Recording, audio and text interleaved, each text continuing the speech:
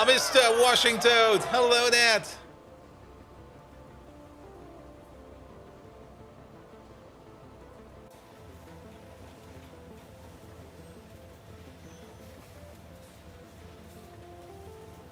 Good, good, good, good. All right. How do we play this game again?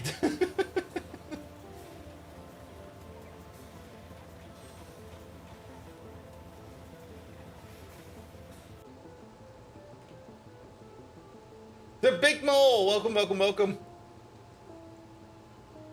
Here we go. Copy over this.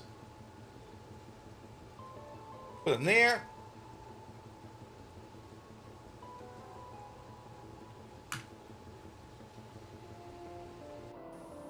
Oh, embed small. Well, so be it. In this game, you press C and everything explodes. Pretty much, pretty much. I mean, that weird boom barrier build I'm going with was kind of working quite well, actually.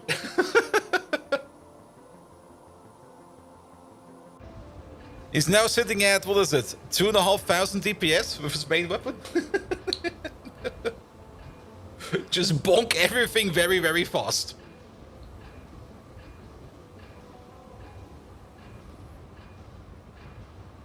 Though I'm pretty sure you can get higher numbers than that.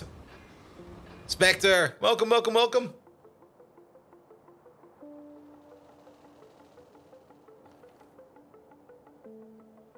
You'd rather not comment? Yeah.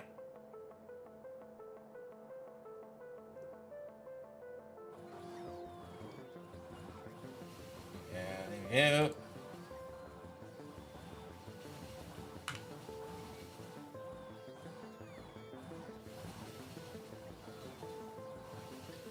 Also, Simrock, do you know who that Need for Steve guy is? Is he streaming his Delve, whatever the fuck he's doing? Because every now and then I get the message that Need for Steve is now even further along something I don't even know about yet.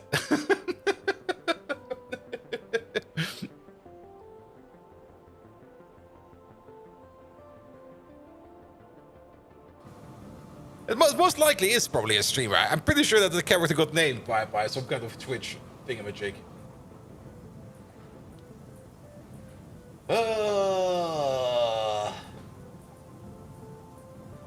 Now, if it would start raining, that would be amazing. At the moment, it's only thunderstorm. What's the weather app say?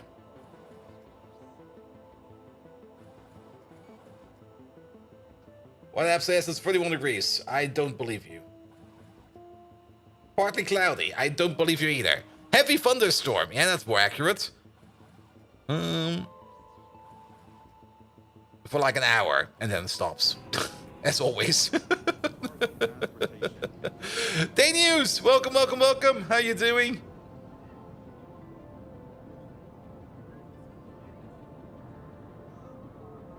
Does it at least get any colder? No, it doesn't.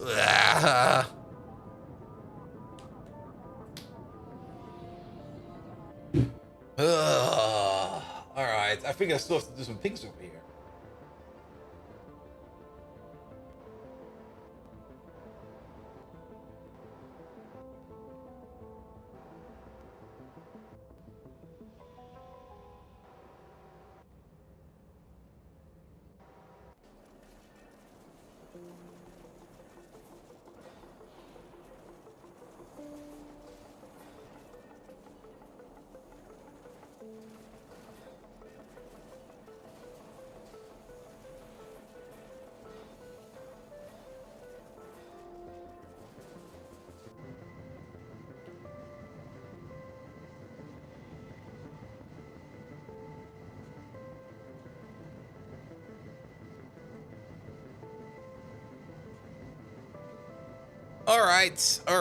Alright. You're sitting there getting new drinks and filling up the cup for the third of ice. It's time the ice is gone. Yeah. It's way too warm over here as well. An official warning for severe weather with gale force winds, extreme heavy rain and hail. I can hear thunder further away. It's kind of dark and it's kind of windy, I hope for. Yeah, it is a little bit dark outside at the moment. Usually it's still bright outside by this time of point, but it almost looks like nighttime out there. There's definitely a heavy thundercloud overhead. But it's also like the weather is just. Bleh. Blah. Alright, that's going over there as well. Let's pop you out over there. Okay, so that's been restarted. Everything's ready to go. Let's just roll.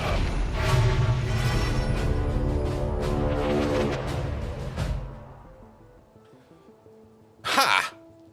Wait a minute. Yep. Here we go. Also,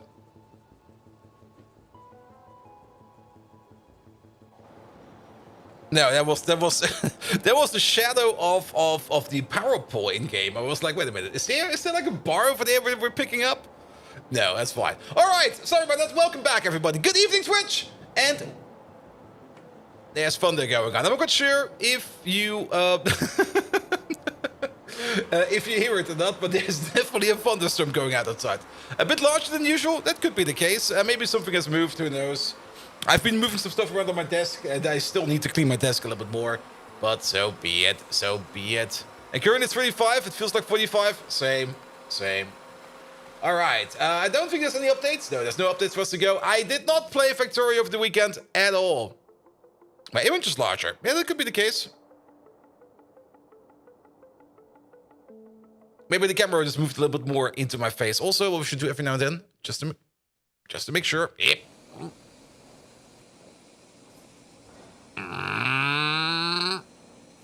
Come on. There you go.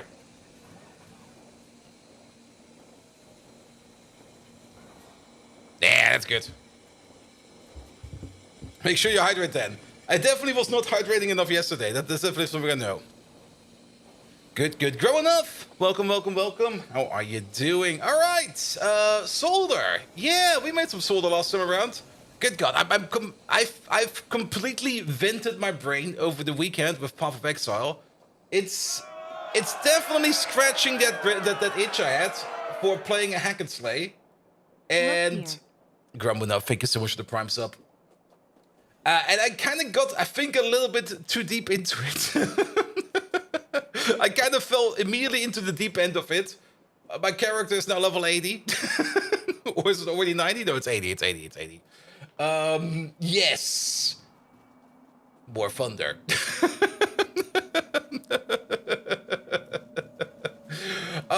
But I'm enjoying it. I'm enjoying it quite a bit, actually. It's a lot of fun, to be perfectly honest. It's really a lot of fun. But nevertheless, we should focus on the things we want to do over here in Factorio. And that is definitely make this base over here grow a bit more. And I think we want to get to the blue circuits. Now, we made solder over here because we were out of solder in certain places. I'm actually not quite sure. It says 80 here. Okay. That means I still got like 20 skill points I can move around. Yay! All right. We did do some landfilling over here at some point in time, and I think we just want to go for the blue circuits. Currently, we're not making any red circuits over here because we are out of solder. Well, actually, seems to still have a bit of solder over here. At the moment, we are out of solder. Wait, what? Oh, this belt is going somewhere else. I thought that this belt over there is going into this big conglomeration over there, but it's not. The solder belt is actually on top over there. Yeah, we're not making any red circuits right now because we are out of solder. That doesn't really matter too much because we do have a train of 32,000 red circuits available over here. So if we do need red circuits are available. And you found a 6 link? I made a 6 link. Only took me like 40 tries or something like that. I also kind of figured out what I can do with those reroll blue chips. Where I was like, what do I need these for? 40? Yes. It didn't take too long. All right. Simbark, is that a high number or a low number? The average is 1,200. Really? I know nothing about the game. I was just like, oh, let's just try doing this.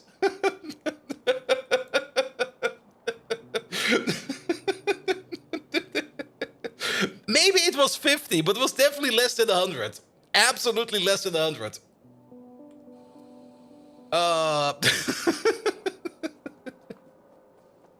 Or to put it in perspective, I mean, I kind of noticed that you can't turn... what are they called again? the things you can use to switch the magic ability of a normal magic item. You can turn those into jeweler gems, and then the jeweler gems you can turn into fusion gems at a ratio of, I think, 8-1. And I just sacked them all. Because I never used them for anything. I even picked up... the only problem I have right now is I kind of stopped picking up items in general because I don't really need any new items anymore. Good. Okay, maybe at some point in time we have to do a Path of Exile stream or something like that. All right. But this will be about Factorio. Factorio it is today. Blue chips. We did set up this thing over here. What's missing over here? Why are you not going yet? You're missing stainless steel, you're missing solder, and you're missing YouTuber the Traxable. That's a provider. All right. There we go. So this thing over here, that's gonna be a provider. There we go. Pum. Not this one, please. Almost 80k DPS. What? I mean, I'm sitting at 2,500 if I know it correctly. Or was it 25,000? No, 25,000 I am at. Not 2,500. Sorry, I got my numbers mixed. Pum. And so now we really know what the Kiss of the Mondays really means? Well, yes. There were multiple issues. For one, my Sunday was not too relaxing because on Sunday I had to do some stuff I didn't really want to do and it was bugging me the rest of the day, so I was kind of a bit like... I was pretty cranky on Sunday. And as a result, I kind of just tried to get rid of my crankiness by playing some Path of Exile, and then suddenly it was 6 a.m. and I was like, this is gonna be even worse tomorrow. And it was even worse tomorrow. There's what it says on the tooltip on how much you actually do. The game is not really intuitive. Oh, really? There is more information about it. I kind of want to break 100,000 DPS because that sounds like a fun thing to do. All right. Perfect. Okay, Solder's still missing over here a bit of radar coverage, so let's put the radar down real quick. There's a big calculator project. I'm pretty sure that my DPS is even more than that. But does it take into account splash damage and stuff like that? Because I got insane splash damage. Like, absolute insane splash damage. Here we go. Alright, some more radar coverage over there as well. Perfect. I need to get my head back into the game. I've played how much did I actually play over the weekend? That single target only? Okay, I see. Alright, stainless steel. Stainless steel is definitely also an issue. So let's have a quick look at why stainless steel is currently not doing much. It's probably still because we are waiting on more molten steel. Yes, molten steel is currently having issues, probably because we're not getting in enough trains over here. You're standing at the requester, you're going to a requester, you're going to this requester. And I'm pretty sure we do need to finally do that iron ore rebuild over there, even though I kind of wanted to do it off camera. I kind of have the feeling that we do need to do that sooner or later. Because what's going on over here? At the moment we're making iron plates, that's fine. Lots of iron plates are going in over there because iron plates are being picked up all the way over there. That is fine as well. We don't even have that much that's molten steel over here. But we don't even have that much molten iron available over here in our big dumps over here. For the stainless steel and the super steel build, this over here, this can stay. This is perfectly fine. We don't need to do anything about this over here. And I'm pretty sure, are we direct moving along molten metals over here, or are we importing them over there? For example, for this stuff over there, where is your molten iron coming from? Your molten iron is coming from... That's you, that is coming out of a train station. So we are moving molten iron around over here on a train as well. So what we could do is we could just rip this whole thing, not really rip it up, but move this thing out. And maybe finally go for like the full size. You guys hear that? Sounds like my upstairs neighbors are moving.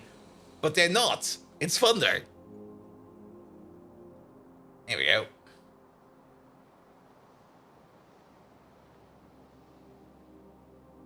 good, good, good, good, good. Okay, bad, bad, bad, bad.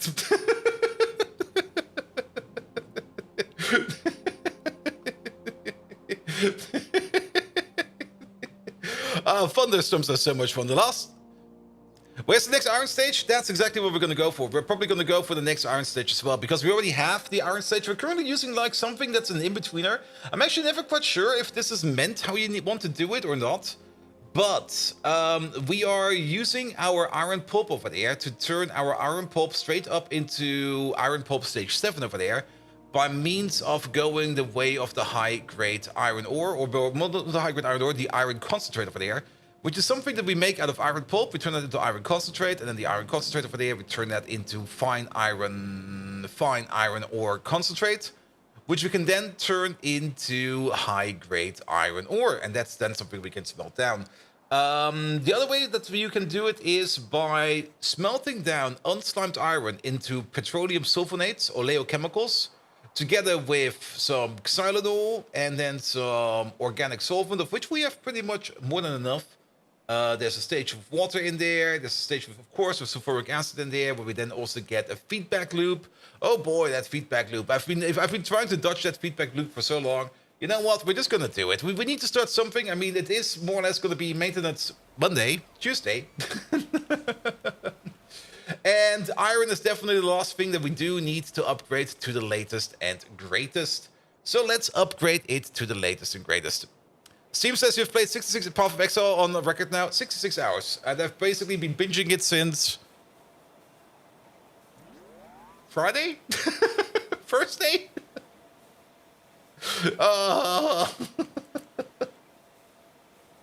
On the plus side, I have binged it now so much that I'm kind of fine with it, with like, alright, let's let it sit for a while. It is a very enjoyable game. I really do enjoy it quite a bit. And I can highly recommend it, especially since it's free. I mean, for a free game, it's magnificent. We also need the casting units. Casting units over here, and the casting units over there, right? Where's my casting unit?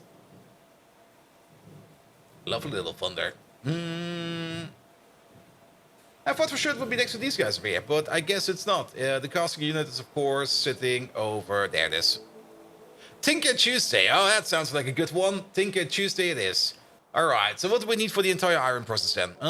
We're gonna need some hydroclassifiers, some centrifugal panning, some leaching stations. Alright. The pans over there. The leaching stations are over there.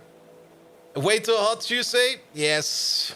Also very much yes. I mean, there's a severe thunderstorm going out. Wow, that tree is flying away over there. Probably if I open up my garden door over here, you will probably not hear anything anymore, because the only thing you will hear over there is going to be rain. Flotation cells, we're going to need a couple. And a thickener. Alright, thickeners over there. And then flotation cells are down here. Alright. Do we need anything else? Then this is done with filter. Hydrocyclone. The hydrocyclone is back. We do need to do that. Did we? Wait a minute. Did we ever fix that over here? No, we're not doing that over there. Yes. Very much true. We're not doing the hydrocyclone process over there because we are... Why are we not doing the hydrocyclone process over there? Because we're not de-sliming the iron pulp over there. That's why. This whole step over here, this step over there is not being done. We don't need to do it. Perfect. The ball mill is in. The jig concentrator is definitely missing. Here we go. Have a jig concentrator. And then... we could also think about bringing in iron oxides over here with a mixer to turn it into iron slime as a side channel, because I think we might be backing up with iron oxide over there. It's definitely not the best way to... well, is it the best way? Maybe, maybe not. At the beginning, once you unlock this recipe, it's definitely a terrible way of turning your iron oxide into iron plates, because just cooking them up like this gives you way more. But With enough processing behind it, this might actually be also a very useful way to get rid of iron oxide. And please tell you you're suffering as much as you are. No, I'm suffering more. Because I disregard sleep to play more Path of Exile. Let's bring a mixer just in case. Maybe we do it, maybe we don't. We will see. Alright, how's the inventory? We got enough rocket fuel. Let's go into one corner over there and just start building something over there. But it's definitely way too hot. Absolutely way too hot. I could turn my AC on for a bit. Still kind of early.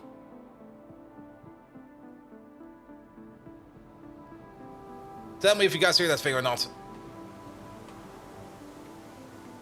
I mean, technically it's not showing up on my input as being picked up.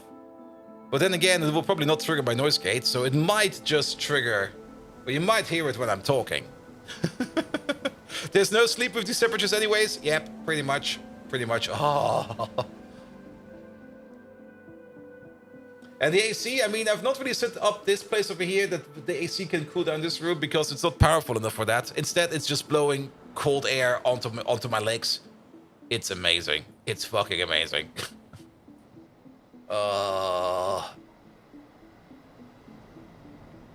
Did you just get a heat stroke that would put you out to sleep? Pretty much. Pretty much. How are we doing for power over here, actually? Come on, click it. Click it. I missed it. Let's try this one over there. There we go. Alright, we're doing fine. We're doing fine. Alright, alright. We're just gonna go all the way down here to just blueprint something.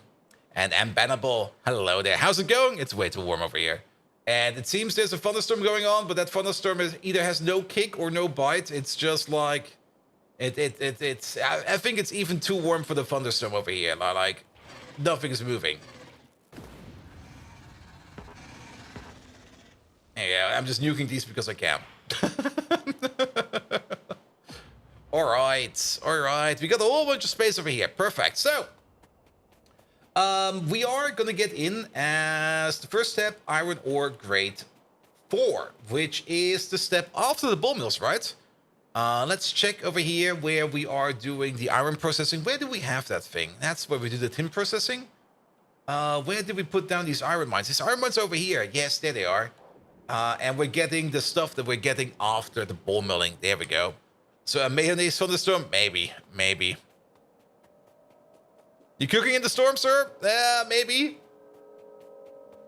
I mean, the last time we had like... I mean, it's not really a hefty thunderstorm. I think it's already left. I mean, I'm not quite sure what's up with this place where I live, but whenever there's like any kind of weather warning, it's always like, caution, weather warning, severe storms in the area. And then the storm shows up, goes like, hello, I'm the storm. And then it leaves again. Every damn time.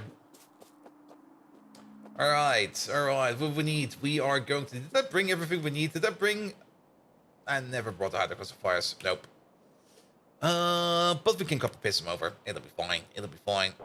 There we go. So we're definitely gonna need these 2 steps? Both steps?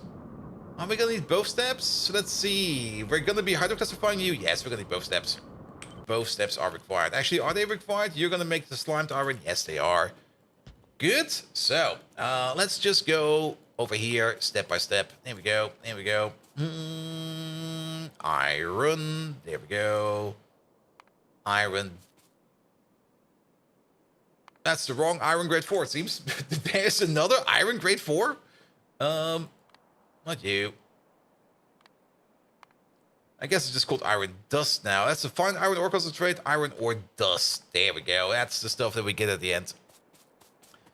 Vermin. Hi, remember you? Yes, correct. I'm just Storm P. Just going to see you over there. Go somewhere else now. Yes, it's weird. It's definitely weird. Is there another way for us to get iron? Oh, from iron concentrate. Yes, of course.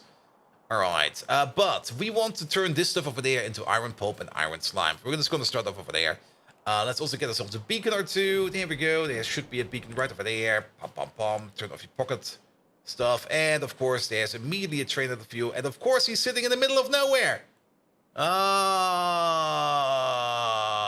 And and trains can't bypass him. Ah!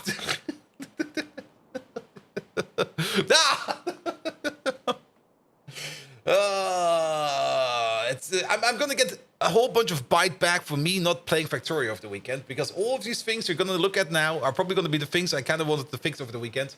And of course I didn't. Because grinding Path of Exile.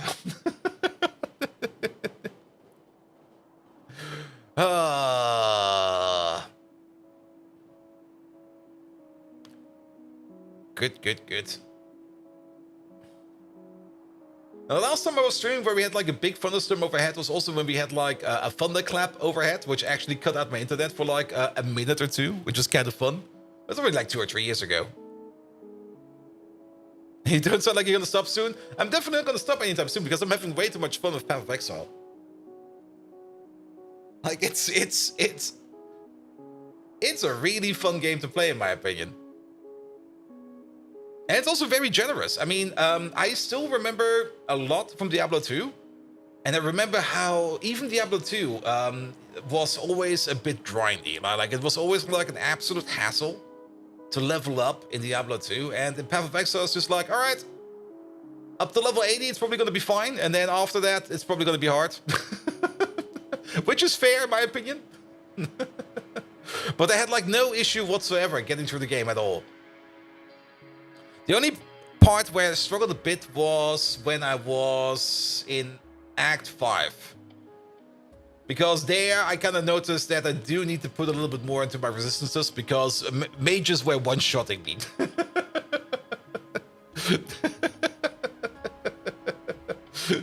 I was just going around and was like, oh, there's a mage. Bam, I'm dead. Ha! Damn.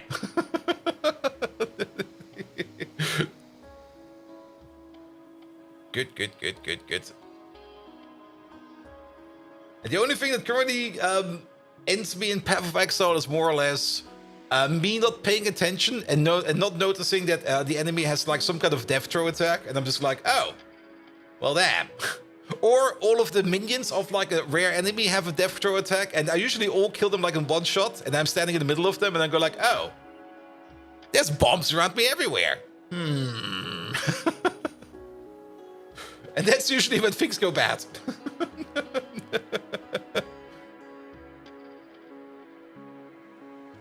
Surprisingly, but people finish a campaign and don't have any resistance. Yeah, resistance was always like the way to do it. I mean, I can kind of get it if you want to skip resistance, if you want to be like playing something very mobile, like something like a blink mage or something like that just blinks around all the time. Then I can kind of get it why you might want to skip resistances, or at least don't really go too deep onto them. But since I'm playing like a frontline meat shield that just goes in, it basically runs in and just hits everything on the face and then hopes that he does not explode. I need all my resistances, man. There we go. The quality is better than YouTube? It is? Really? What's going on the YouTube side? Well then, glad to have you here, mate. Alright, have some fuel. It's the nylon train. Did we not fix the nylon train? Pom pom pom pom pom pom. Don't you get fuel? No. So much for that. Alright. Tinker Tuesday. Or something like that. Blah blah blah. Pom. Alright, put you over there. Put you over there. That'll be fine as well. Did I copy over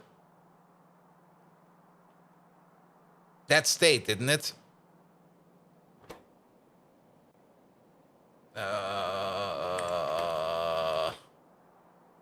Yeah, that was kind of shit. Pom. I need a requester. Any requester will do. You'll be fine. There we go. Put you over there. Then you just go back to your provider. Come back where you came from. Thank you very much. Pom. We can still put you down like this.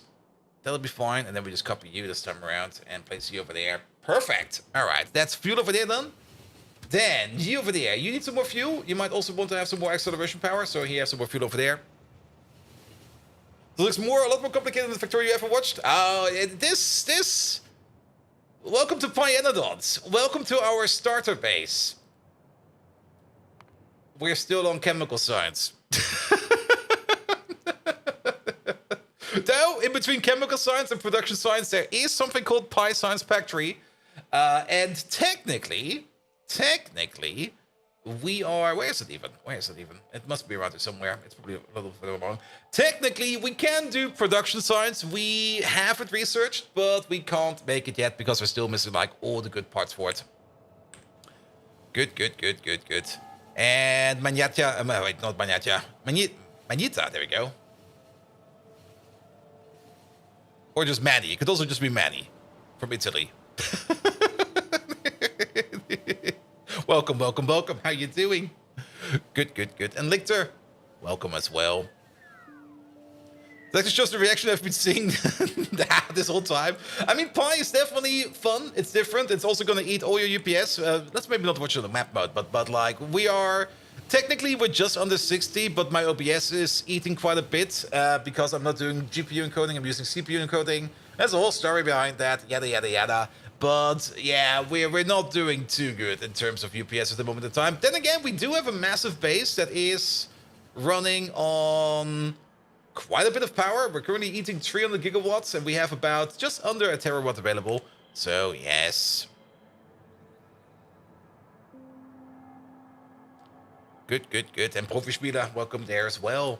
Perfect. So where are you going? You are going... Ha!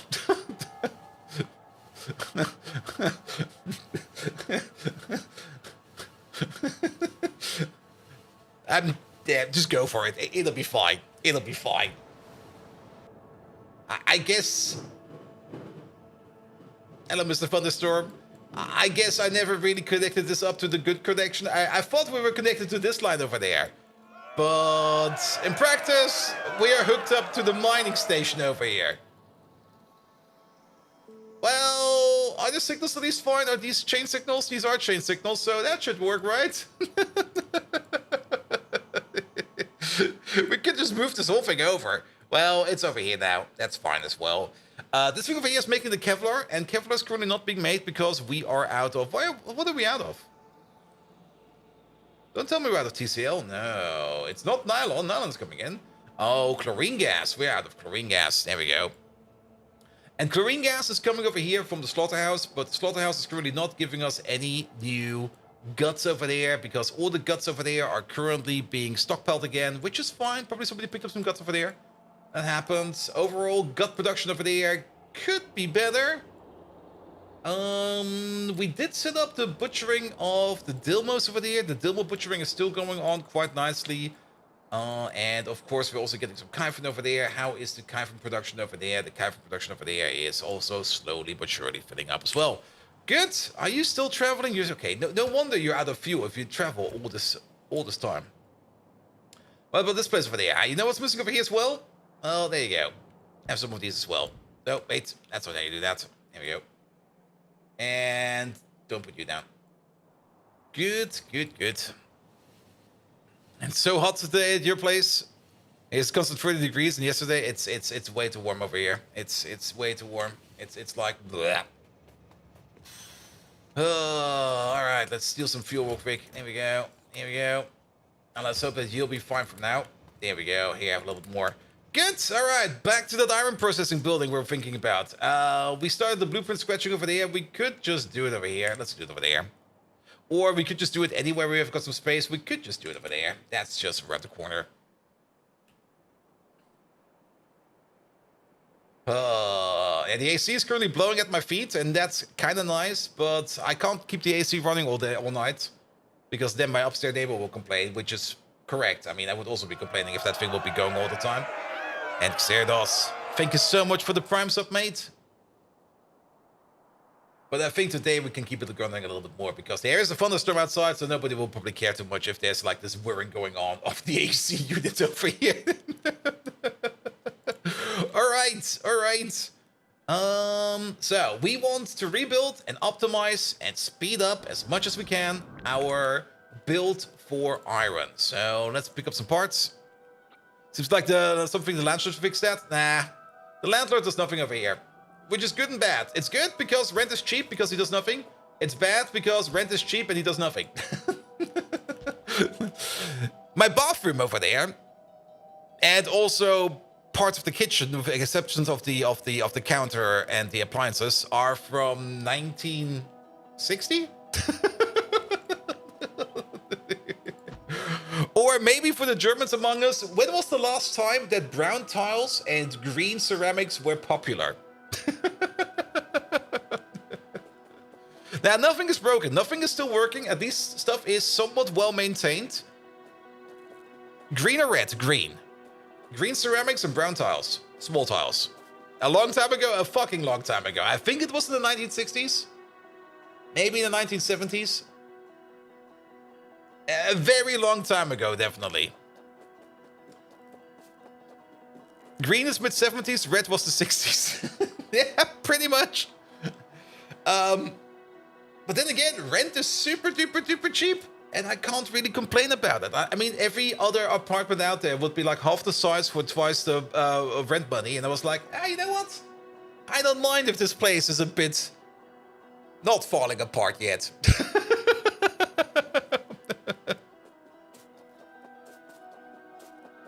There we go. There we go. The only thing that might be troublesome is once I start moving, or once I move out of this place, there will probably be some kind of weird discussion about, hey, dude, do you want to fix up this place? I'm like, no. there might be some annoying talks I have to do back then, or in the future, but that will be then. All right. We can't prot mod these. I'm pretty sure we cannot. Nah, we cannot. So we're gonna have a crafting speed of 6 over here. We could calculate with a crafting speed of 5. That will make things easier, or the other way around. Let's see. We don't really care too much about the iron dust that we're putting in. What we do know is that every second over here, we're making 10 iron pulp, I think. Divided by 5, then we get 0.5 over there and 10 over there. And then times 2, no, we're making 20 iron pulp per second. There we go. So if we just ignore the input over here of the iron ore dust, because iron ore dust comes in via train, we don't really care too much about it unless it's going above certain levels.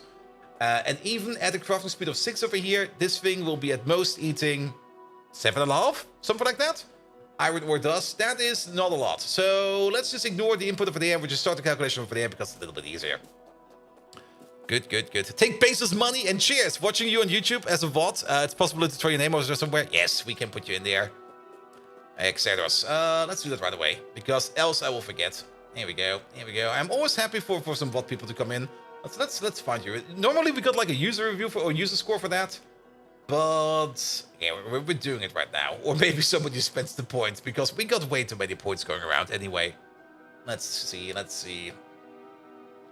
I just am way too lazy to make the name from scratch. There we go. Black Oxycota. We can use you again. Here we go. Put you over there. Also, you did leave us up. Here we go. That's an X. Wait. Then we're gonna need something like an E. We need an R. We don't have an R over here, but we can make an R. We need, what was it? Xerdos? Xerdos. Then we need an O, and then we need an S. We don't even have an S. Alright, basically. Just imagine that this over there will be your name. Turn this into an E. Done. This needs to be an R. Somehow we still end up just making this thing almost from scratch. Also, thunder incoming. I saw the lightning. Come on, where are you?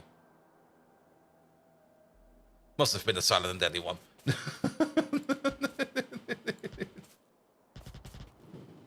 There it is.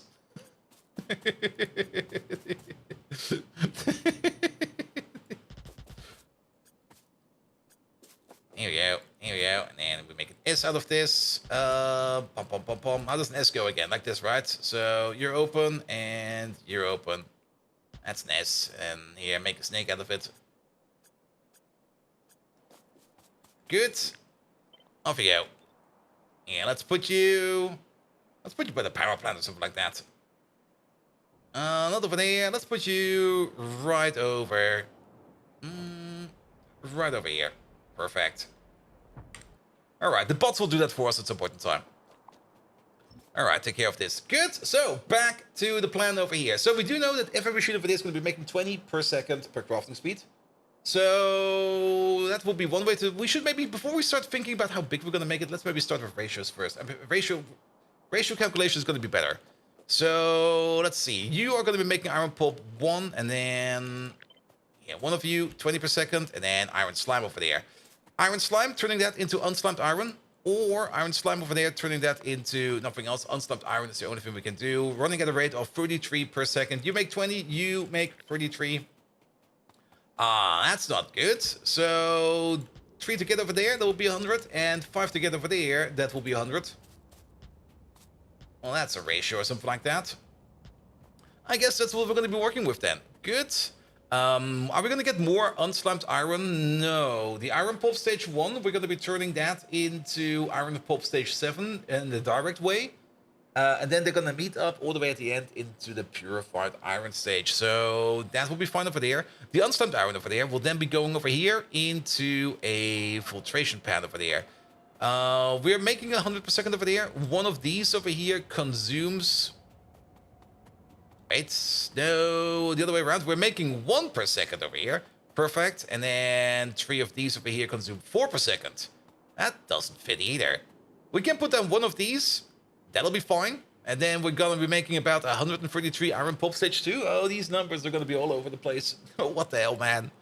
What the hell? Well then, off we go. Put you down over there. Good. Let's have another look at you. So, yes. 4 every 3 seconds, that's 1.333 per second. This over there is making 1 per second. If we add 1 more to it, it will be a perfect ratio to you, but then it will not be a perfect ratio to you anymore. Ah!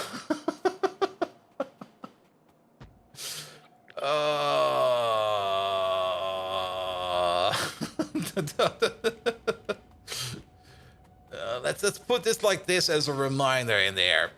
All right, let's just move you away. We're not at this stage of the project yet. There we go. And love my content, you gotta go. Oh, mate, thank you so much for coming over. Thank you so much for leaving the follow and a basil sub. So have a good one.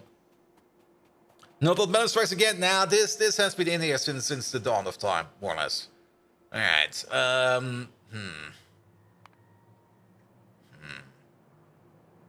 I think we can keep it at the rate of 133 per second. Because look at this one over there. Iron Pulp Stage 1, we can turn that into Iron Pulp Stage 3 over there at a rate of 33 per second yet again. This thing over there is going to be making...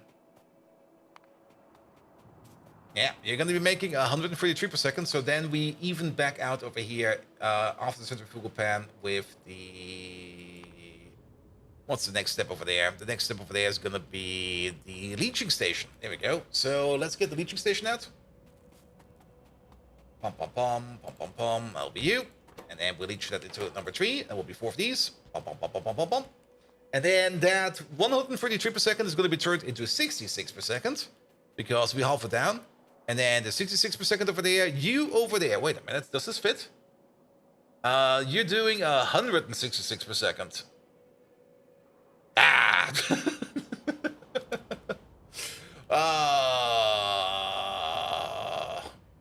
What's with these ratios, man? This machine makes no sense. Well then, turn that to number 4. There is a feedback loop, however, we do know that. So you are gonna be able to consume 166 per second. We are putting in 66, so you're gonna be running at 40%.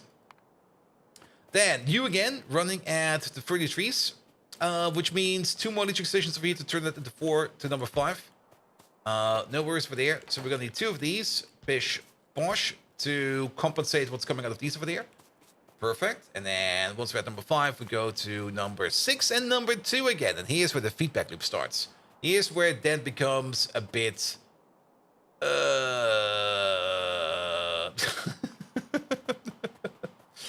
Alright, nevertheless, in a flotation cell, yet again, at the same rate as we're already going, we can turn number 5 into number 6. So, you over there, you're going to be turning number 5 into number 6. There we go. And again, this can be another 2. These over here also go 1 to 1. And then we get 33 back of Iron Pulp Stage 2. Iron Pulp Stage 2, 33, which we're getting back, is then going yet again into one machine over there.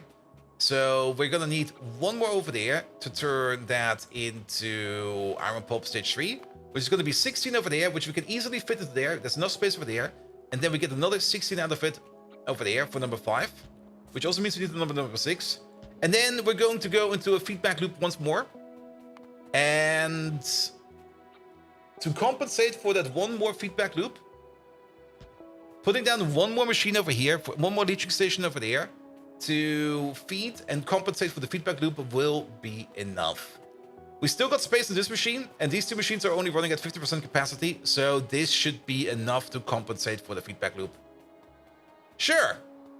Yeah, that's fine. That's fine. That's fine. So this ratio over here to this one over there doesn't really make much sense. This over here makes way more sense. We do have to be careful with underflow and overflow pipes. If we're not really be careful with underflow and overflow pipes, this whole thing over here can break down quite easily. So that's something we do need to take care of. All right, at the end of number 6, we are just going to assume that these two machines over here are running at full speed. So we are making 100, or no, we are making, what are we making? We are making 100 pulp stage 6 per second, which we can half down again into pulp stage 7 with some thickeners. Code Red, hello there. Welcome, welcome, welcome. All right, thickeners.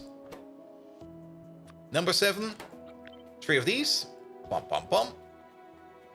And then that 100 per second, we're going to be turning into 50 per second pulp stage 7. Good. Yes, that's how this point is going. However, we got the other path still. We got the other path over there with you over there. And now it's kind of important that we do kind of make sure that we calculate this correctly. This thing over there is going to be making, and now we have to go all the way back to the start over there. We got 5 of these, which means we're going to be making 100 pulp stage 1 per second. 100 pulp stage 1 per second can go into 3 jig concentrators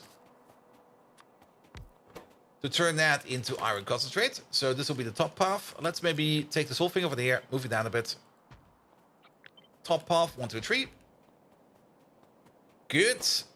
Which also means we're going to be making 1 iron ore concentrate per second. That 1 iron ore concentrate per second over here will then be going into 3 ball mills to turn that into fine iron concentrate. We also get some iron ore dust back, but since we are feeding it in over there, we can just feed it back. Nothing to worry about at all over there. Good. You over there, you make the fine iron ore dust. There we go. And we need 3 of these, I think. Yeah, 3 of these. There we go.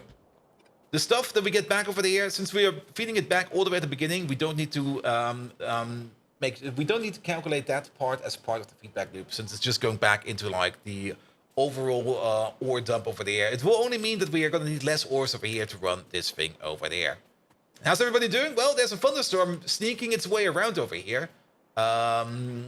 I do kind of hope that we get like a massive rain downburst or something like that, but that rarely happens over here. I'm pretty sure, and I've already called it over here the Florida of Germany, but this place is pretty much the Florida of Germany. Like there's no rain whatsoever. Actually, no, that would be the Nevada of Germany.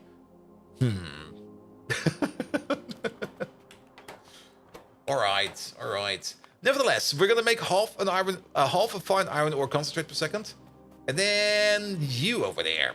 You are consuming 0.6 per second. We're making 0.5.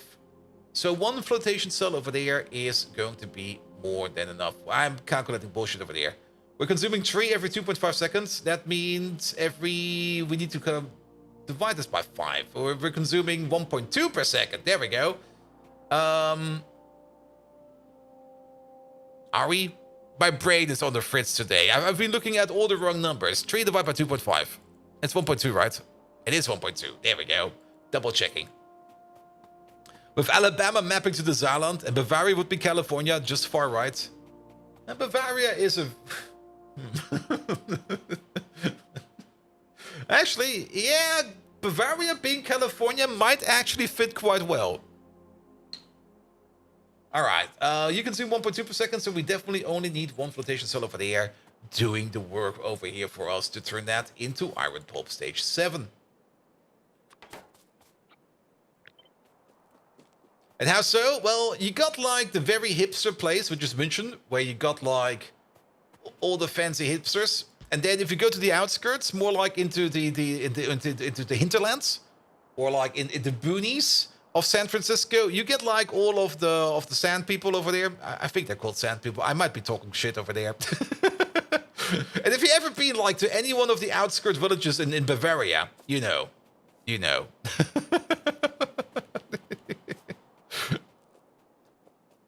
Bavaria is like the ultra hardcore villages and conservative, which like was in the 40s. Bavaria is a fun place. I mean, even though sometimes you see things that you go like, wow, that's very different over here. I always really, really enjoyed it. And the one thing I really enjoyed the most, and that's just such a silly thing to enjoy. Like we were like on the company trip to Bavaria to meet one of our clients over there. And on the way back, on the drive, we got like hungry, and we just kind of were like, hey, there's a village over there. They probably got like some kind of guest house or something, like, not really guest house, but like some kind of local restaurant. Let's just eat there. And everybody was like, yeah, let's just eat there. So we went over there, and there was like this really, really nice, ginormous beer garden. And beer gardens are fucking amazing. Like I can always highly recommend beer gardens. And everybody was like wearing their traditional German beer garden clothing. So you got like the lederhosen, and you got like the dirndls and everything.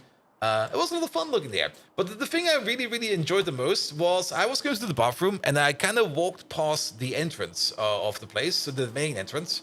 And there was this massive wooden cupboard, which was basically just like wooden lockers. And behind every wooden locker was like a very fancy looking beer stein. Like those big beer glasses you have. And it turns out those were all family beer steins. Like every family out there had like their own beer stein over there. And every now and then they would all come together, just break those things out and drink together. There's probably way more behind it, because I don't really know too much about Bavaria beer culture over there. But I just found it amazing. It was like, wow, that's kind of cool, actually.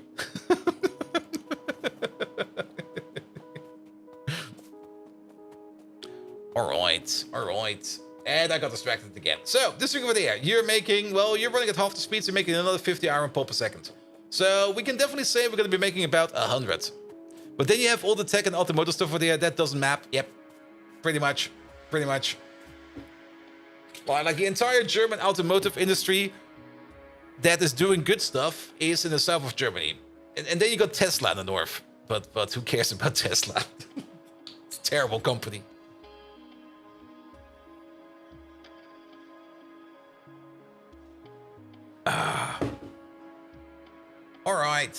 All right. Also, all the heavy vehicle industry, like trains and stuff like that, it's all in the south of Germany as well. Is there that much tech there apart from the automotive industry? Probably. I mostly know the automotive. There is shipbuilding down there, because one of our embedded board partners has a factory over there. And we went over there to visit them at some point in time. And they make boards for everything. Like they make boards for like ICA trains. They make boards for like big bulldozers and stuff like that. Siemens, I think, is also there. Yes. NXP is, I think, also there. And NXP is another big chip manufacturer. Actually, a very big chip manufacturer. And then probably also all the high-tech CNC stuff. Yeah, probably. All right, how many filtration units do we need? Each one of these over here consumes 45 per second. We're actually going to need 3 of these. If we're making 100 per second, if one of these consumes 45, well, let's put them 2 and put the speed module on them. It'll be fine. All right, you have an air. You're going to make high-grade iron. 2. Good, and once we're at the stage of high-grade iron, then we're going to figure out the rest. All right, we're going to build this thing over there. I already see some natural patterns over there, which we can abuse. Let's start with you.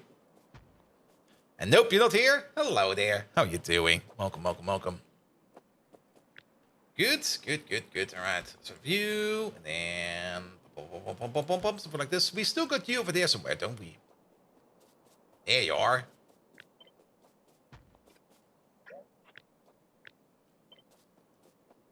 Used to work for a supplier of electronics manufacturing equipment, some very interesting companies in southern Germany. Yes, definitely. Absolutely. Also, the Black Forest in Germany also has a whole bunch of heavy industries and tech industries just hidden in there. Like some parts of the Black Forest, you just go to the parts of the Black Forest and go like, oh, there's like a whole bunch of industries over here, just like hidden in the valleys over there. Like, what the hell?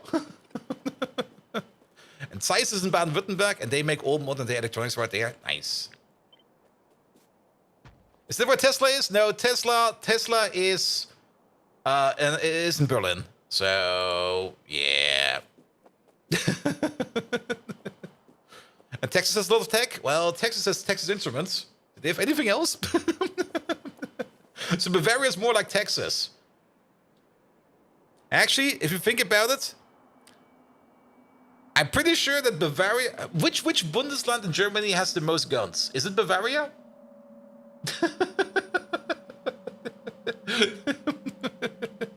It's in Brandenburg, most guns? Yes. I'm pretty sure it would be Bavaria, right?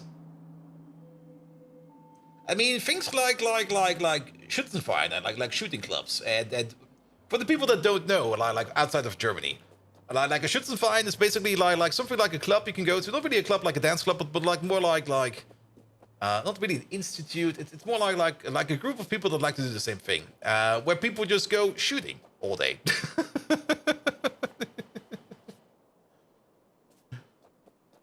That would be the Schweiz, yes. But if you call the Schweiz Germans a country club, is it a country club? Well, technically it is, right? Nah, that sounds way too fancy. I mean, Schützenverein are usually like they basically got a shooting range and then a drinking range. That's it. And a total of 5.4 million legal weapons are registered on private owners in the country. The most are registered in the state of Bavaria. I thought as much. Bavaria is Texas. All right.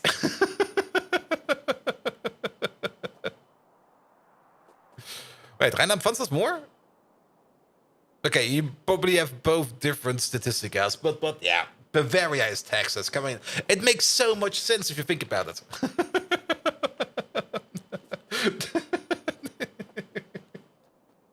Oh, we're getting distracted again. A gun club, shooting club would be what we call them. A gun club. Yeah, that is probably the correct term for it then. Good.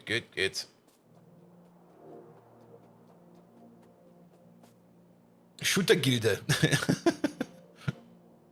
First go shoot at the pole and then go drink. Often skip to step one. Yeah, it's the same with the archery club. I mean, a friend of mine is or was the treasurer of the archery club here in the city. I think he still is it, actually. Or I have to ask him again if he still is it. But usually when he went to archery club, he brought his bow, and then he went to like the archery range. He walked past the archery range to where the other people were sitting, put the bow down, picked up a beer, and was like, "Hello, everybody." Oh, we've already drunk, so we can't shoot anymore. I think that's usually how it ends for any kind of club activity in Germany. Like, you got the club activity in Germany, and people just go like, "All right, when do we start drinking? How about now? All right."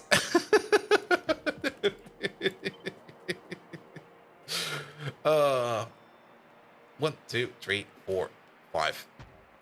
I mean, he switched away from... I'm pretty sure he's no longer that involved in the archery club because he kind of got into firefighting. He's now a volunteer firefighter. It's the same thing over there. Like whenever there's like a volunteer firefighter exercise or party, there's a lot of beer.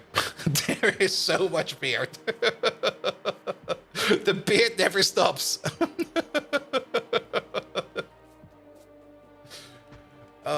What do we do about this thing over there? This guy is standing alone. It's a little bit annoying. I mean, you're only doing liquid processing, so we might be able to put you in combination with something else.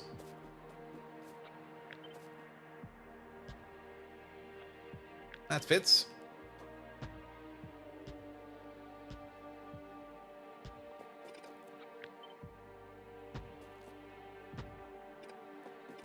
There you go. Blue chips? We're technically working on it. We do need some stainless steel for blue chips. I guess we do need some water over here. We can put a water pump over there. That'll be fine.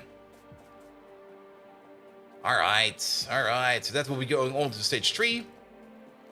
And then it's going to be stage 4, stage 5, and stage 6. Or we put stage 4 over here, which might seem a bit of an odd choice. But then at least we got like a singular machine with the other singular machine, and then things over here will even out a bit more. Also, now let's just go. Nah, these we can't build these over here. Not really in a line. It'll be fine. It'll be fine. Every time they make a Robin Hood movie, they burn out the village. By accident, right? By accident. I mean, you can't be poor if you don't have a house. Wait, what?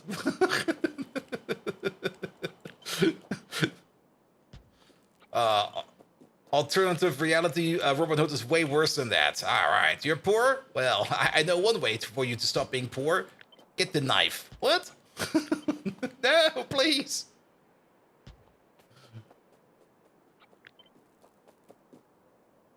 Here we go. Here we go. All right, something like this. Let's put you over there. Oi, oi, oi, oi, oi, oi. All right, 1, 2, 3, 4. Something over there, and something over there.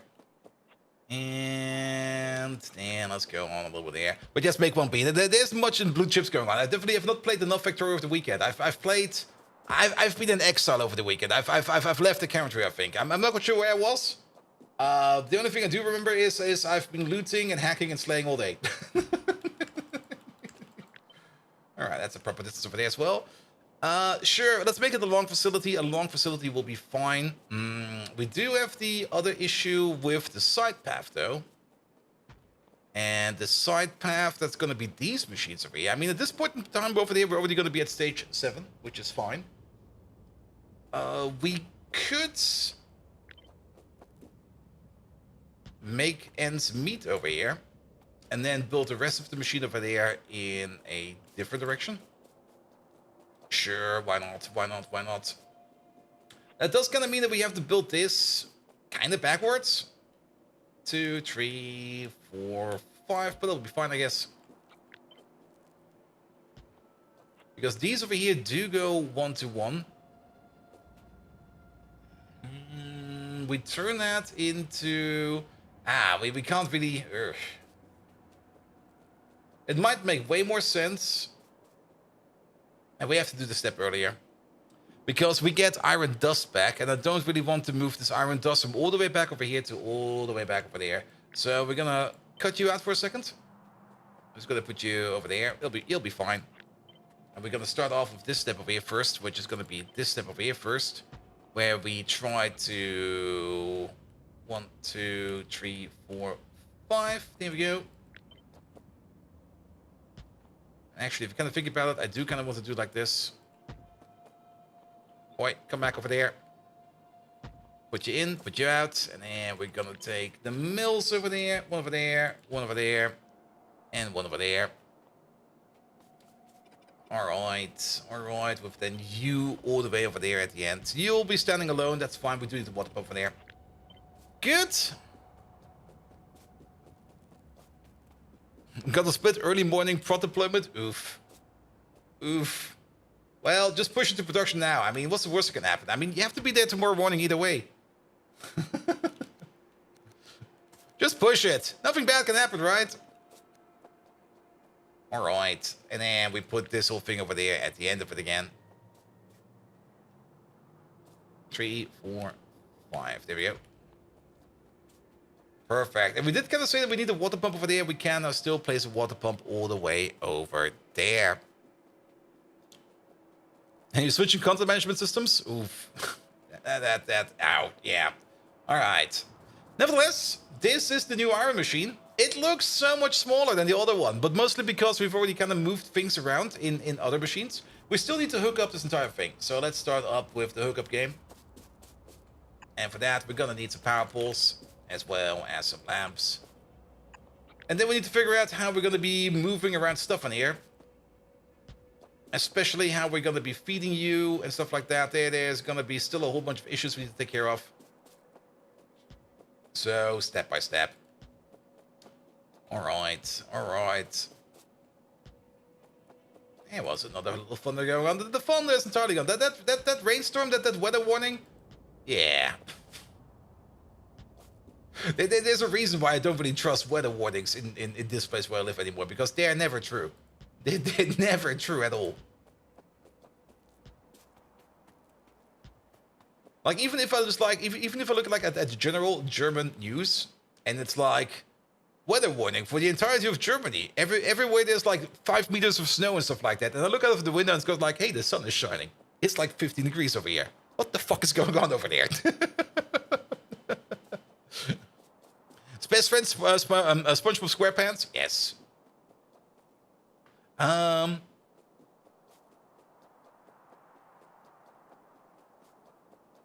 Here we go.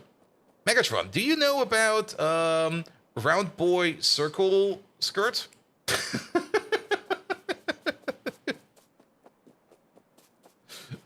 Right, we need now. Round Boy Circle, correct. We need something. What is not a sponge and is round? Shit. It would probably be a muscle, right? Those are kind of round sometimes, or something like any of the other. Oh, absolutely! You pitiful simplified schematic of a rotary engine. Round boy circle skirts are all the rage in the knitting circles. Oh, really? I mean, who doesn't love the swish and flow they bring with their full circle design? Just another way for me to flex my needles and assert my dominance as the battle-knitting Decepticon king. But remember the time I tried to optimize one of those skirts for explosive potential? Chaos and flying threads. Ah, memories. Now back to Greg Tech and its cruel replicator of struggle and strife. And you still this mod pack is as merciless as a malfunctioning can opener. Remember this, fellow Decepticons. Full metal jacket rounds will do more damage than those puny circle skirts. What the fuck is a circle skirt now? Yeah, you still set to Greg Tech. That's fine, that's fine, that's fine. Alright, Well, we definitely need the water intake. And I guess water will be maybe somewhat centralized.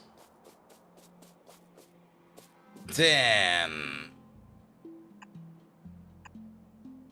How about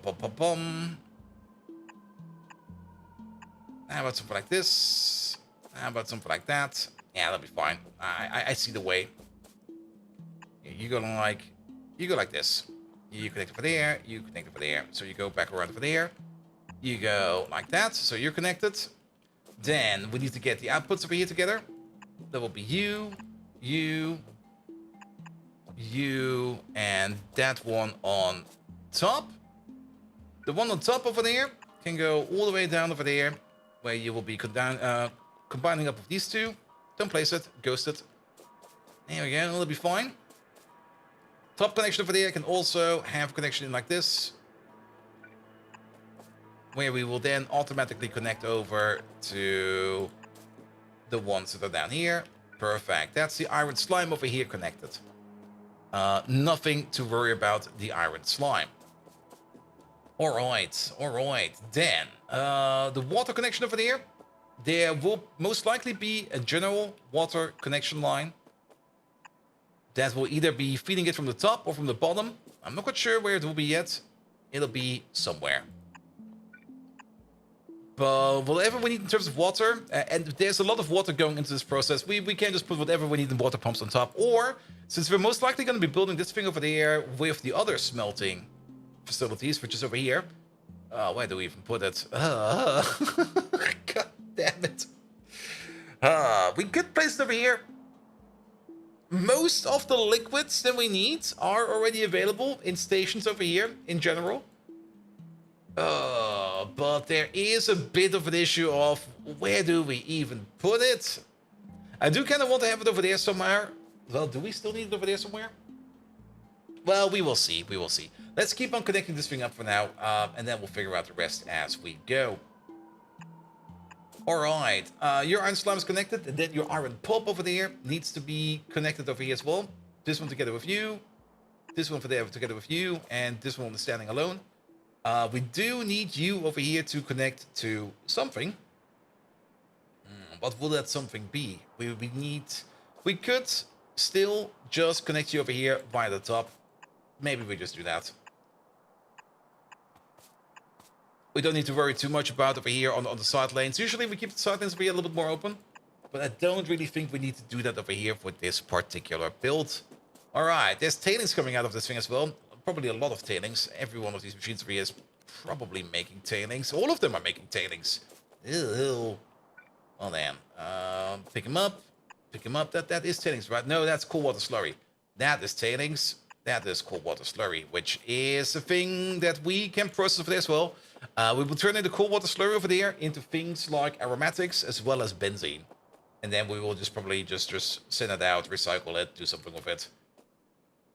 Here we go. So you make the concentrate. The concentrate only has one way to go, which is down into this lovely machine. Actually, place you... No, over here is fine. Over there is fine. Perfect. But you over there, you make iron, fine iron dust as well as the iron ore that goes back. What we can do is we can just use one. Do we want to use one and split it? Kind of want to get it together. Yeah, let's get it together first. And getting it together will just be done like this. There we go. Let's move you apart a bit, just so that we have the space over here to upgrade this to a bigger type of beacon, if we want to. Alright, there is a part missing over there. There's 2 parts missing over there. So you put it together. This one over there will then have the filter over there for the iron... For the fine iron ore concentrate, which will be on the bottom belt. The fine iron ore concentrate will be going over there, whereas the normal iron concentrate will be going up. And then back. All the way back to the beginning. Now, keep in mind, we do the calculation real quick of how much iron ore dust we need over here. We are going to be consuming 1.2 per second per crafting speed.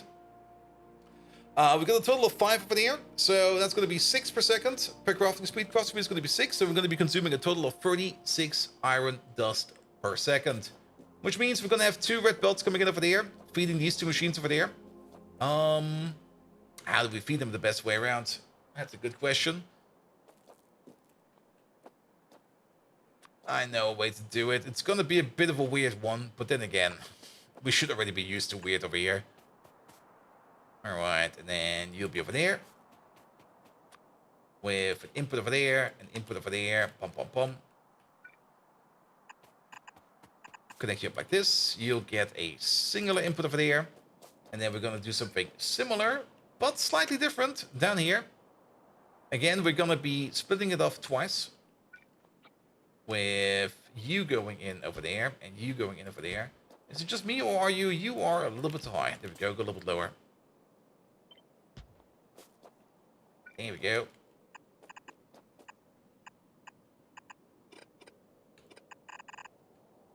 Perfect. And then we have a total of 2 belts coming in over there. 1 going in straight and 1 belt coming from somewhere a little bit further over. And then this over there is going to go back into you. Perfect. We're going to need 2 of these. Input priority will be on the outside. There we go. And then we're going to need to split you apart.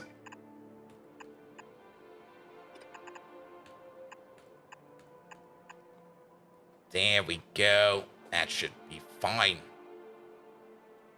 Will this work like this? I've got some balancing concerns.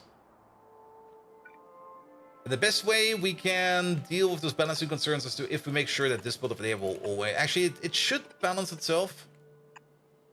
If one side over here does not get consumed, the other belt will fill up. If we need more balancing over there, we can always put a balance over there. I would rather skip it for now. And then evenly split it, or evenly try to get it on these 2 belts over there. We don't need anything over here like this. That's not really required. And technically, the one over there is already over there. Not really, but mostly. Alright, iron dust goes in. We turn that into iron pulp stage 1. We turn the iron pulp stage 1 into iron pulp stage 1 and iron slime. The iron slime over there will then be put over here onto a physical output. Ha! And there's also some more tailings over there. I guess for tailings, let's connect it via the bottom for now. How much tailings are we making over here? We got 3 machines over there making iron slime.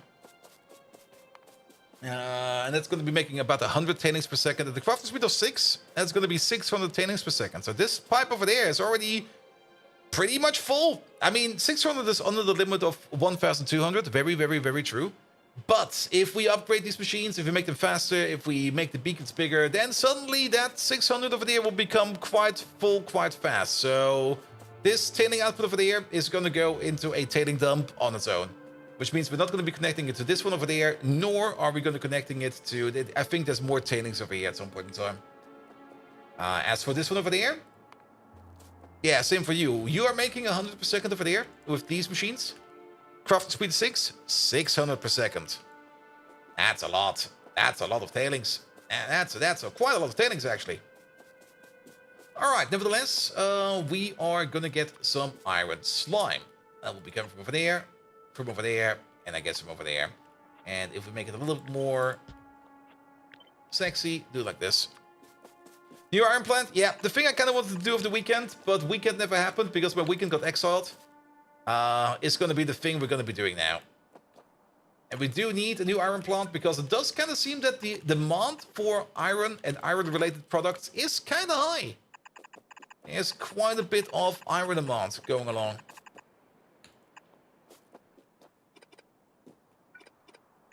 Go, move you apart a bit. Actually, pick something up. There we go. Perfect. All right. That's where the iron slime will be coming out of. And then the iron slime will be going over there into the tier 2 processing. Good. Then you over there, well, you need, again, more water. And then more water. You're also going to need the iron pulp stage 1. Let's maybe turn these around like this. I kind of like that better. Because then it also fits with you a little better. Here we go. Here we go. Alright, the iron pulp stage 1. That is currently going into the top connector pipe over there. Perfect. Which means we're going to have a connection over there. And we're going to have a connection over there. And last but not least, a connection over here. Connect you, as well as you. And then put all of these in. Cool. Perfect. That's set up. Again, water, probably from the top over here somewhere. Then more tailings. Even though we're not going to be connecting these, we're going to be collecting the tailings on the same side over there, so that whatever we decide to do with the tailings over here, we can move all of these accordingly. So this is going to be yet another tailing system. Bum, bum, bum. All right. Then, you turn that into fine iron ore. We don't get anything else out of that. And then the iron ore dust over there, which will have the feedback loop. That's also done. And then we still got an output over there. Yes, and that output over there will be going into this input. All over here. Move you apart a bit. Move you apart a bit. We're mostly trying to keep space over here so that we can expand the beacon later on, if we want to expand the beacon. Here we go. You go this way, you go that way, and then off we go. You then start making iron pulp stage 7. We need stage 7 all the way over there. So let's connect this thing all the way at the end. Then, you're going to be eating iron slime. Iron slime over there with some petrolosulfonate. Sorry about that. As well as oleochemicals, is going to be turned into iron pulp stage 2. And I think from this point onwards, the entire process is liquid processing. So that's liquid to liquid, liquid to liquid, liquid to liquid, liquid to liquid. And there's the tailings that we're looking for. And then liquid to more liquid. Yeah, all of this over here is only liquid to liquid processing. So we don't need to worry too much about any kind of belt or anything. We just need to hook up everything over here so that things over here are moving along. Perfect. So, oh boy, leaching stations. Designed by a German, obviously. At least according to these inputs and these outputs over there. Can we do it like this? That will actually work. I'm amazed. I love it. Alright. I guess over there. And then over there. This is... Wait a minute. I have to keep one thing in mind. We do get number 2 as a feedback loop over there. So we can already immediately start off over there with an underflow pipe. Because we need to leave some space in there. If we're not careful over there, and this thing over there fills up, then we're gonna be in trouble.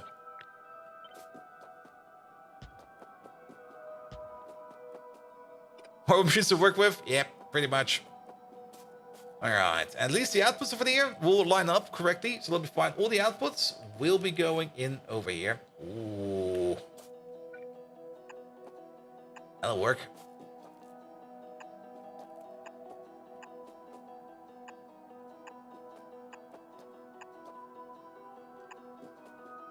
We can't always build this where we can fit it in with the beacon over here. Actually, we can. We should. We can just do the same thing we're doing down here. We can do that up there as well.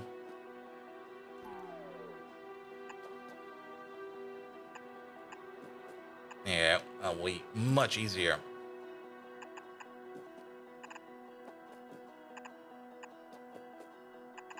Pum pum pum, pum pum pum, pum pum pum.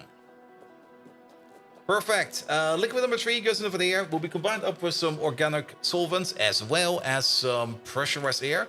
For the pressurized air, we could do a calculation, but it kind of turns out that most of the time... Wait, that's not pressurized air. Pressurized air, we can definitely find some pressurized air right here. Right. Answer is no. Wait, I saw it. That was some over there. There it is. Alright, pressurized air. Pressurized air got improved quite a bit, as we already know, but I kind of forgot what the actual number is right now. Every machine is now making 200 per second, as opposed to 20 per second. We got 6 of these machines, so we need 300 per second. So we would need 2 over there. Wait a minute. I'm looking at the wrong recipe. We have 1 of these. We need 50 per second. You're fine. Any other pressurized air needs over here? Not over there, but I'm pretty sure there's more pressurized air needs further down the road. Yes, over there. When we reach the number 5 and the number 6 over there. Wait a minute. So, from stage 4 to stage 5, that's these 3 machines. That's another 150. And then from stage 5 to stage 6 is another...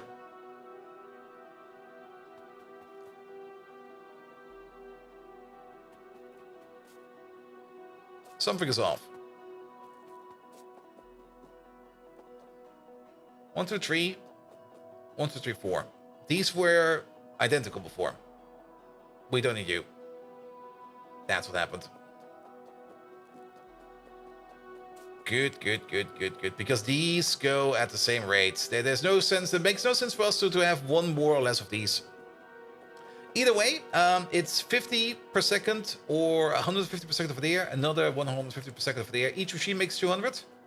So, technically, but that's going to be very annoying if we do it like that, but technically,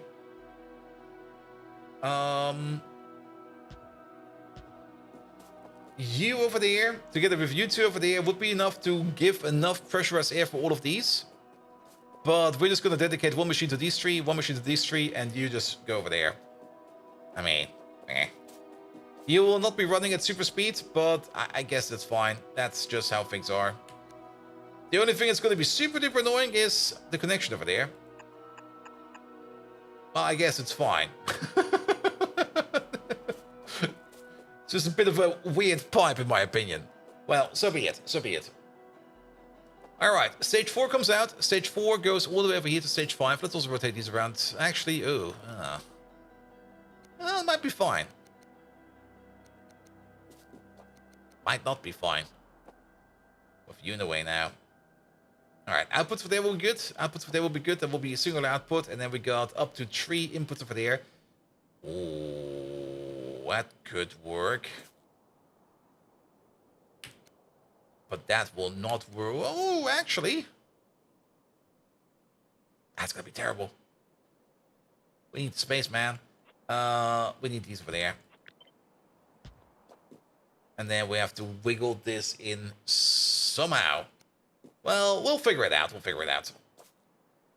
And we could still double connect them. Let's maybe do the main connections. The main connection or the oxygen. Let's just start. Let's start with the easy parts. What do we know? We definitely want to have pressurized air over there. Pressurized air over there. We need number 4 over there. We need number 5 over here. This offset like this is going to be trouble. Why are we doing it like this? This is horrendously stupid. This makes it so much simpler. 3 on the number 5 on the top, number 6 at the bottom. And then we don't need to worry about it too much. Because now inputs over here. Now we could just directly line up. If we turn these around, then we could directly line up your output with your input. And then we're going to be very happy over here. So let's do that real quick.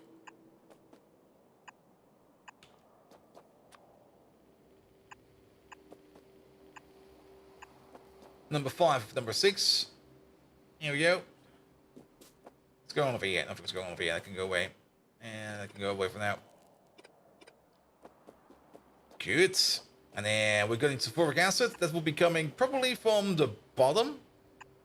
As well as nothing special over here. Things like water. That will be coming from the top. We already know that the water pumps will be on the top. So nothing to worry about that. Yeah, I'm just going to mark this like this. So we know there's something at the top over there. And over there like this. There's something at the bottom over here. Doesn't really matter where it is right now. It could be somewhere. And now this whole thing over there suddenly becomes way easier to hook up.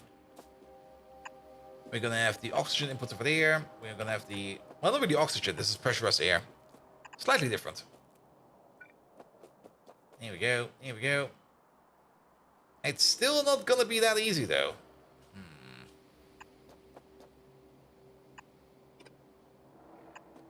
We could do this. Skip out on the lamp. I'm so sorry, lamp. Maybe rotate you around. Still not quite sure what we're going to be doing with you. Also, we do have to keep in mind that we do have a tailing output over there. We actually have quite a bit of outputs over there. Like a tremendous amount of outputs over there.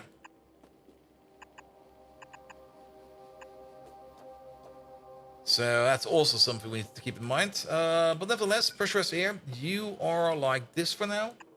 Which means I'm kind of thinking of hooking you up like this, hooking you up like that. Dog Spano, hello there. Reminds you of the Pi V1 ore processing. This is the Pi V1 ore processing.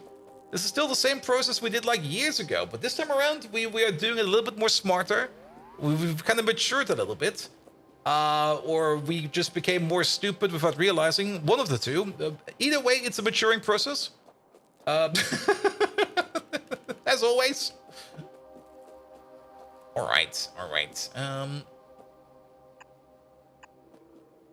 I mean, maturing only means becoming more advanced. And we definitely became more advanced. And then dragons, or something like that. Here we go. At least now the pressurized air over here is fully hooked up. There's one issue over here. This is no good. I like it, but this sucks. Because this one over there is making 200 pressurized air per second. Crafting speed 6 is going to mean we're going to be making 1 faster than 200 per second. Yeah, the pressurized air solution over there is no good. It would make more sense to do pressurized air differently. And if you kind of think about it, we're not going to need that much pressurized air. Every machine over there is going to need 50 per second. And even though we got like more advanced machines available, we could just do this. It's going to be a couple more machines, that's true. But then we're not going to run into any kind of pipe speed issues or anything like that. We also don't really need to beaconize these. It would be nice if we beaconize them, but if we just do it like this, then these machines will always get enough over here. I mean, this one over there is already demanding 100 per second, 50 per second at crafting speed 1. Oh, it's actually demanding more than that. It's demanding 300. Wait, what? Yes, it is.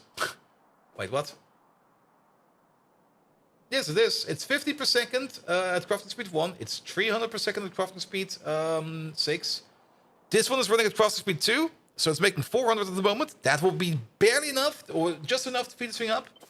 But if we all put it on the same pipe system over there, that pipe system is going to not really explode, but it's just going to suffer quietly. Here we go. So we're going to do it like this. This will be fine. And then you over there will also be fine. And we're going to blame Doc. Nah, we usually blame not Melon, but alright. Doc Spano! Fucker! You know what you did!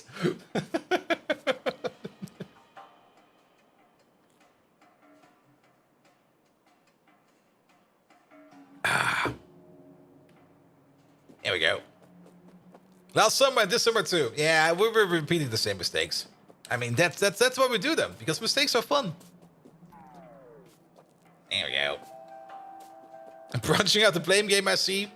I mean, at some point in time, I mean, it could maybe be considered, not really a hate crime. It could be sort of considered like a dick move if you only blame like one person. If we start blaming everybody equally, it will be a correct thing to do, because then you're not being mean to any particular group.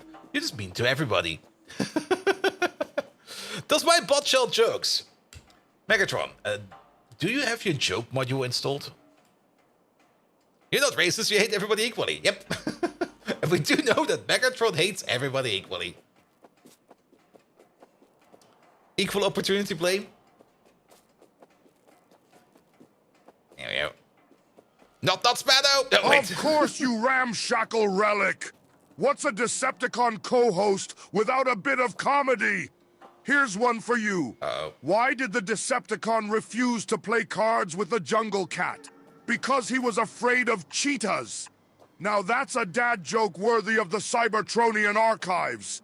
I feel older than the chassis of a 57 Chevy after that one. Let's get back to our game before I start rusting. Arm cannons at the ready. Battle cry, transform, and rise up.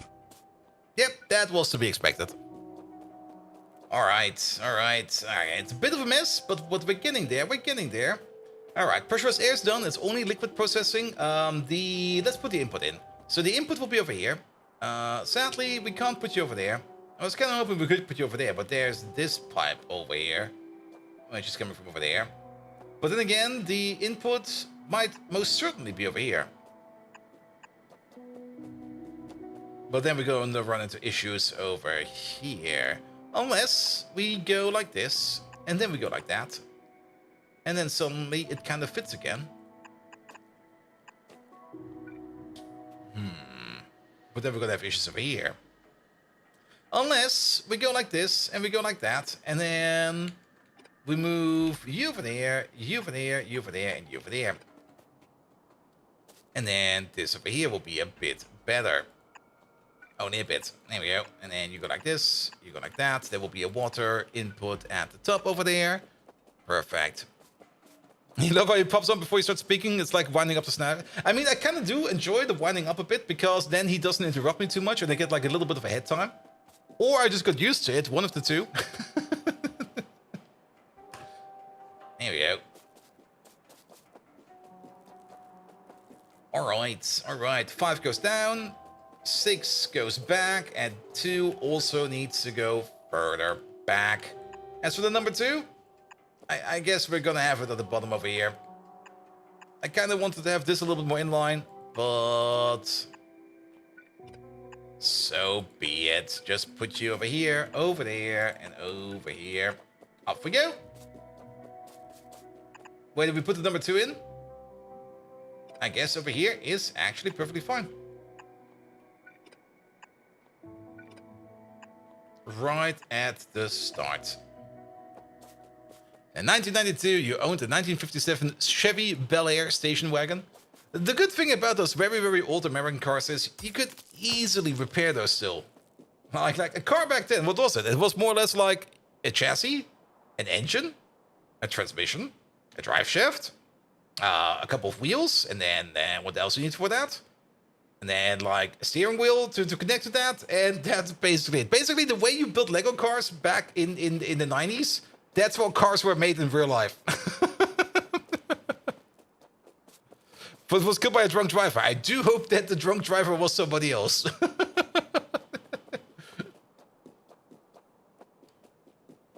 But today, if you want to like fix a car, you're just gonna open it up, you're gonna look at it, you go like, oh, what the fuck is going on in there?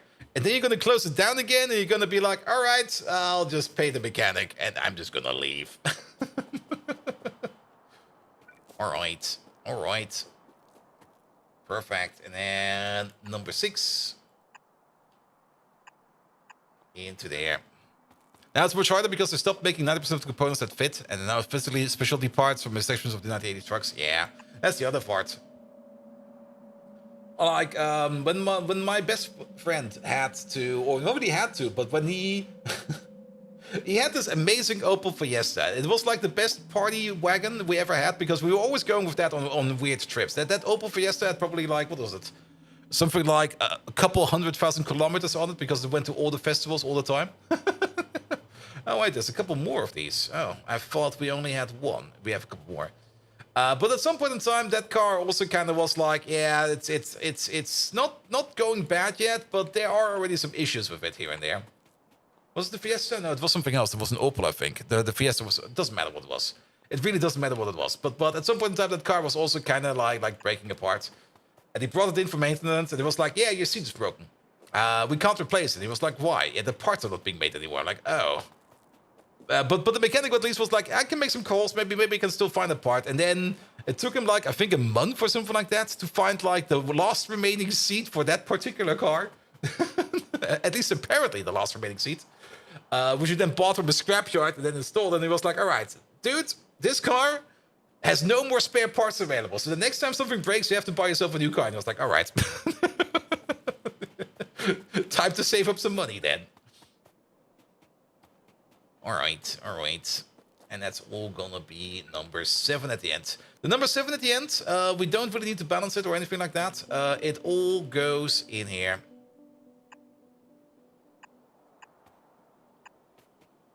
Here we go. Oh, we're gonna do a partial balance. There we go. You like this, you like that, you like this, and that's that. Perfect. And then, of course, we need the remaining of the number 7. Was the other driver was drunk, front seat occupants, and the other car bashed the end of forwards into the windshields. Ah. Always wear your seatbelt. There's no reason to not wear a seatbelt. Like when I was in Amsterdam, not for TwitchCon, that was a little bit before that. On a stag night, or not really a stag night, a bachelor party. For one of our friends who got married. And it was like the last bar of the evening, and we were ready to go back home, and we just called a cab. And I was sitting in the front seat, and I was just like about to tell the guy where we're going, and I already heard like the annoying beeping of the, what you call it again? Of the seatbelt alarm going off, and he was like, here, just put this thing in. And he hands me like this clip I can put into my seatbelt to make it stop making a noise. I'm looking at him and going like, dude, what the fuck? No, I'm wearing my seatbelt. Give me a second.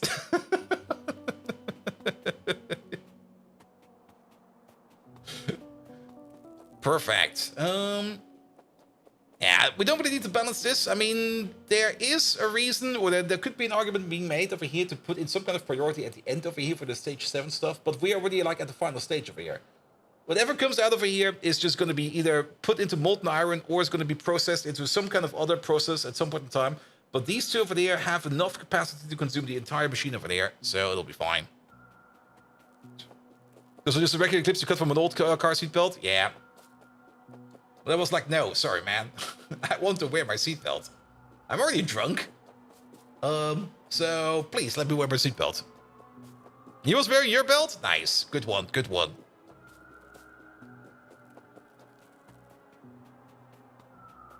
Ask any mechanic why they're using this all the time. I mean, as a mechanic, I can understand it. I mean, as a mechanic, if you're working on a car, the car's not driving, you just put that thing in and you're done with it. Perfect.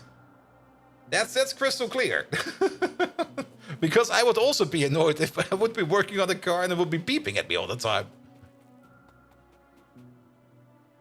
And also, people need to get in and out of the car frequently. Can't they just get better at wearing seatbelts? I mean, come on. Just make a skill out of it or something like that. Or like become a level 10 seatbelt wearer or something like that. And then if somebody asks you the question, so what do you do for a living? And you just answer like, I'm a professional seatbelt wearer. I can get in and out of a seatbelt in less than 2 seconds. I'm like, wow, that's amazing. Please marry me. I've seen people delivering newspapers in cars using those. Okay. I mean, to be fair, those people also usually don't drive that fast. So technically, you don't really need a seatbelt for trips like that, because if you're like only like doing like hop rides like that, I can see the argument being made. All right. So this step, we're gonna just assume that each step of these over here is gonna be making like 600 tailings per second. So each one of these will be their own tailing pipe system. Not really system, but something like that. These will be exported to somewhere. Hammers les grüßen.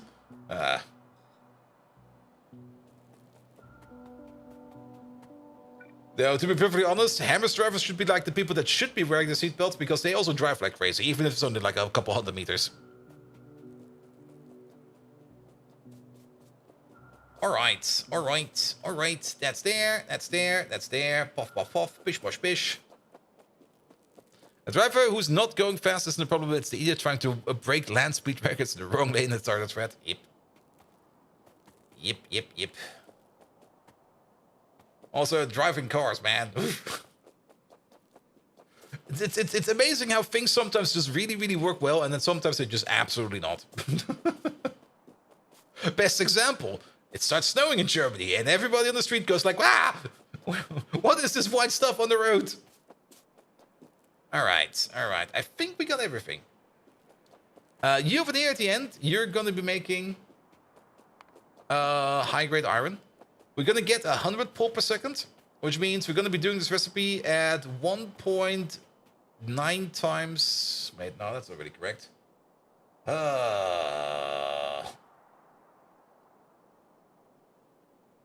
I'm just using a calculator real quick. My brain stopped working. Alright.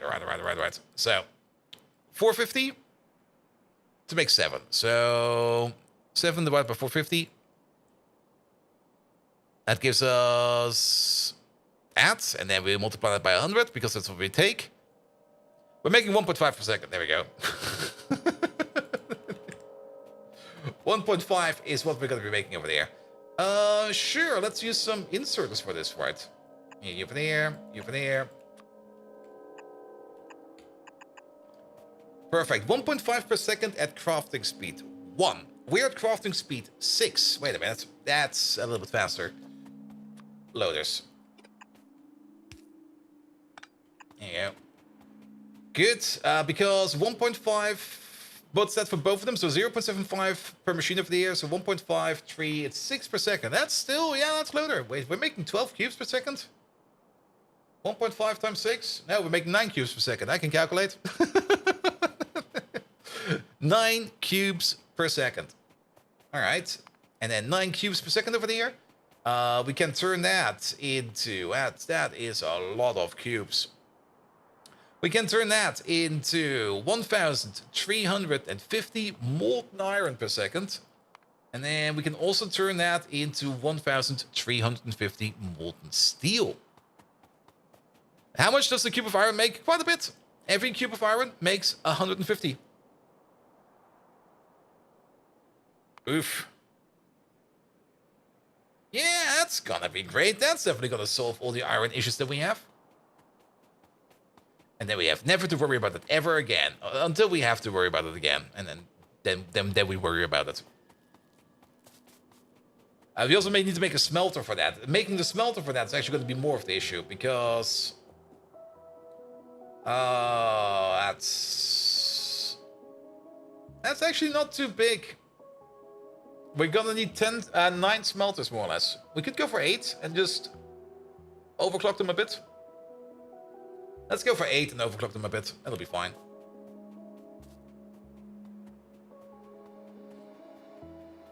If only it's 30 degrees Celsius outside, we're talking about snow. I want my snow back. But I already know, like, the moment it's getting cold outside again, the first thing I'm gonna think about is like, I want summer back. It's every time it's the same. Like, it's always like in winter, I want the summer, and in summer I'm just like, please make it go winter again. It's like, bleh. You can keep your snow. You don't want it. Yeah, to be perfectly honest, I would rather be sweating than it being cold outside, because yeah, it's like it's usually easier to cool down than to heat everything up. And how much of your factory will this new iron build render moot? Not that much, mostly this part over there. And this was the one where we were very proudly putting the entire build part over there. I'm still very proud about this one, actually. That we got the entire perfect ratio build over there under exactly a single beacon. But there's also the problem. It's too slow. It's just way too slow. Is your Dutch heritage always complaining about the weather? Really? The Dutch do that? I always thought like the Dutch weather is constant. But yeah, having this entire building over there on a single beacon is really, really impressive, but it's just not fast enough. It's just not fast enough. Even though we are fast enough to make like a metric fuck ton of plates, and we're still gonna make this amount of plates, by the way. The amount that we make over here to turn it into, or to export things like molten iron over there and molten steel is just not enough. It's just not enough. All right, molten iron first. We're also gonna need quite a bit of oxygen for this. Let's maybe keep this like this for now. We're gonna try to install this, and then we're gonna make the smelter next to this thing. And the Dutch are specialists about complaining about the weather. Really? I got a specialty? I never knew. All right, there's still some minor issues over there. There you go, minor issue fixed. And then there's still some demands over there for an input and an output. All right, let's take this whole thing. Let's find this thing a home first, and then we're gonna finish up the connection over there. Great, now it's gonna get a big head. Oh, yes. I'm way better than you guys. I can complain about the weather. See? What?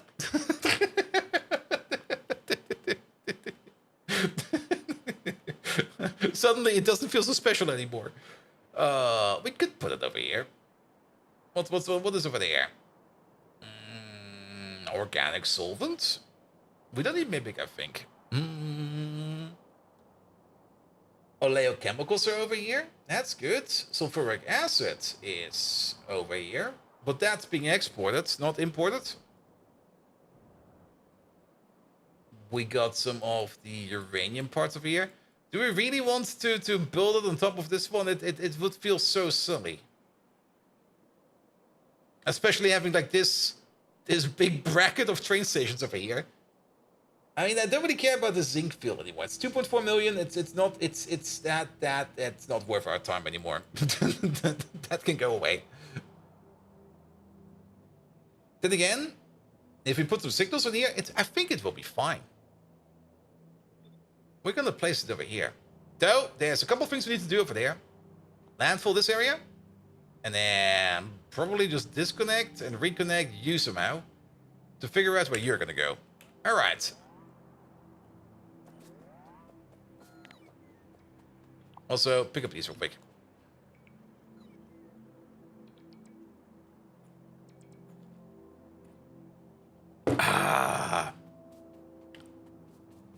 Also, what was the tech we just did? Oh, machine components. Nice. Look what we get now. Productivity modulus Mark II.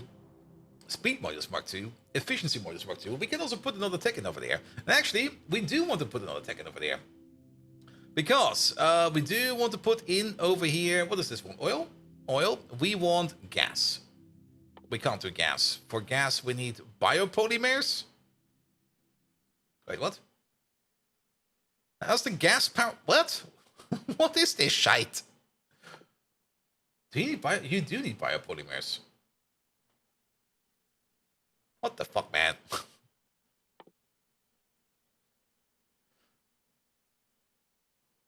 What do we get? Like we get like oil power, coal power, biomass power.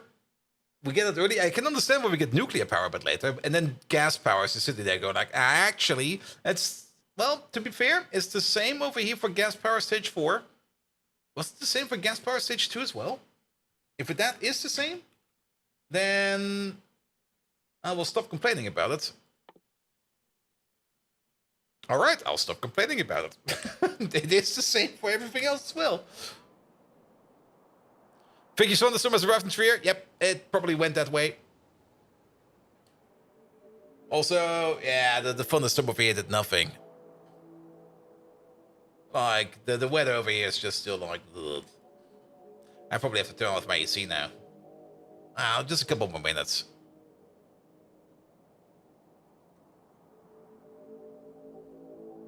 Here we go, here we go. All right, landfill. Oh, I think we still got like a metric ton of landfill in storage.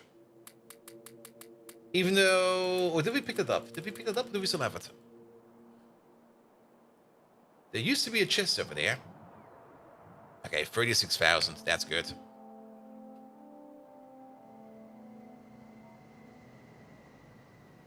All right, all right. You want the thunderstorm too? Here, just connect like your shower to like your ceiling lamp, and then turn the lamp on and turn the water on. Easy thunderstorm. Comes with its own lightning. Might cause some damages though.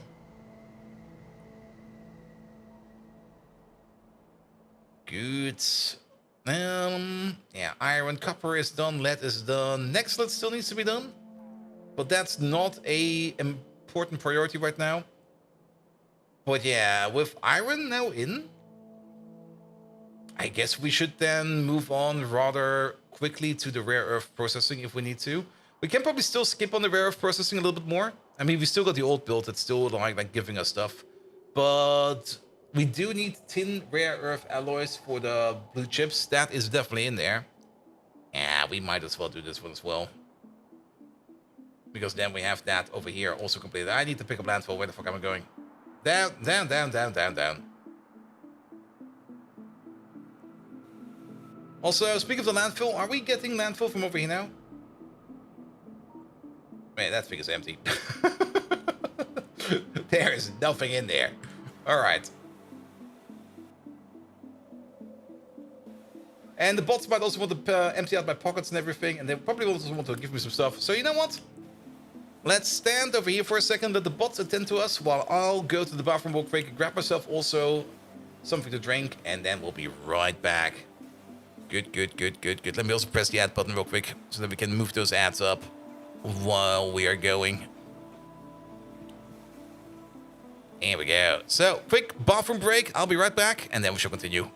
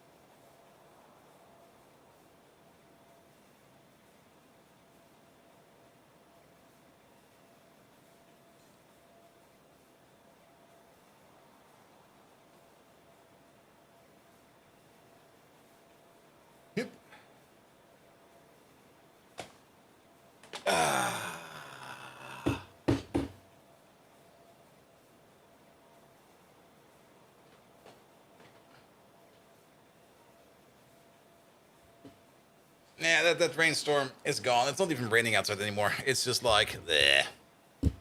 Bleh. Bleh. Bleh. Alright. Normally this thing, hello there. Welcome. Alright, pick up the landfill. Perfect. Let's start landfilling.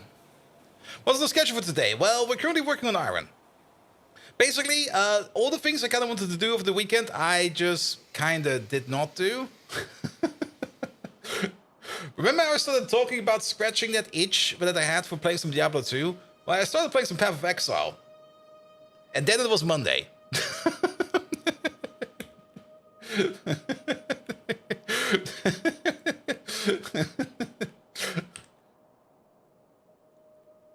And I'm level 80 now.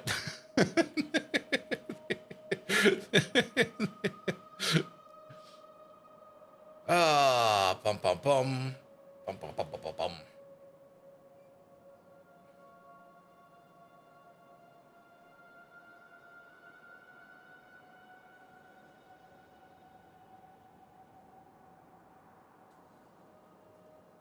Alright, time to landfill. What's the max level? 100. But then again, just because you level 100 doesn't mean you're done with everything. There's so much shit to do in that game. Well, like at the moment, I'm more or less at the end game content where, well, it's not really the multiverse. By the way, I've never really paid attention to any bits of the story. I just was like, stories coming up, and I was like, nah, I don't care. I'm just here to smack things with my barbarian. Please stop talking to me. So if you have any questions about the stories, I don't even know what's going on. We've been exiled, I think, and then we just started. I guess we got exiled so hard that we just started smacking things with our fists or something like that. Does it need to be a reason for us why we punch things that hard? No. Here we go. Alright, now let's just keep you a little bit of water over there. Yeah, that's fine.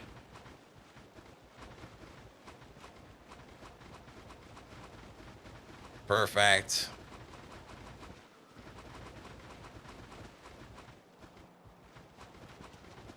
Yeah, and then one more row, and then we should be good to go. Actually, no, we're not. We're not good to go yet. Because this is definitely enough to place the machine. Oh. Uh-oh. I do kind of want to put some train stations over here.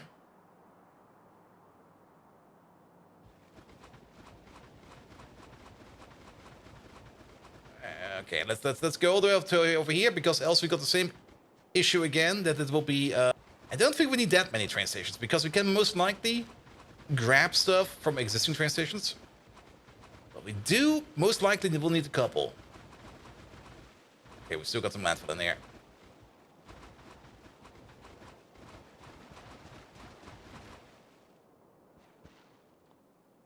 Alright, there we go.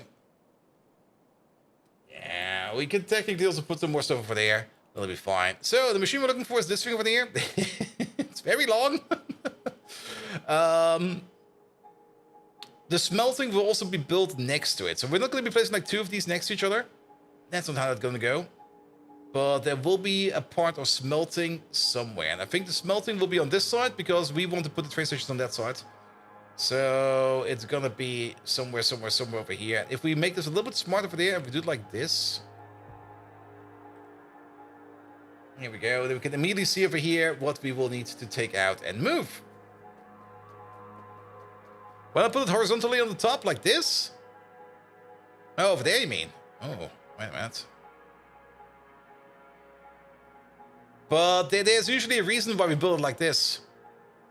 Because usually we got like all the connections over here. And you can see that these connections usually go in straight where they need to be. If we build it like this, we will most likely not have any issues over here with connecting up any of the buildings and resources that we need to import. And then we also have a little bit more space around here to work with inputs and outputs. If we cramp it up over there, it will be a very cramped up mess, and we will probably be very unhappy about it. Yeah, but if we build it over here, like this, there we go. That's actually a little bit better. All right. Cut you for a second. You go like this. You go like that. You go under like this. Yeah, that's fine. And then you go like that. This time you go under. It'll be fine over there.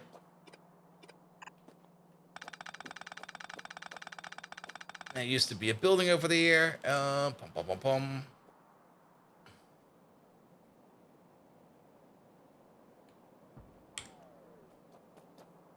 There you go. Did that do anything over there? No, that's still fine. And then that'll be fine as well. Perfect. Now, if we do it like this, then we got. Well, also keep in mind we do gonna have. We still need the smelting, like the putting it into molten iron, as well as putting it into steel, as well as putting it into plates.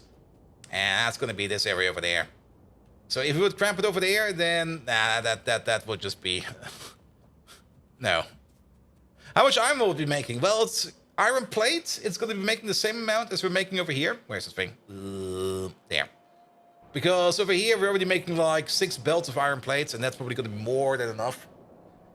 We might go all the way up to 8 belts of iron plates. That doesn't really matter. We don't really need it to make iron plate as much more we need it to make things like molten iron and molten steel. Those are the 2 things we want the most of.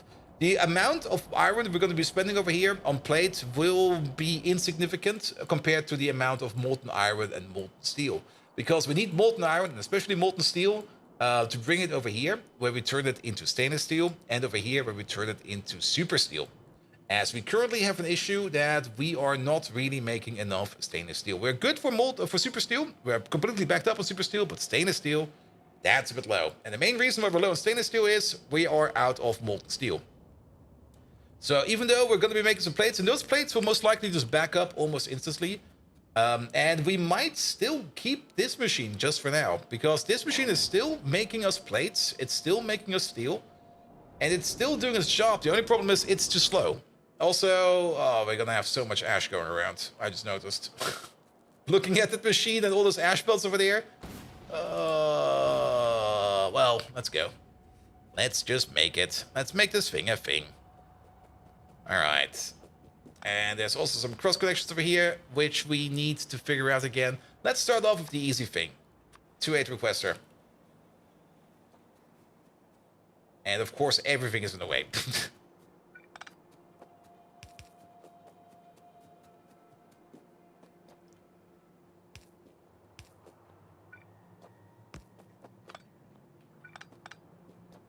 Here we go. And then let's put you over there somewhere. Good. Pom pom pom pom pom pom. Good. This thing over here is going to be requesting us the crushed iron, or the iron grade 4, which we're going to use as the starting point. We don't have to worry about things like stone and stuff like that. We do need to worry about things like iron oxide, chromite sand, tailing dust and stuff like that. Mostly because, wait, do we have one over there? Do you see that you're making tailing dust? Where's it coming from?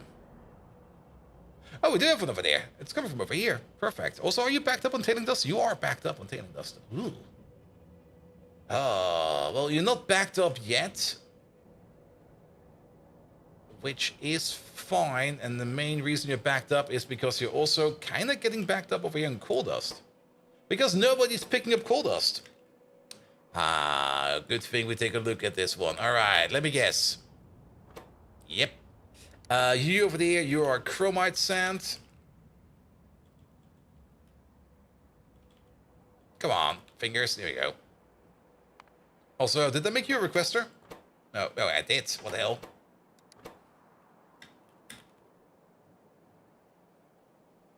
So you did that, please. Perfect. Train is on the way to pick it up. Excellent. Train over there is also over here. to pick this one up because you're not full enough yet. We're right next to it. Let's fly over there real quick.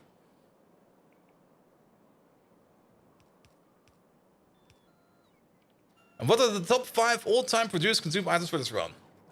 I'll check in a second. Let me just work on this train station over here real quick. Here we go. 16,000, please. Hey, can you go back to any requester? There you go. And then over there, you're gonna be iron oxide. I mean, well, we can probably differentiate between like liquids and solids. I guess the number 1 product that's being made and consumed is most likely going to be ash. And then directly followed, or more or less in correlation to that, coke.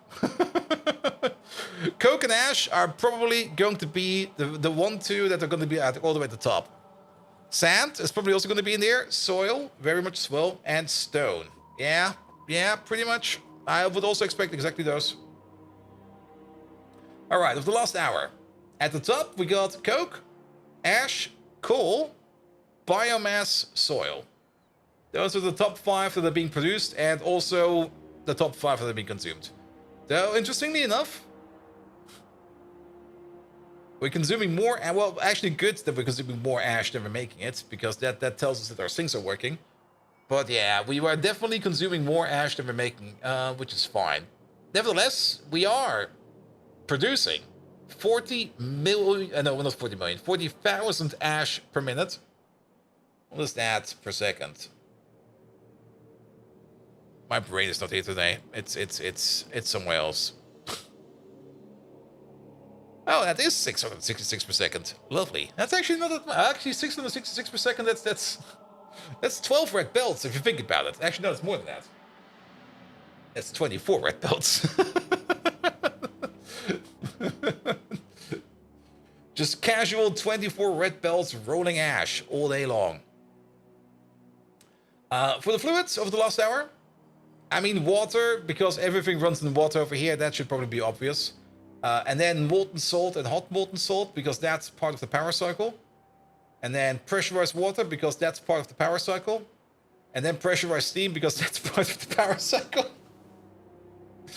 All right, the first non-power water liquid is probably going to be flue gas, which we're making at 414,000 per minute. Actually, kind of interesting that the tailings are kind of low. They definitely drastically reduced how many tailings we have to handle this time around, which I really do enjoy. And then on the consumption side, the consumption side is more or less reflecting our production side. I mean, it makes no sense if production and consumption would not be going hand in hand. All right. Good, but at least the coal dust is being picked up, which also hopefully will mean that you will be picked up at some point in time. You're still not named. What the hell?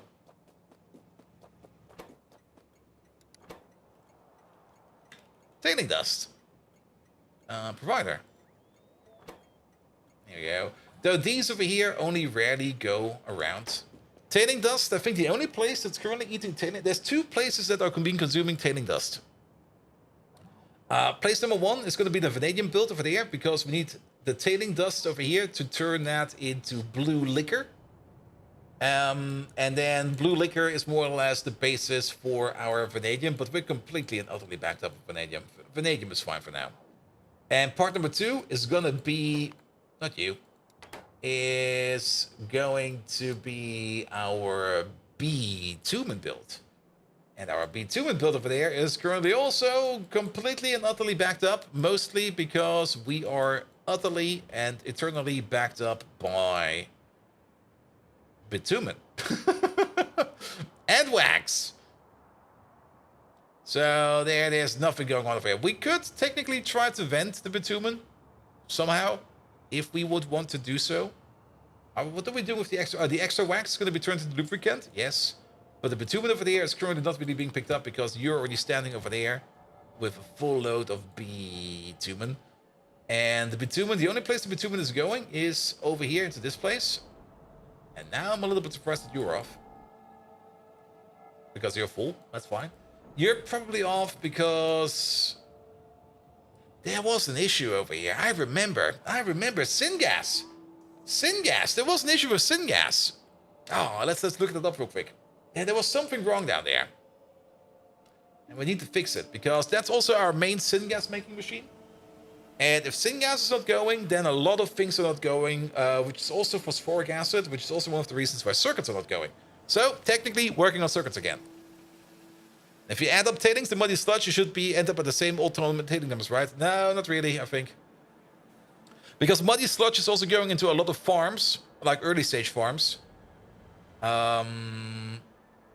Though some of the processes definitely have been moved around from tailings to muddy sludge. That is very true. Especially some of the earlier processes that you get. But tailings are still quite a bit around. Definitely quite a bit around. Alright, alright. The bitumen, not the bitumen build, the sulfuric acid build over there. Here we go, here we go. And Tallman, hello there. Welcome, welcome, welcome. How you doing?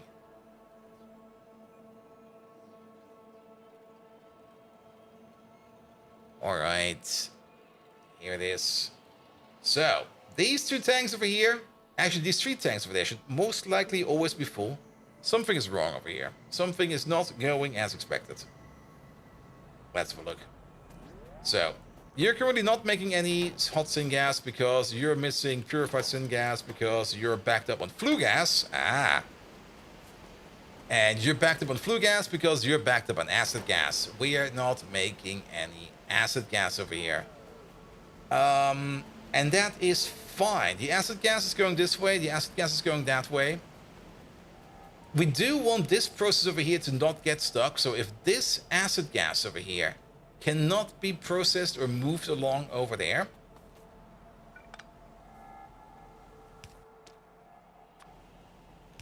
then we're just gonna vent it. I mean, the acid gas over here is already being turned. That would mean we're backed up on sulfuric acid. We are backed up on sulfuric acid. Nice. We could maybe just put down another provider of... We already have two over there. Never mind. We're good. If we can't process it, fuck it. Here we go.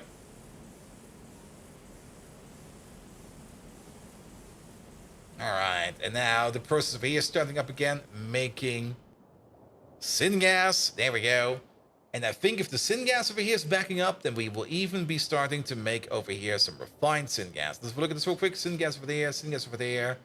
That is these two pipes over there. One overflow from over there. If we can't turn this one into refined syngas, we will then be turning it into, or we will then be exporting the syngas. And then this one over there is from this process. And again, if we can't use this syngas over here to make methanol, then we're going to be exporting it as well.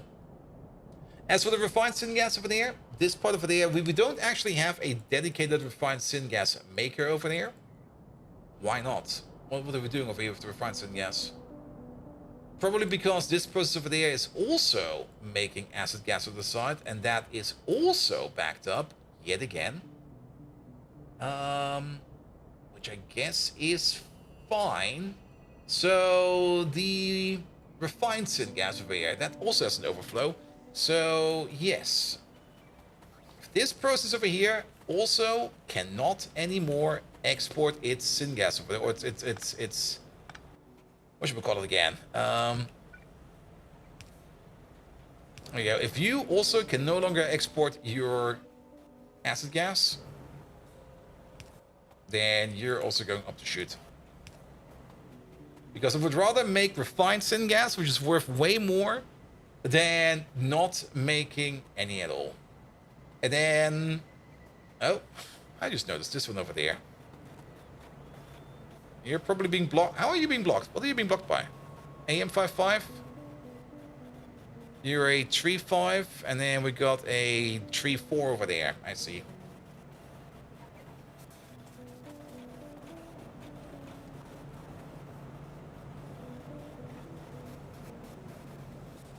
I'm not quite sure if we can move you down. We can try to move you down.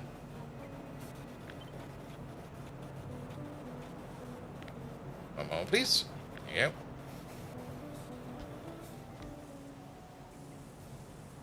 Seems to be working fine.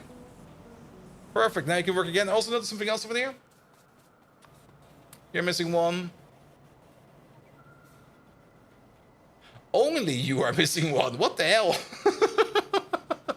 How did that happen? Alright. I guess that's fine as well. Good. There is one upgrade we could do over here. Let's try it. And that is switch over to the recipe over here without the canisters. But then we have the issue over here that we need to add in some methanol on the pipe over there. Alright. You can do so.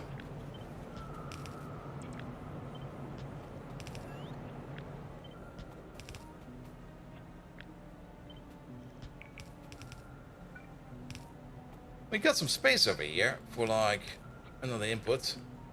Take you out real quick. Thank you very much. Oh, really? Wait. Oh, I see. Oh, that's a bit of an issue.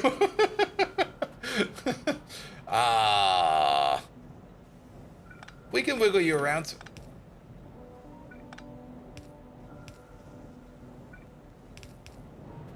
Yeah.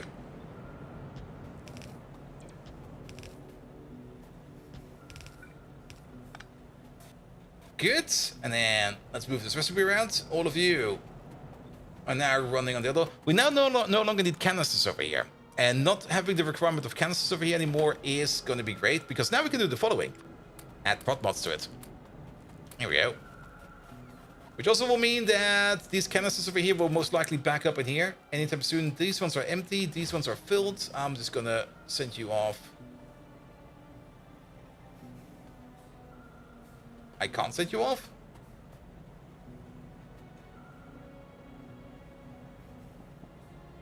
Put them over there. Nobody will notice. Nobody will notice. Absolutely nobody will notice. Alright, and then we got the methanol pipe over there, which will then be going into there. There we go. Perfect. And now it's pure liquid processing. Now, funnily enough, the recipe over here, and that's still a bug, but I think nobody ever uses this recipe. The other recipe over here with the canisters can be prot modded as well. So we could technically make infinite gas canisters over here. Sadly, we can't really recycle them into anything good. But now at least we are going to use the pure liquid recipe over here. And syngas plus methanol makes refined syngas, water, carbon dioxide, and acid gas. Perfect. Love it. And we'll be making even more, because now we even got a prot mod over there. Good, good, good, good, good. Alright, that's looking way better. So now we're slowly backing up on syngas over here again. Probably a lot of facilities out there are currently completely devoid of syngas, stuff like that. So we do need to fill it up again. Refined syngas, at least. Look at that. It's just filling up over here. Refined syngas is one of those things we don't really need that often, but when we do need it, we need like loads of it. Absolute fuck tons. Mostly for the boron process. Like the boron process over here, that's making boron, this over there, which is not even entirely backed up right now. It's usually the one that consumes like all of the syngas. Or the refined syngas, okay, because it's not backed up because we actually put it on the power switch. Wow. It also uses up all of the salt, it seems. That's a lot of salt. Amazing. But yeah, that's usually where most of the refined syngas is going. And it would actually be a good idea to put down a second station over here of refined syngas, but I think for now it's fine. Alright. That's fixed. So let's go back and fix up that, or hook up that iron machine.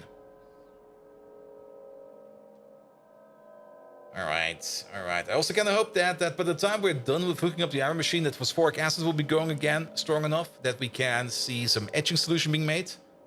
And that some of the other things we're kind of waiting on that have been backing up or not backing up will start to back up again. Alright. Now, we do get the Prot Mods Mark II very soon. We can't make them yet, sadly, because Productivity Modules Mark II do require... Can we see the recipe in here if we look like this? Sadly, we cannot, but we can see it in here if we look like this. There we go. Prot Mark II.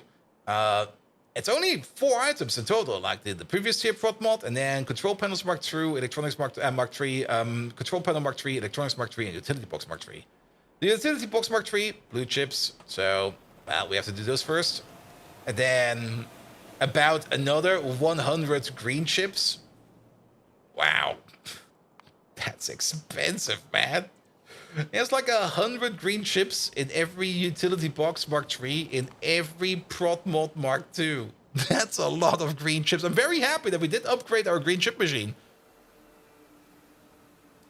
Also, we kind of left behind our bots. They will hopefully be coming back to us soon. Then, electronics Mark II, 2 of them. There's not that many green circuits hidden in here. Actually, I don't think there's any hidden in here. But there's a whole bunch of blue chips hidden in here. And then the control panel over there.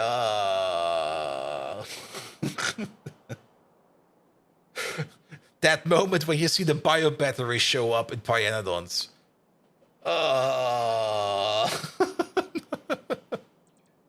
Casual 1k of green chips? Really? Wasn't that many?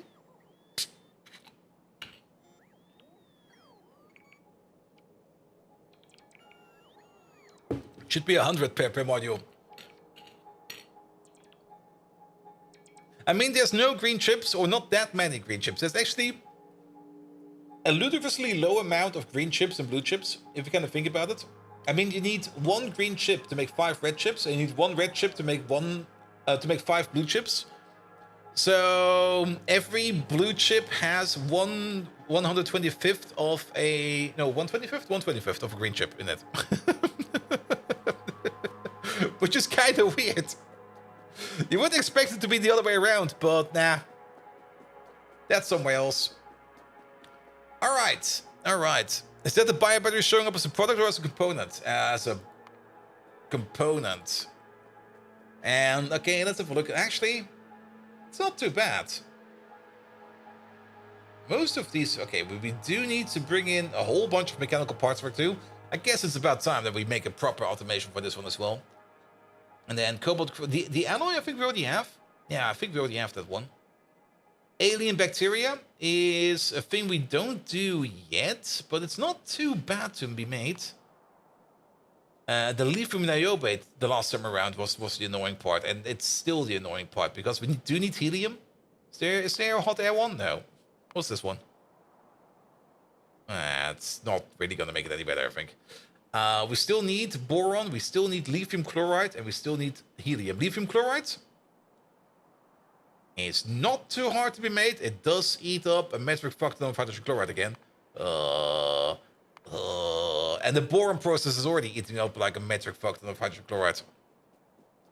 All right, let's focus on the happy things over here. This building over here. This is our happy place now.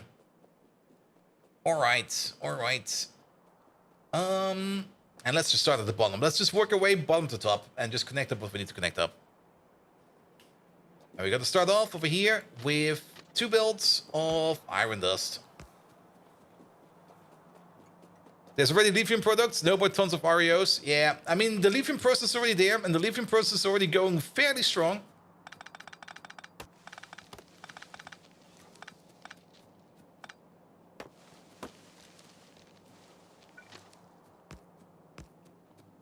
Here we go, put you over there, and then that should be fine. And then we need some new fixtures over there, like you over there, and you over there. So that you work again, then you over there. Rabbit. What an amazing name. This one is going to be iron or iron dust. There you go. Iron dust, 2 requested, please. Coming right over. Perfect. You also need a signal over there. Good. Do we want to clean this up? Nah, that'll be fine. Let's go through there. Go through there. We're definitely gonna have more train track over there. There we go.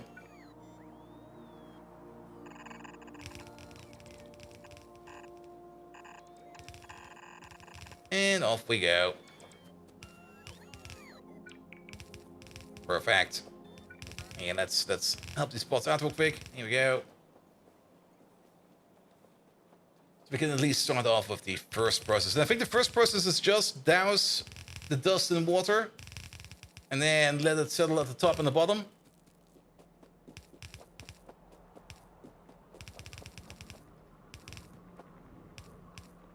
There we go. Yeah, just add water. Good. Speaking of just add water, we are in the middle of a landfill area. So we can just dig up our own water over here. We can dig up over there or over there. I mean, this kind of works, right?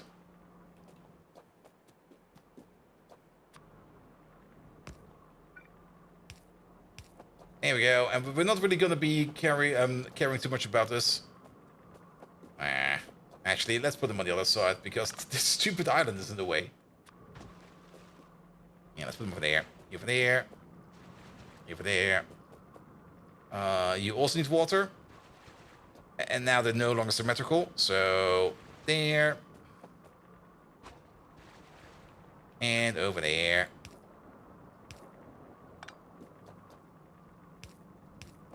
There we go. Yeah, it's gonna be water. What the hell?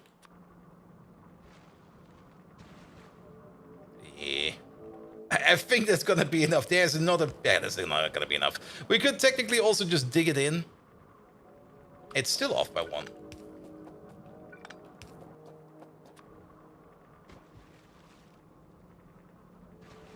Yep. I mean, we could just dig in the offshore pump into the land, but that's always a bit silly. Here we go. Good. Water, water, water. Even more water required over there. Oh, like that. Like this, please.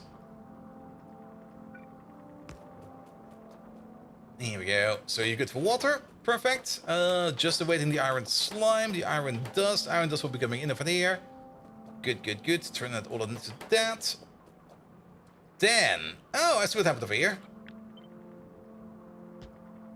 I guess the power poles over here got cut. There you go. So just do that. That'll be fine as well. This is, again, another water process for each of these over here. It would be a little bit super ludicrous to dig out like water for each one of these. So we're just going to combine them up real quick. There we go. And then put you over there. That'll be fine.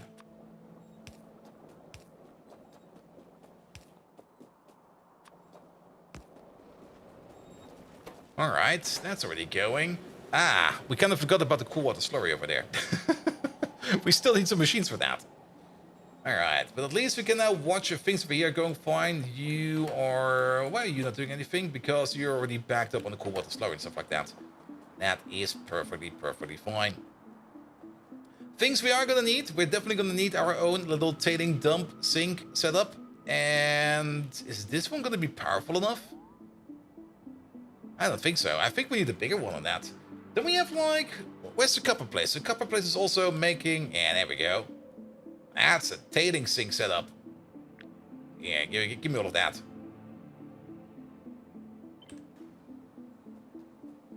Sure. And we're gonna place you... Yeah, over here is fine. And did you hear that Derek shaved off another whole minute of the world record? I have not heard about it. I mean, the last time he came over for a raid, I did ask him how it's going, and he said, like, yes, I've improved it again. There you go. And I guess a minute is fine. Here comes the point where I'm not really that deep into speedrunning. I mean, if you are really competing to get, like, that fun, I do understand that 1 minute over there probably took, like, a metric fuck ton of time and work to get it into, but... That's usually the point where I already go like, yeah, that's why I don't really like speedrunning. The trade-off is just so rough, man. But congrats to Derek. When did he do it? Last week? This week? And also, did he gulp down like another bottle of maple syrup after that? It happened today. Sorry, that's way too current topics for me. Today. What the hell, man? 3 hours ago.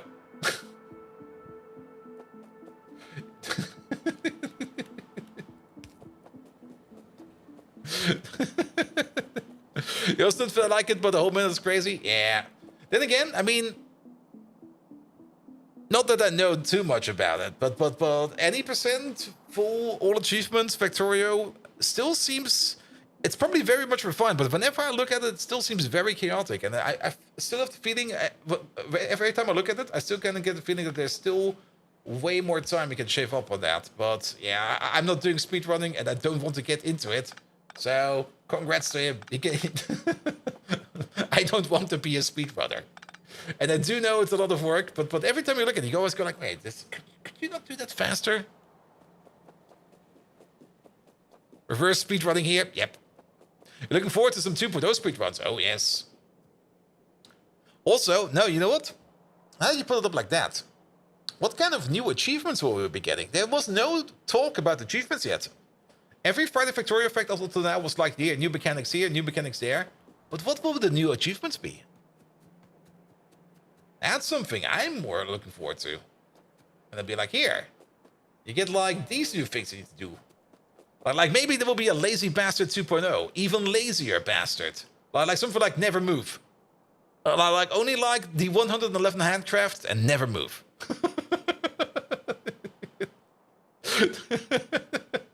No moving allowed. The super lazy bastard achievement. You thought you were lazy? No, we're gonna be even more lazy than that.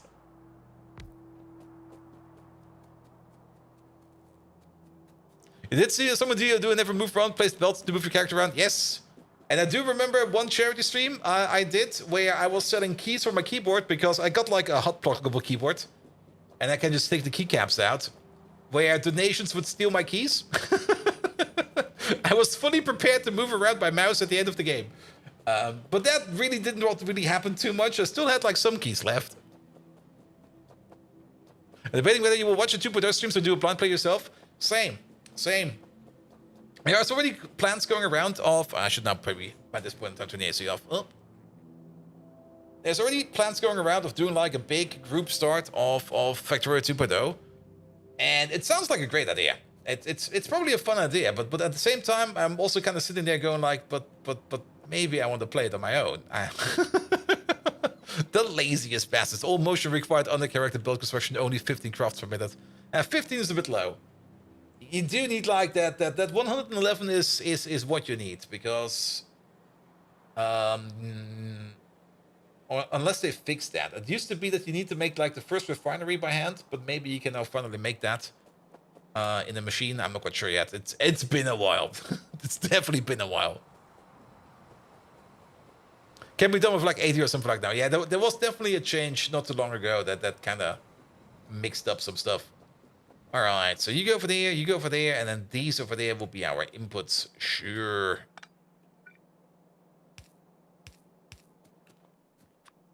With the AC off, I can... Like, it's always the same. Like, the moment I turn off the AC, I immediately just notice, like, oh, the heat is coming back. All right, you'll be over there. And then we're going to have you over there. Not like that.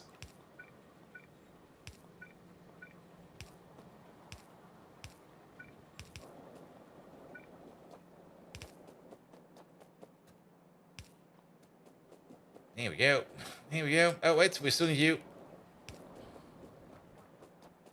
With the assembly changes, knocked off some crafts that needed. Yeah. Like I said, I think it used to be that you had to make like the ore refinery in your pocket, or maybe the refinery plant. I think it was the ore refinery actually, because the ore refinery had so many inputs that early assembly machines just couldn't handle it. But I think they just were like, nah, let's just can't make it an assembler 1 now, or maybe assembler 2. But I could also be very wrong about that. You requested thunderstorm is arriving, hopefully some cooldown. If it's going to be the same thunderstorm I had over here, then no. He's going to be peeking over your city, going to be like, blah, I'm a thunderstorm. And then it's going to leave again.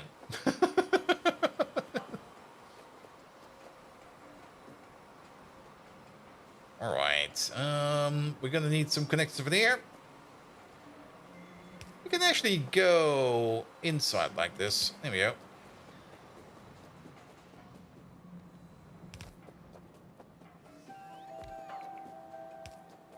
Somewhere over there, and then not somewhere over there, exactly over there.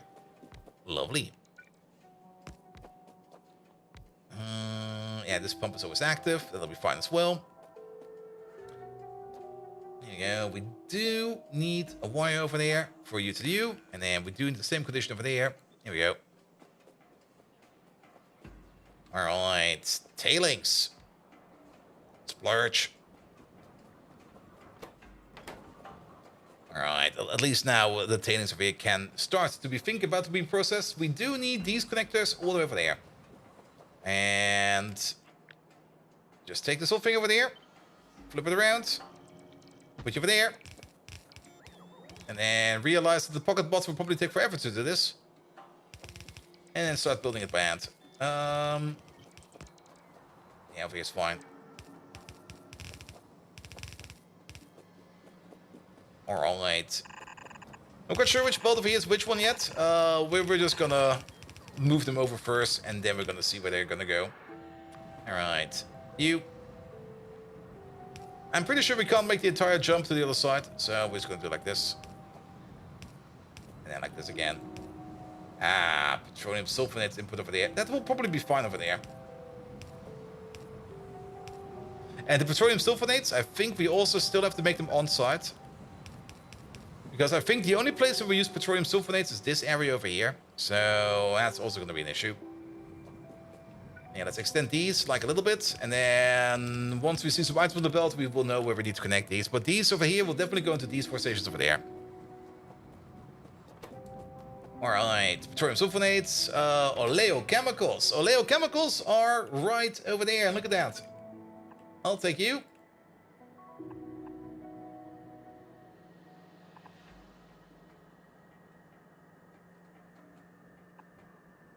Okay, that's a bit very far. Yeah, let's just put you over there for a second. And let's build you by hand. It dropped to 34 degrees Celsius inside. I don't even know how warm it is over here. The only thing I know is it's too warm. It's just too warm over here.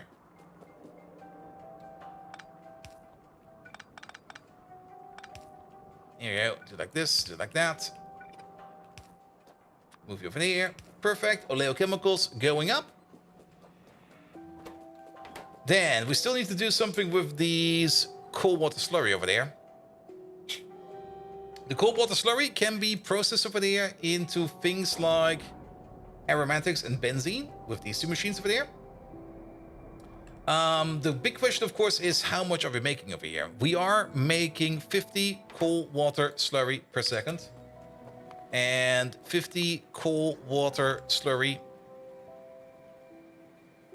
Where is that stuff over there? Usage.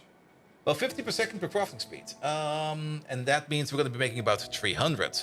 Each one of these is going to be consuming 40 per second per crafting speed. So at a crafting speed of 6, that's going to be 240. We are definitely going to need 2 at the same crafting speed as these machines over there. So yeah. Or we place 1 over there and just boost the ever-loving shit out of them. Is that going to work? We're going to try. We're going to try. Though we can't really boost too much the shit out of him because it will also affect all of these machines over here. I mean, the 5-5 bonus over there. How much do we actually need? Okay, let's go back to it one more time. So we're making about 300 cool water slurry per second. You over there consume 40. Or the other way around. We are definitely making over here, if we take a look at you, 50 per second at crafting speed 1. 300 at crafting speed 6. And then you over there, you consume 40. That's already fairly close. I mean, we make 50 per second at crafting speed 1. We consume 40 per second over here. So making 1 and boosting him is maybe an option. If we boost him, we will get up to a crafting speed of 7.5. At a crafting speed of 7.5, we're going to be consuming 7.5 times 40. Wait a minute. That's exactly 300. We can go with 1. Here we go. Here we go. Here we go. One of you, please.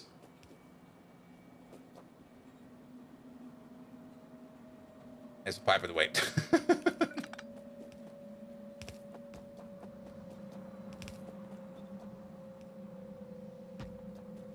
There we go.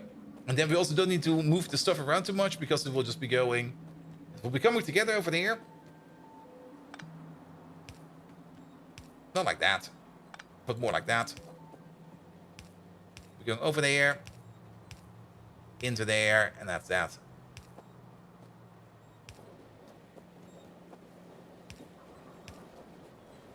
There we go. And then we need to export over here the benzene as well as the aromatics. And both of these we definitely do want to export. Can we rotate you into... Yeah, this will be fine. This will be fine.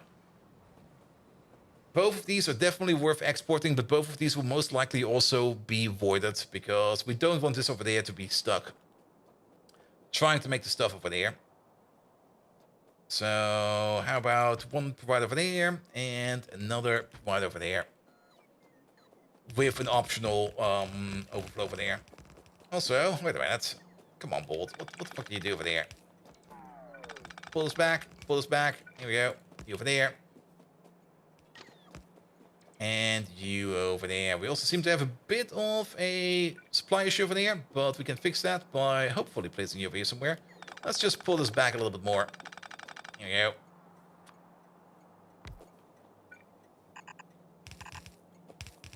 There you go.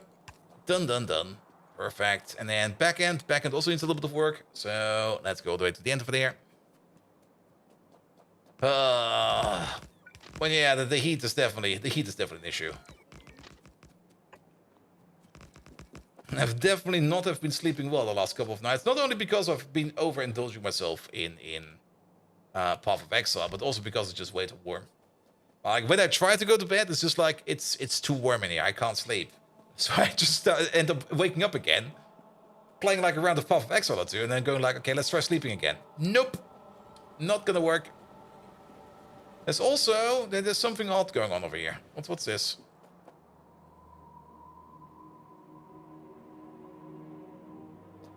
I see what this is. I see what this is. I got a double connection over here. There you go. And then you woke up at like 6 a.m. on Sunday? Yeah. Blech. And today kind of worked. Today I woke up early enough to get some work done, and then afterwards, like during the heat hours, I was just like, and then suddenly all the work kind of stopped.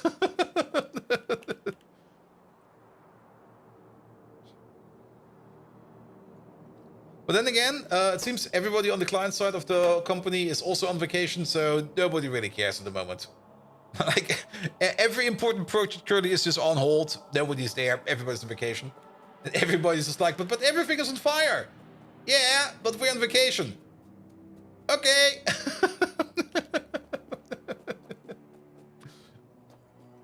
Alright, you over there. You over there. And then we're gonna need the overflow. Even though I kind of dislike having to put in something like this, we do need the overflow. I think aromatics is a liquid. Benzene is definitely liquid. Good, good, good.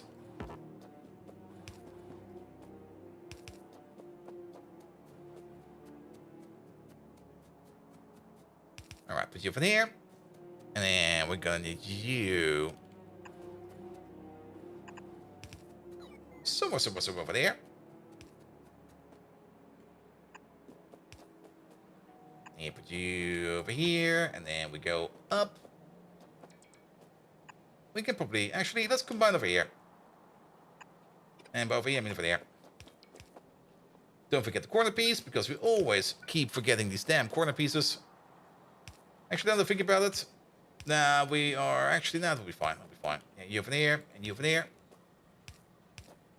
Connect up, bish, bosh, bosh, bish. And I forgot the corner case again. Damn it! Alright. At least now we will be processing the coal slurry. You can't argue with I'm on vacation, and if you do, you will lose. Yep. I'm already looking forward to October. Actually, let's have a look at the calendar. So, oh shit, actually, have a look at the calendar.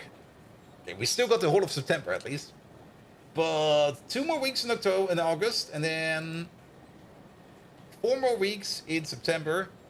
And then I will be finally on like 4 weeks of vacation. And then the new job will start. I'm looking forward to it. Even though it's now way too hot to look forward to it, I'm looking forward to it. I'm just like, yay, new job. It's warm. Then again, new job, the office building has a full working AC and everything. A powerful AC. I mean, that's the other reason why I'm sometimes enjoying like working in an office. And I like, you get like AC and stuff like that. I like a good strong AC where you just go like here, please, just freeze my ballsack off. Turn that thing on to 11.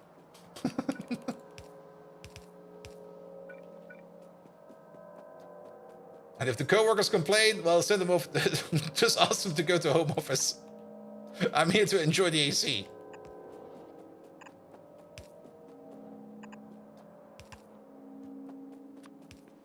Your office AC sucks. Sometimes it goes up to 32 the other day. Yeah. I mean, it kind of also depends on the office. Like, if it's like a very big office, like a very, very big hall or something like that, then you might have issues with like a window being open somewhere or something like that. What do you mean it's warm? It's 34 degrees Celsius down here. That's too much, man. Please set the AC to 0 degrees Kelvin. Ah, perfect. All right. You know what I did again?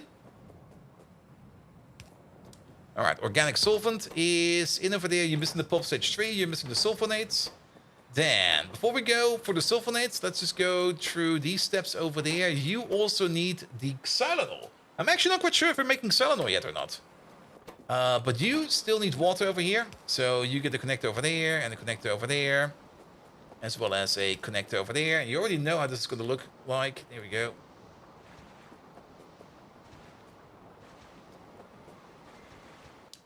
There we go. Picking up some landfill. Water, water, water. We can probably make those smaller, but this is fine. This is fine. Then, you need some sulfuric acid over here to work. You got everything you need. You need the xylitol. Do we have a xylitol? No. Answer is no. Xylitol. Xylitol is not too hard to make. There it is. We can make it out of BTX. And BTX is something we do export quite a bit. Option number 2 is we can also make it out of low distillates now. Though I don't really think we have got the capacity for that. Then again, maybe we do.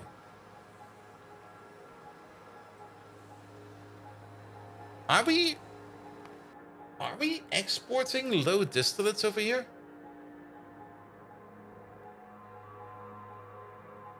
The answer is no, we're not. But are we backed up on low distillates? The answer is no, we're not. Alright, never mind that. I fought for... Wait, actually, no, we are. Ah. Because we're sinking it over here. So, we could export some of these low distillates over there. Let them back up again. And instead of like wasting the kerosene, which is actually a very stupid idea, instead of like wasting the kerosene over there, we should rather just waste the low distillates. But we could export the low distillates. We should export the low distillates because having more low distillates would also mean that we could always make more lard. Or not lard. What's it called again? Grease. Because grease does require low distillates to be made. And not only that, our current only way of making low distillates over there is by means of the biodiesel refining. And that's currently also kind of backed up and broken because we're backed up on condensates. And the condensates are getting injected over there every now and then. Where is that thing? Where was the injection point over there? They get injected over here every now and then, but they're just not being consumed that much. The condensates over here will then be turned over here into refined syngas, not refined syngas, refined natural gas, which we're currently just burning off for power. But since power is kind of fine at the moment, nothing is going to be burned off over here too much. So the xylitol, we should make that at the ore refinery, or we can make it over here. If you kind of think about it, where do we need xylitol for? We need it for the nickel process.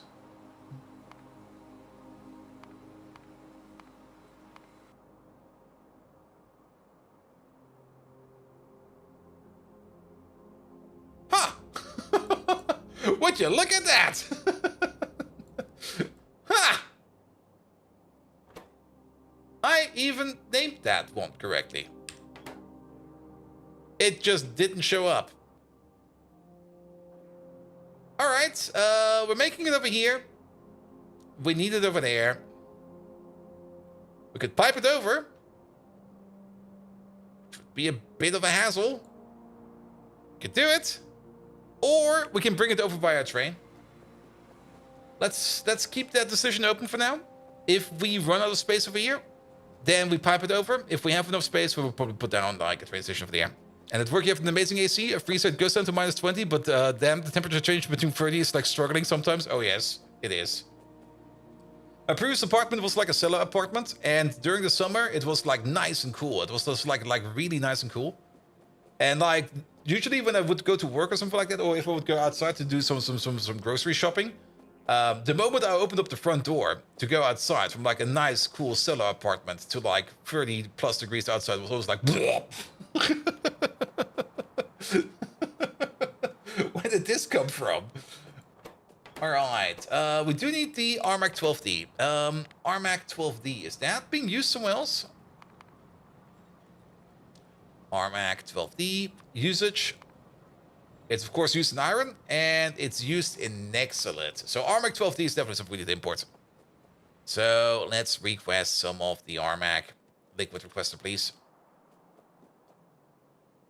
Put you over there. That's gonna be for the RMAC. There we go. We're gonna name you. I like trains! No, you're gonna be RMAC 12D 28 requester, please. Thank you very much. Alright. The closest supermarket to you has the temperature so low that you avoid shopping there in the summer because you're getting a headache during the huge temperature difference. Oof. Ah. Your good old first world problems.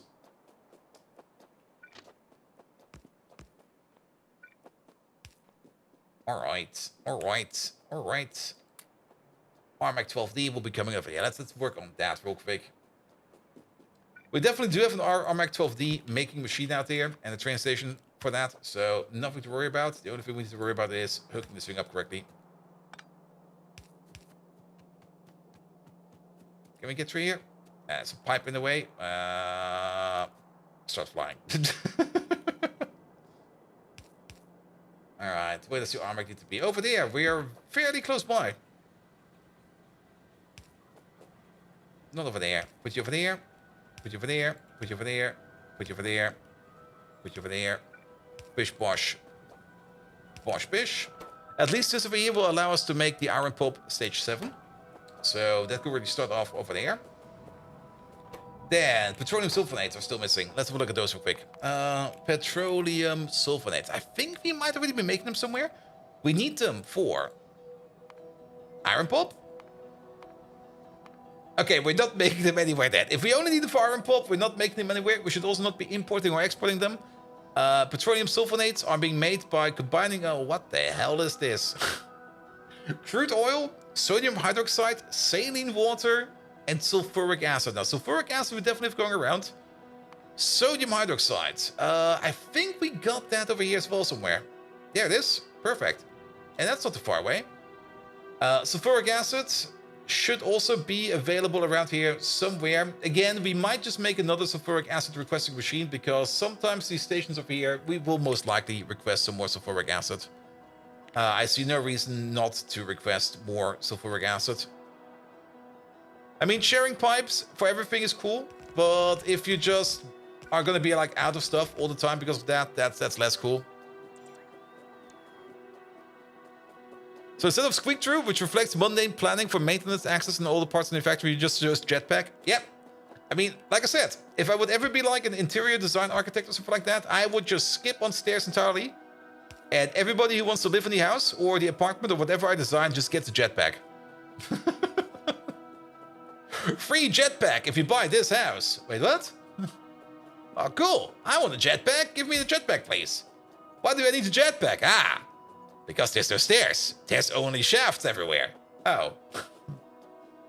But good news, it's also handicap-capable access because everybody can use a jetpack. That could actually sell if you think about it.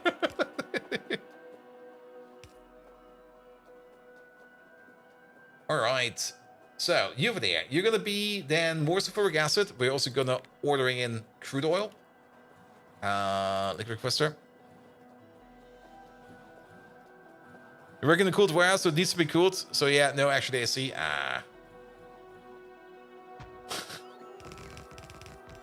Can't you just go over there to the thermostat and go like, minus 20, that's a bit much. Can't we just put it like to like 5? Nobody will notice, right? And then like a day later, everything spoils and everybody goes like, who touched the thermostat? And we're like, not me. So if you get the Viking house, you get a shaft repeatedly? Yes. Access shafts for everything. Alright, for the sulfonates. And saline water. Saline water, for that we need salt. Come on, you can't tell me we don't have any salt over here. Well, there's some over there. That's a bit far away, actually. Wait, isn't there? No, there used to be. There used to be salt over here, wasn't there? Wasn't there like a salt mine over here at some point? No, there wasn't.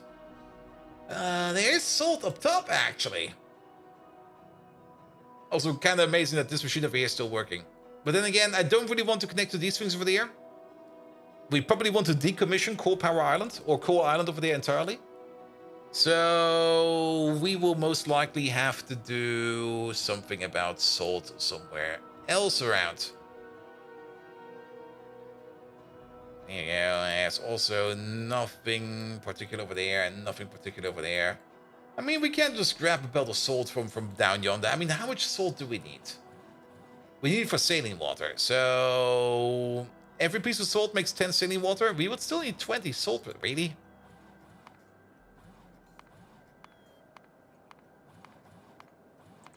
Is it 1 to 10? It is 1 to 10. But on the other side, how much petroleum sulfonates do we need? We're gonna need 300 per second again.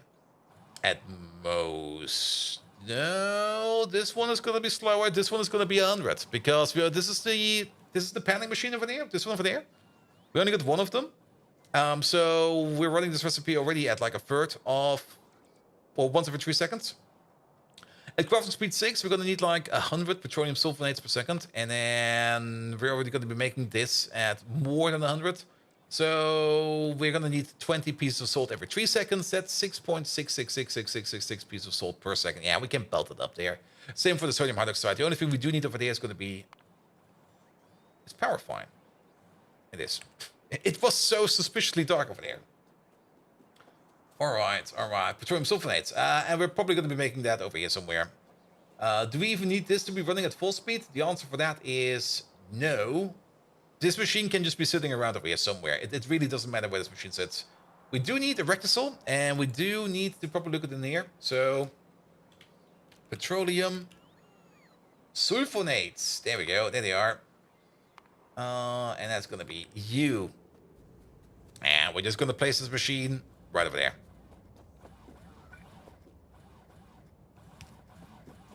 There we go. Sulfuric acid, saline water. Actually, we do need some saline water for this one over there. So, for the Salinewasser, we will need to make ourselves a salt water making machine. We have a salt water making machine over here. One of these, please. And then upgrade you to Mark II. That should most likely be fast enough. I'm actually not quite sure how fast these machines are. It's been a while. It's fast enough. It's definitely, absolutely, ultimately fast enough. There you go. And then you're going to get yourself a water pump right over there. Alright, that's the Armor 12D. That would also mean that this process over there is now working. It is. And that also will mean that we're now making level 7 liquids, which would mean that we have all the way up here, most likely. Yep, it's already filling up over there. Perfect, perfect. I always love it when these things slowly but surely start to come together. Alright. Now, we're gonna need more sulfuric acid. I mean, we're not making a sulfuric acid station over here just for this guy over here. No. We do need more sulfuric acid in the iron processing as well. So you over there, sulfuric acid to a requester. Here we go. And you over there, you're gonna be crude oil to a requester. Alright, that will be coming over sooner or later. Then we're gonna need ourselves a pump. Put that thing right over there.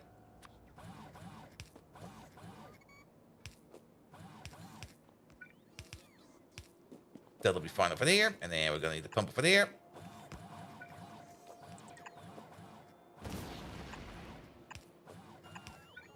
And we're gonna put you right over there. Good. And then the only thing we're missing over there is gonna be the sodium hydroxide as well as the salt over there.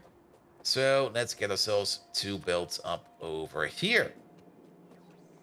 And I can already tell you that we're gonna do it like this, because then we can do this and that. Here we go. You go up, you go up. Let's find ourselves some stuff to connect to. Also, these neutrons over there. Over there.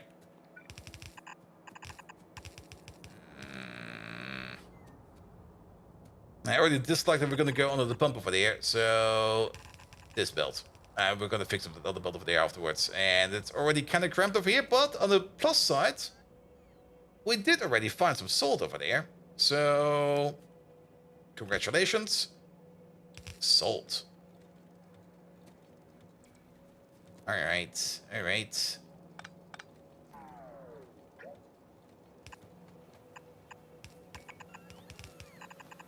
And then the sodium hydroxide.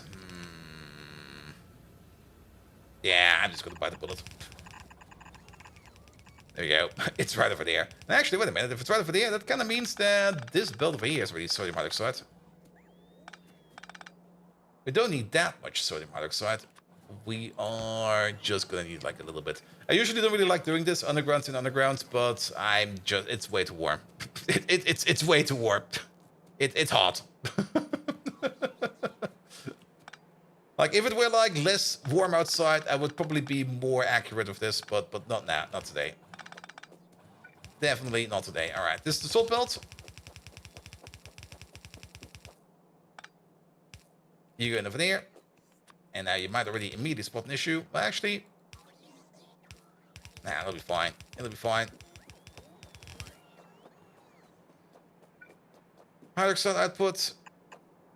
Oh, okay. Still a small issue.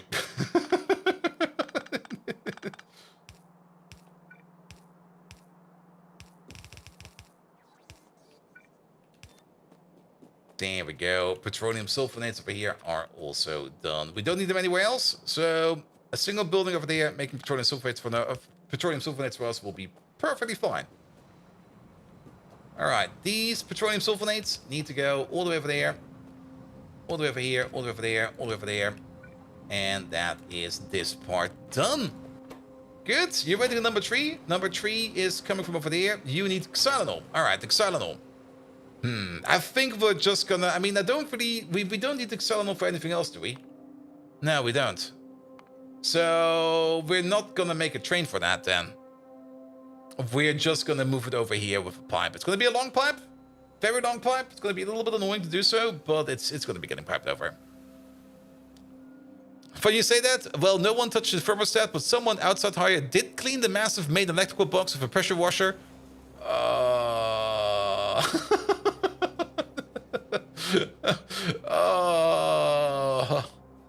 Well, on the plus side, you usually only do that once. Also, how are you missing gasoline? Wait. You've never been connected.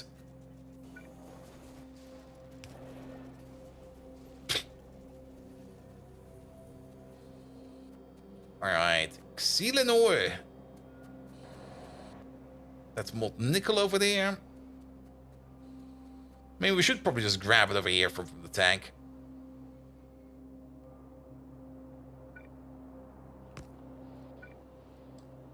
And if we still, I mean, this is still the beauty of this build. Even if we don't need a train right now for it, we still have the option available over here. If we do need to export it somewhere, or if we do need it somewhere else for whatever reason, we can still just export it. However, since this is going to be a very, very long pipe, we're going to have to put in an occasional pump or two.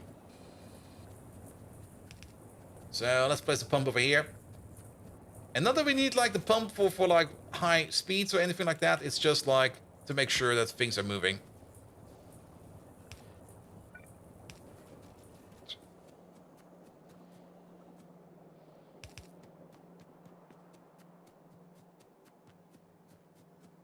There you go. That's going to be 5, I think. 7. And let's maybe make one over here. There we go. Put you right over there. There will be no power ports available whatsoever.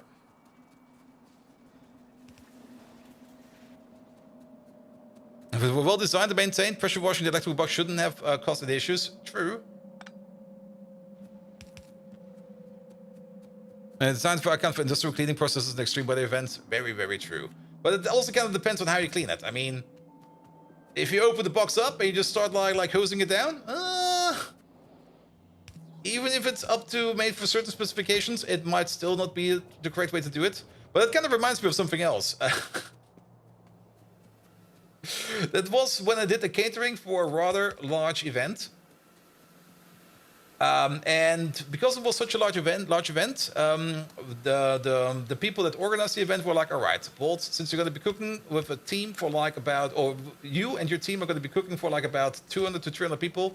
So you can't really do that in that little kitchen you've been using all the time. We've gotten you like a big boy kitchen. I'm like, what? Big boy kitchen? And it was like, yeah, here. We had some talks, and there is like this cooking school, and they're like off during the time of the festival. Or like the big party. So they allowed us to use the facilities. So you basically have an entire cooking school place room. How do you put it? To prepare like food for like about 200-300 people. I'm like, ooh, nice. And so I went over there to inspect like the place because before to know what I wanted to do, I kind of wanted to have a look at what was available over there. And the one thing I spotted immediately was this big autoclave.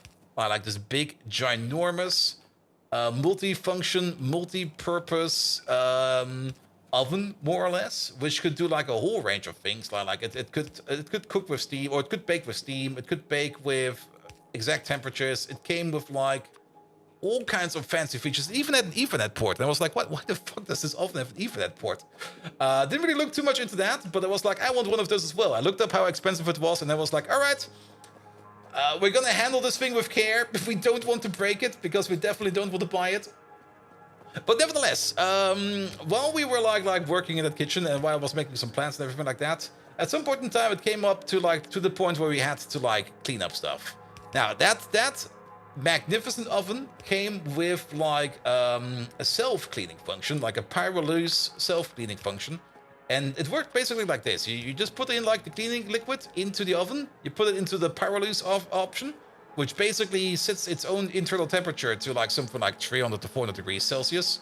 And then it just more or less burns down every bit of dreck into like a fine crisp. And then you can just hose it down from the inside. It even came with its own built-in hose to just clean up the whole thing in one go. And that was amazing. And at some point in time, we kind of noticed, like, wait a minute.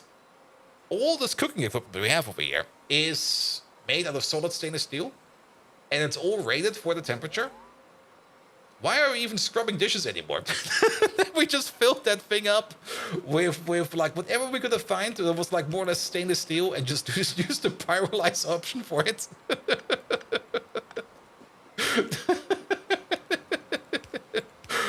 Definitely got the job done quite well. But that was also such a fun event to cook for. especially cleaning up the kitchen afterwards. I mean, it was a mess during, of course, the festival. But afterwards, that thing was completely speckless. All right. Xylanol. In. Perfect. What are you missing over there? You're missing still your sulfonates. Why are you still missing your sulfonates? Oh, because you're running the wrong recipe. You need to be running this one.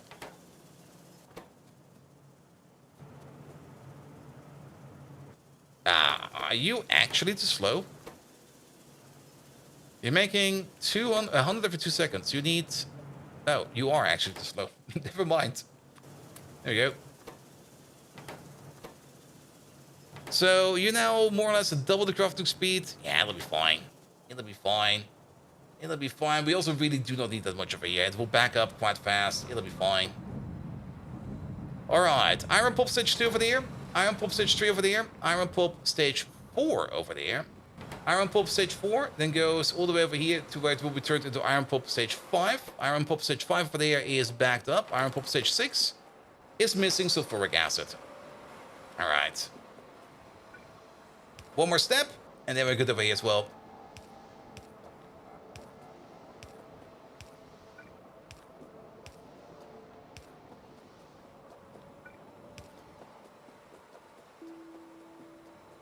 Here you go.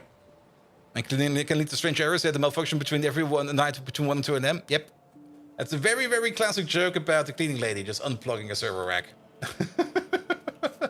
Happens more often than you might think.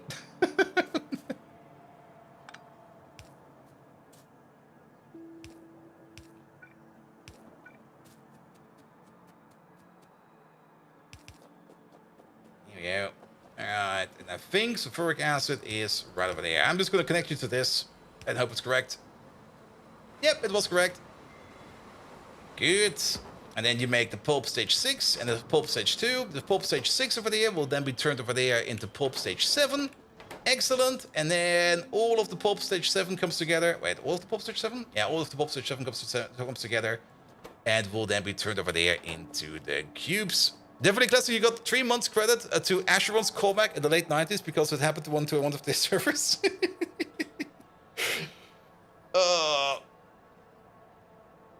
It always kind of reminds me again of that one story, and I already talked about it a couple of times on the channel, about that one village somewhere in the middle of Britain where they had like broadband internet disruptions like every day.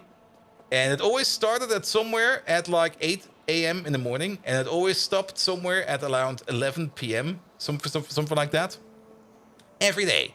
Every damn day. It would be happening like that over and over and over. Until at some point in time, somebody somehow miraculously figured it out that there was like an old TV set sitting in an apartment of some old guy. And that TV set was probably not rated for anything even remotely logically or good. It was causing so much electromagnetic disruption that it just was completely disrupted like the internet landline for that village. And it took them years to find that out. Alright. The only thing we need over there at the top is filtration media. Also Junior Juma. It was more especially external. Problem was an internal one, and yes, they're mostly waterproofed, except on the top where the cables are running all by the wall. Yeah. Well.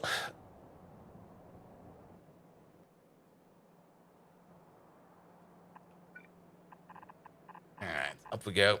That's why EMV is so important in automotive. Never underestimate EMV. Most of the time you'd be like, do we really need that much? It's probably not that important, right? And then, nope. Think of all the radiation that guy absorbed, he would probably have lived to be over 100. I think he's still alive. I think he might be turning into a ghoul. I think if Fallout is going to start anywhere, it's going to be like Fallout Basement TV.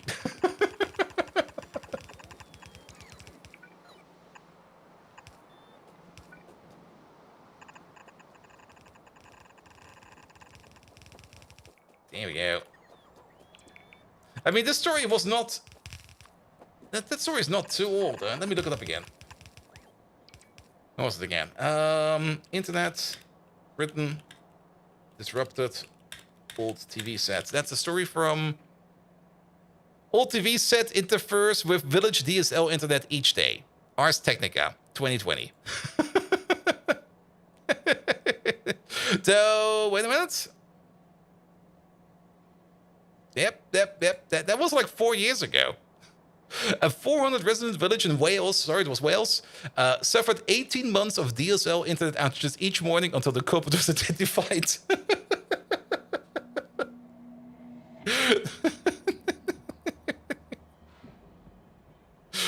How old was that TV? I have no clue. But I mean, you can see how it can happen. It might just have been like a TV that he maybe got inherited or something like that from his grandfather or something like that. He was like, oh, that's a nice TV.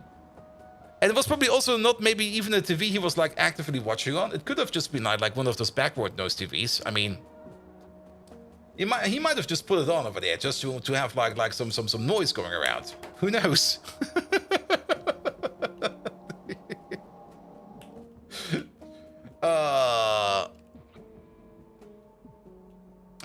All right. Smelting the cubes. Good. 1, 2, 3, 4, 5. Now, the one downside over here is we're gonna need like this absolute ultimate fuck ton of oxygen. Like, there's no joke how much oxygen we're gonna need for this one. So that's something we somehow need to handle. Something. We also do kind of want to use our new setup for these smelters, and we've got a new set of beacons for these. Don't we have one over here with you? Yeah, there we go. We need these beacons over here. That's all the beacons we want for this thing.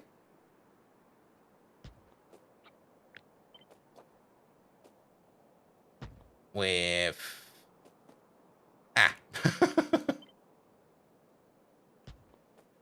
There we go. Good, and we already said we kind of need like 8 of these, so let's just do this real quick. Cut you out.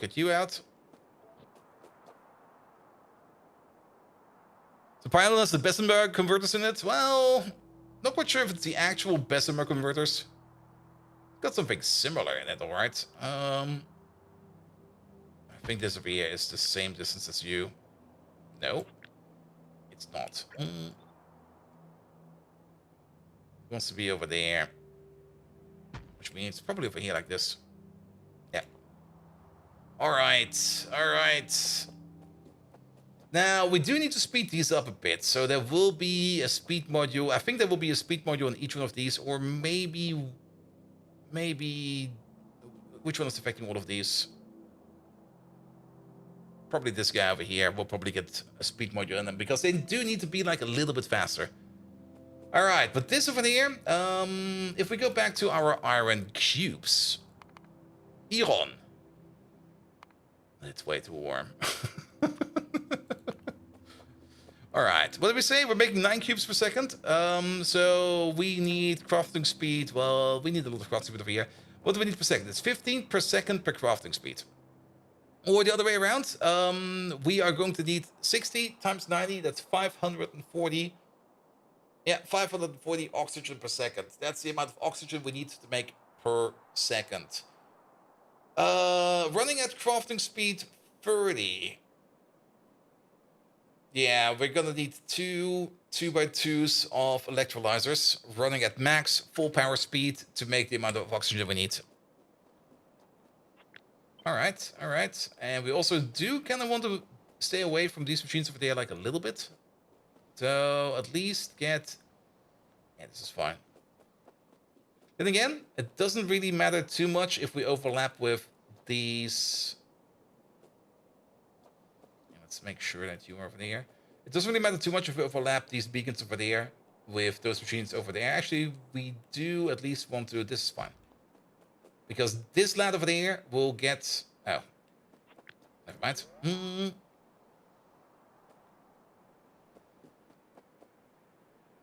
That will be... I guess we are going to be all the way over here then. Because this lad over there is going to get some speed modules in them, or at least a speed module will be switched out. So this is where we're going to be making our molten iron. Now, we could, of course, immediately put down over here the molten steel setup. The molten steel to molten iron, is that like a 1-to-1 process at the same speed? That is a 1-to-1 process at the same speed with even more oxygen.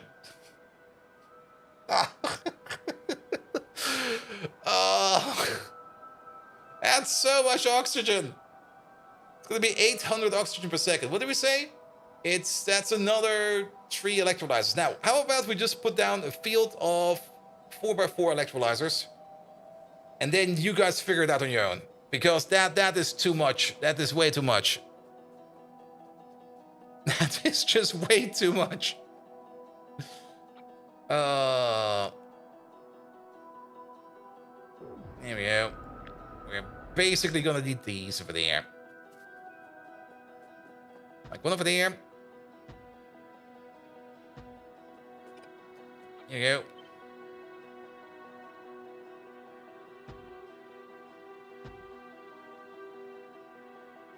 go. That's the oxygen maker we're gonna be making. And we can at least put this thing on top over there. It'll be fine.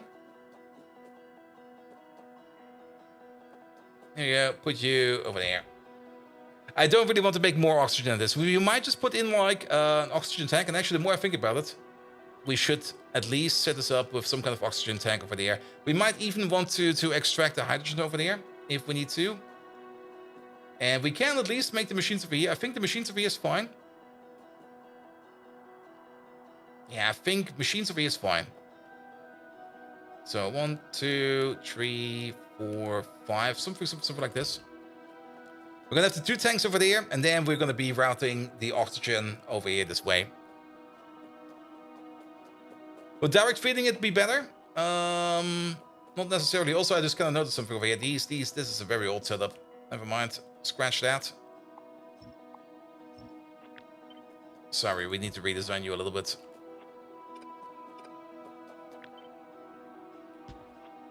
I mean, if we direct feed them, that would mean that we would not be using the oxygen for anything else. And if we're already making like a big... Actually, if you kind of think about it. Ooh. We got all the smelting over here. We got like all the smelting over here. All of it. And we will probably spot... It's going to be the same move we did quite some time ago with the other smelting center we had. Let's have a look. Who requires oxygen? Yeah, you are requiring oxygen over there for a process. Not quite sure what you need it for, but you want oxygen. Quite a bit as well, like 1, 2, 3, 4, 8 over there. Then no oxygen over here, even though I can see oxygen over there, but I guess you get your oxygen from somewhere else.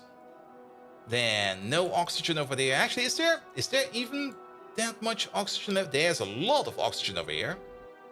And over here, we already have like the RS latch set up over there as well.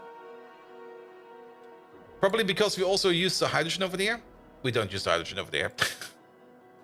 It would most likely make sense to make like a nicely big electrolyzer just sitting over there. And then routing some wires and stuff like that from over here to make oxygen available for a whole bunch of these builds over there. Over there, please.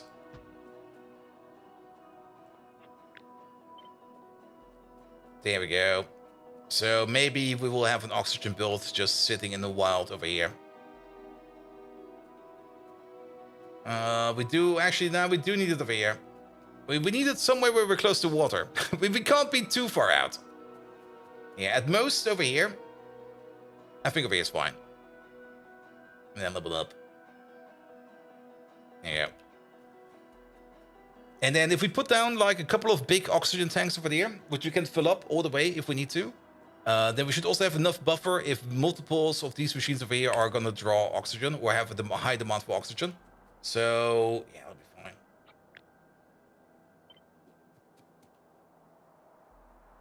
All right, you over there. Also have to be a little bit careful over here with how we put down our power. Yeah, well, we're gonna make something like this. Wait. Yeah, that's more even. There you go, something like that. Alright, alright. Put you over there. That will allow us to make all of this over there. Excellent. Then, water-wise. I mean, each one of these requires, what was it, like 30 water per second, or was it 10 water per second? It's been a while. We're doing the water electrolysis recipe, which is sitting over there. It's 30 water per second per crafting speed. So at 7.5 times 30, that is 225 water per second per machine. Or this whole row over there, crafting speed 30. We need 30 water per second, so 900 water per second per row. All right, that is a lot of water. That is definitely a lot of water, but we can do something like this, where we just do you. Make something like this, and then you get something similar over there.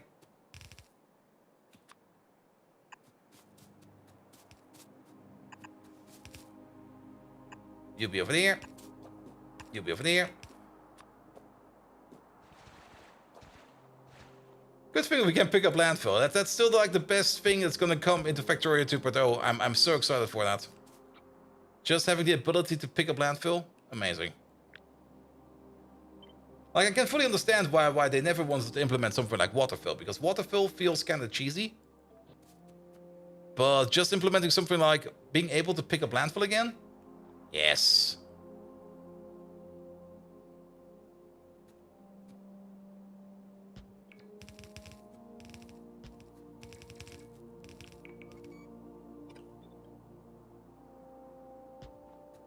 There we go. Here we go.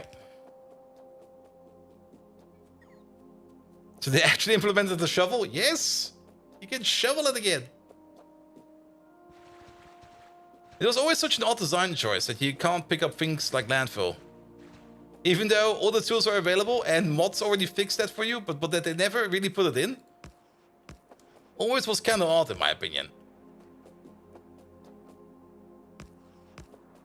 And like the idea of water pumps, like oil pumps, would be able to pull from a larger unidentified region, basically anywhere. That would also be nice. Like if you could put down, well, yeah, a water pump, or just implement like a water pump. I mean, we also got the classic Pi water pumps we can use, but these over here are just more efficient. They use less fuel. Actually, they don't even use power. They just make water.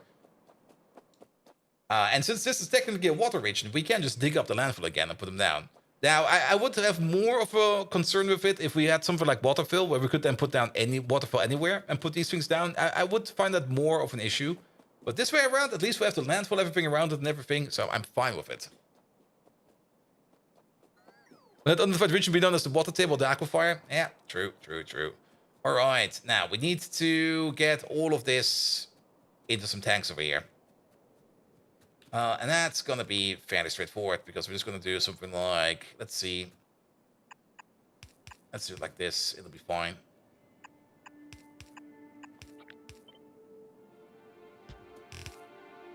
There we go, and then let's make a row first. And then we can copy paste over the row to the other places. There we go.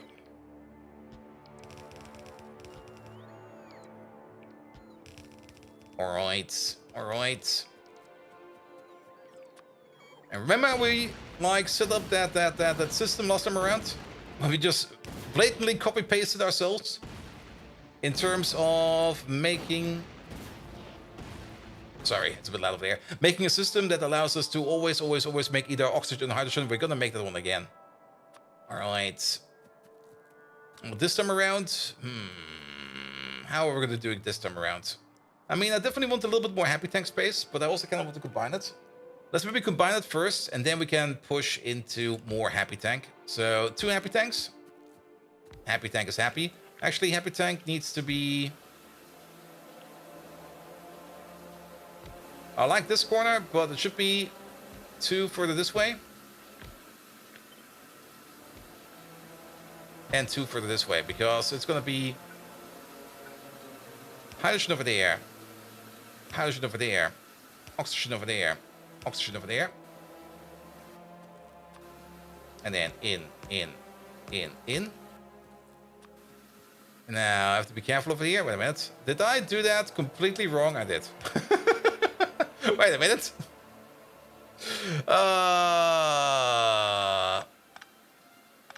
It's one of those classic Factorio puzzles. So oxygen will be over there. It's not solvable. God damn it. At least it's not solvable like that. It will be solvable if we do it like this. Like you over there, you over there, you over there, you over there. And then from this side over there, we get like another connection. One for oxygen coming, one for hydrogen over there, and one for oxygen over there. And then one for hydrogen from the other side, and oxygen from the other side. Yeah, it should be this amount of connections. There we go. Like the idea of shallow water for water fill, and the biters can still walk on it. That's also fine. That's also fine. And power pulse on the lower light one, top right to the right. What?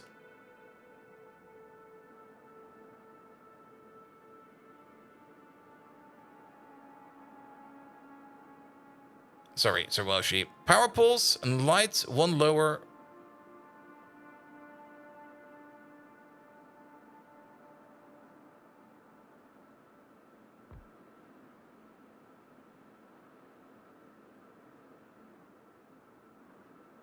Oh, you mean over there?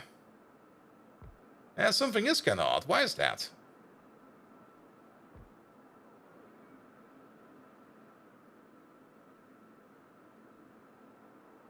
How did that happen? Oh, these power poles are... Yeah, these power poles are one to low. Yeah, that's fine. As long as these machines over here are working, that's fine. Alright, back to you. So, we just have to make a decision. Oxygen will be over there.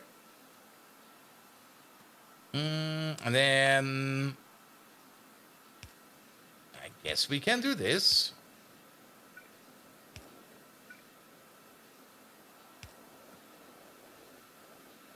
Here we go.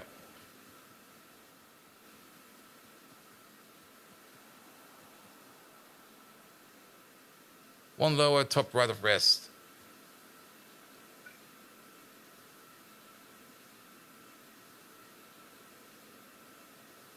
Yeah, it's only this one. How did that even happen? It's for all of them. They're all off by one. Oh, you know what? Because I rotated it around. Did I? No, I didn't. It's only for you. Yeah. Alright, now it was bugging me too much that I really wanted to change it as well. There we go. Alright, then, you over there. You go this way. Because hydrogen is over there. Oxygen is over there. And now the big question, how do we get these crossover connections in? Answer is somehow something like this. You over there. Oh, not like that. It doesn't really need to be the best connection over here. It just needs to be a connection. Here we go. Alright, cross left, cross right, cross right, cross left. Here more oxygen. I missed. Alright, and then you over there, and that'll be that. Alright, you get the power pole over there and the power pole over there. Which doesn't really help over here with these in the middle, but that should be fine, right? That is the middle. It doesn't really look like the middle because this one is like off by one, but it is the middle. Good. Good, good. All right. We're now making lots and lots and lots of oxygen and lots and lots and lots of hydrogen over there. Now, can we perhaps, if we're lucky, and I do hope we're lucky, just copy paste over this entire system over there? I don't think so. And it's more going to be something like this entire system. Nah. Oh, actually...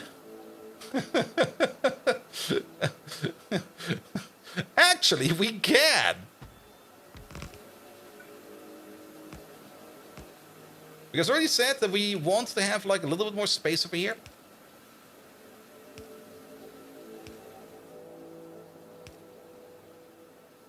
All right. Is this also still the correct way to connect this one up? Let's see. Wait, let's have a look over there. Do we need to flip the inputs and the outputs over there? Where are you? So over here, hydrogen is on the top, hydrogen is on the right. It's still the same way around. Perfect. So now we got some extra storage space over here. And then we got this place over here, which will be filling itself up over and over and over and over and over. But don't we need like a cutoff point over here? I mean, we now have this over here set up to a point where...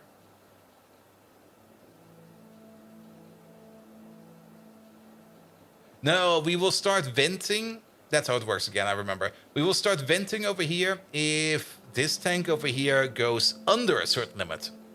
So what we should end up with over here is we should have 2 full tanks of hydrogen and 1 full tank of oxygen. Yeah, that's pretty much what we have over there. Perfect. So if this oxygen tank over there will be going under a certain limit, will it ever happen? Yes, that will happen because we will be drawing oxygen from over here. We will be drawing quite a lot of oxygen from over here, actually. If this one over here goes under a certain limit, then we will open up you over there to start venting the hydrogen. Chief, hello there. Welcome, welcome, welcome. On the YouTube side over there. Good. Which means the only thing we need to do over there is to make sure that we can now finally start smelting all this iron. Da-da-da-da, da-da-da-da. Over there. One, two, three. Do we need the hydrogen? Not yet. I mean, we could just vent the hydrogen. In the end, we are venting the hydrogen. If we don't, if we ever, never, never, if we ever, never, ever, if we never, ever, ever, ever, ever, ever, if we don't use the hydrogen, it will get vented. And speaking of the old Factorio puzzles, would the old Factorio puzzles get an update or the new ones? Ooh. Or even the better question, do we get like some new puzzles to play around with? I mean, those other Factorio... I mean, it's kind of fun if you think about it. There's these other Factorio game modes out there that exist. Some of them have a bit of a following, but only like a bit, just because people kind of go like, hey, this is kind of fun. But overall, most people don't even know they exist, I think, because either people play modded or they just play vanilla.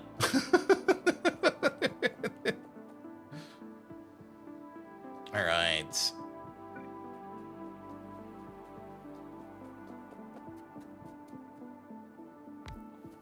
Perfect. Yeah, that should be fine. Okay, oxygen, hydrogen. Still looks like it's a little bit off, or it's a little bit weird, but that is fine, actually. Good. But that also means we can use the same build over there now to think about making steel. And then the only downside we have over here is... Let's pull you down all the way over here. That'll be fine. We're going to have one of you over here somewhere. Some of these beacons will be interfering. We will probably have to move some of these around to make this over here a little bit better. But that will be iron. That will be steel. Steel plate will be over here. Iron plate will be over here as well. So these will be probably very close next to each other. And then we do need some more liquid stations over here. We don't need anything in terms of sand cast nor borax, I think. Do we need borax for this process? It's been a while. Molten iron plates. We do need borax, all right. And steel plates? Where's steel? Steel. Steel does not require borax, that's fine. But borax is around here somewhere. As is things like sandcast. Sandcast, I've definitely seen sandcast go around. And borax, yes, borax is over there. And sandcast, there's a belt of sandcast just going straight over here. So we can put down the casting of those things over here and then the exporting over there. Okay, now the big question is, do we have enough landfill? And what do we do with Mad Scratch Lonely Island over there? Because Mad Scratch Lonely Island over there is, well, it's no longer going to be an island. It's going to be like, it's not going to be a peninsula either. It's just going to be like this. It's going to be a train station. It's gonna be Mad Scratch Lonely Train Station next time around.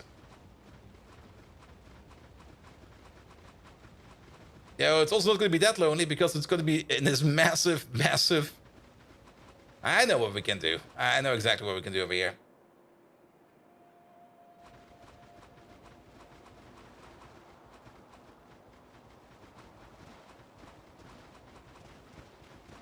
Alright. So, sadly, Mad Scratch Lonely Island is no longer an island. So now it's Mad Scratch Lonely Small Metal Foundry.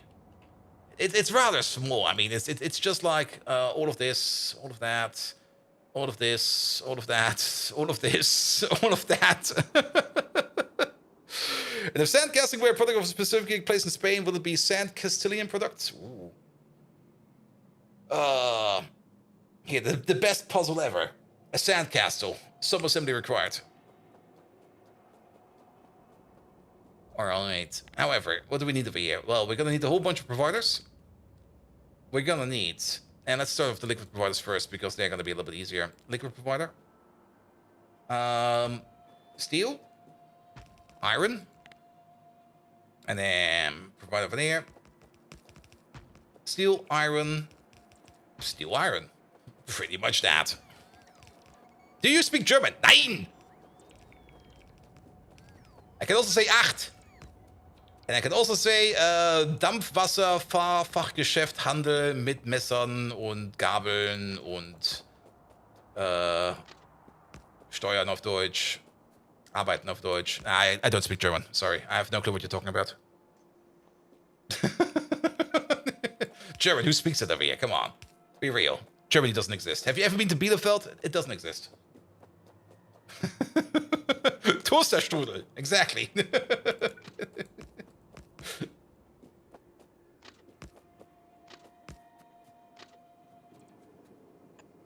Here we go. Alright.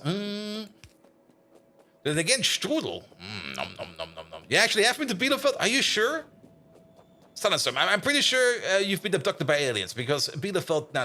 You can't just walk into Bielefeld. I mean, it's like Mordor over there. Unless, of course, you were accompanied by a couple of hobbits, and then a drunken dwarf, as well as a wizard that is just breakdancing all the time. Bolt, are you still officially Dutch, or did you ever get the change done? I'm still working on the change. The change will most likely be done next year. That's my passport over there.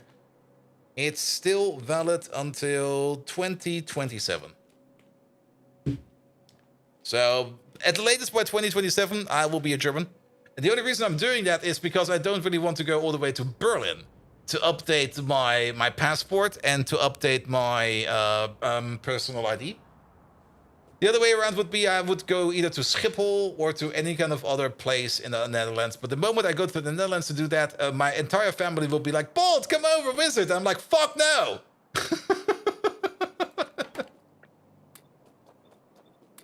Please, I'll just do something else.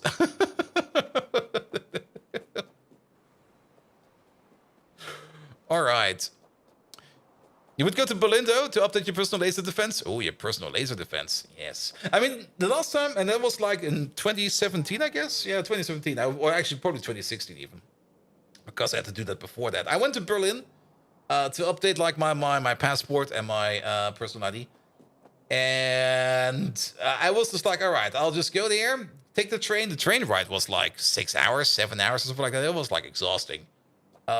Because you just like sit at the train for like 7 hours. I had stuff to do in the train, so I was just working in home office. That was not really the issue. But the issue was more like like I arrived and then I was like there in a hotel for like a day, or actually only for the night. And the next day I had like 3 or 4 hours to like discover Berlin. Then I had like actually no, I had my appointment right in the morning. Like first appointment in the morning, so to get it over with. And then I had like another 3 or 4 hours to discover Berlin, to just go around and have a look at the sites. Because the first train that I could take back that was like, had enough of a buffer zone, so in case things go bad, was like at something like 12, well no, I was I think at like 1 or 2 p.m. It was a fairly late train, I do remember that. So then, what do you do all day in Berlin? And I was like standing around Berlin after I got like all my stuff done. I was like, okay, you're in Berlin. You could either go like to the government building, have a look at how the government works and stuff like that, educate yourself. That could be one thing. You could go sightseeing.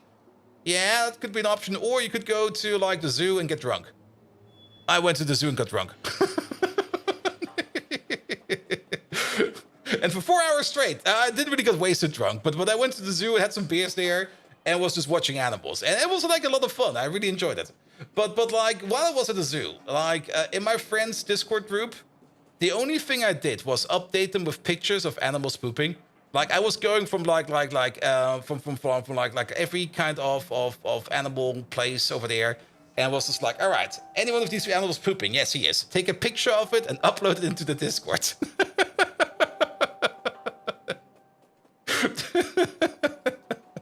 The only video I have or had, sadly those pictures don't exist anymore because the Discord got at some point in time rinsed, was of course of the hippo doing the hippo thing. And if you know what the hippo does, yes.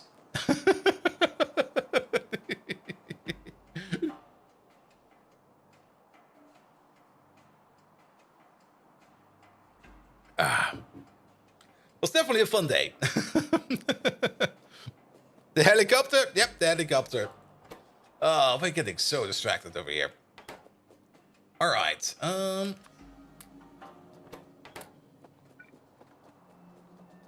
Good. Borax is required. Also, we should not forget that we do need fuel over here as well. At the moment, these things over here do consume 12.5 megawatts of fuel. Now, we could...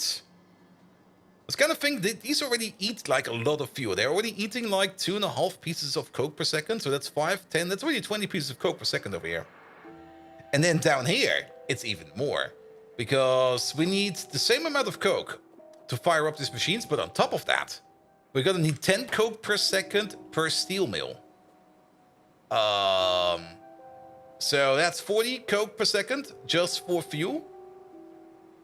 And then that's going to be 80 coke per second over here just for running the steel process. That's a lot of coke. That is a lot of coke. And that's also a lot of ash. Do we have coke available over here? Now, we could run on the coal dust over there to just decimate the coal dust. We have got coke over there. But that's not going to be enough. Like this amount of coke, I mean, this is nice. We probably want to use this coke over here to fuel our smelters over there. But I think we want a completely different coke line over there to turn it into steel over there. And the recipe is so stupid. Coke and oxygen for making for steel making. Oxygen is there to remove the carbon from the molten iron. Yeah. Though it's what you're comparing to is like the modern way of making steel. This is the old way of making steel. It could also be that this is still a remnant, where maybe this building in the past was not like a burner constructor and they just left the coke in there. Who knows? I don't care. But what we do know is that we are going to be making a lot of ash. Now the good thing is the ash we can process into iron dust, coal dust.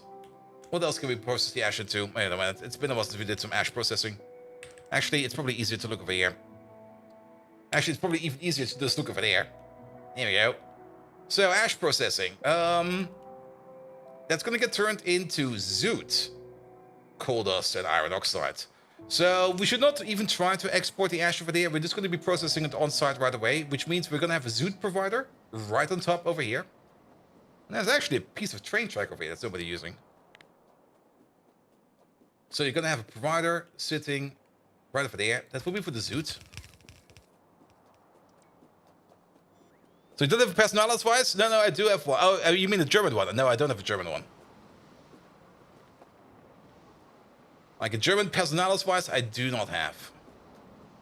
Though I think I could get one of those without any issue. I think. If they also give them to like outsiders like me. Alright, and then we're gonna have a request over there. This one will be for the crafting coke.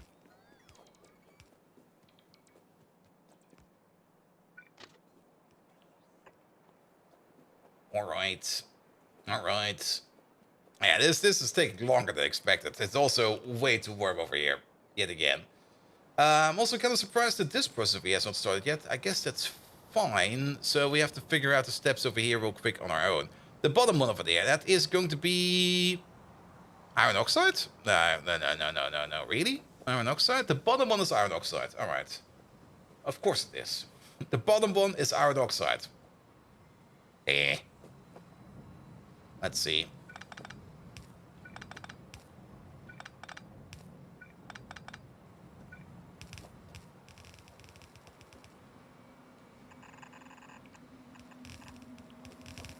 Here we go.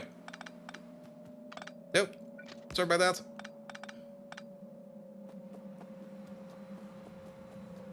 I don't think you need to get one of those without being Germanized first. Yeah. And that Germanification process is also going to be fun. I mean, I've lived in Germany all my life. I've been in not really a German school, but like a special school, which was outside, technically not part of the German system, but it was weird. It was weird. It was a good school though, but it was weird. All right, this is going to be the dust, cool dust on the third one. But yeah, I've been in Germany all my life, so by all means, I would be like absolutely German. The third one, it's this one. It's a bit off. It should be you. But then, I already know how this talk is gonna go. It's gonna be like, all right, you've been in Germany all your life? Yes, ma'am. All right, do you've got any certifications of that? I'm like,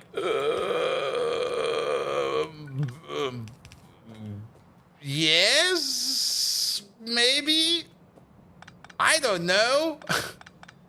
Don't tell me you have to pick up my school diploma again, because that thing is God fuck knows where.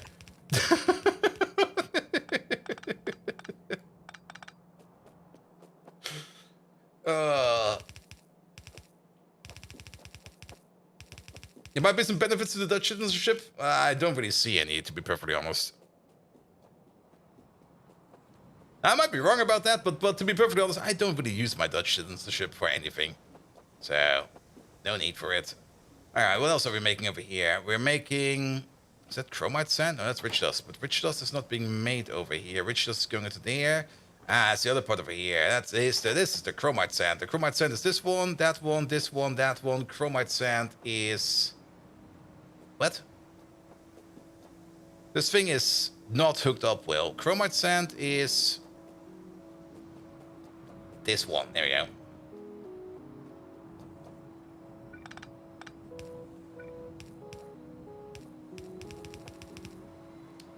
School diploma. I got everything stashed. Yeah. I'm pretty sure it's in my apartment. It's probably like in that one box where I know that there are probably some important documents in it, but I've never looked into it. Ever. And if it's not in there, I'll be like, you know what? Me German good?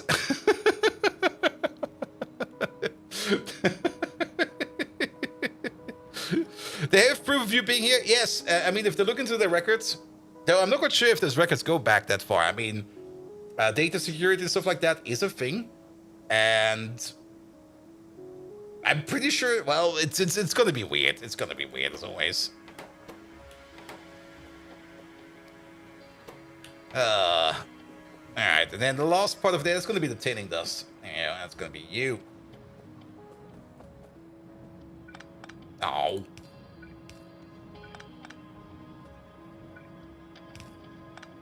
But yeah, technically they should have the ability to see everything they need, but in practice, I kind of have the feeling that they will just not be able to do that. And when is it not ever weird? Every damn time.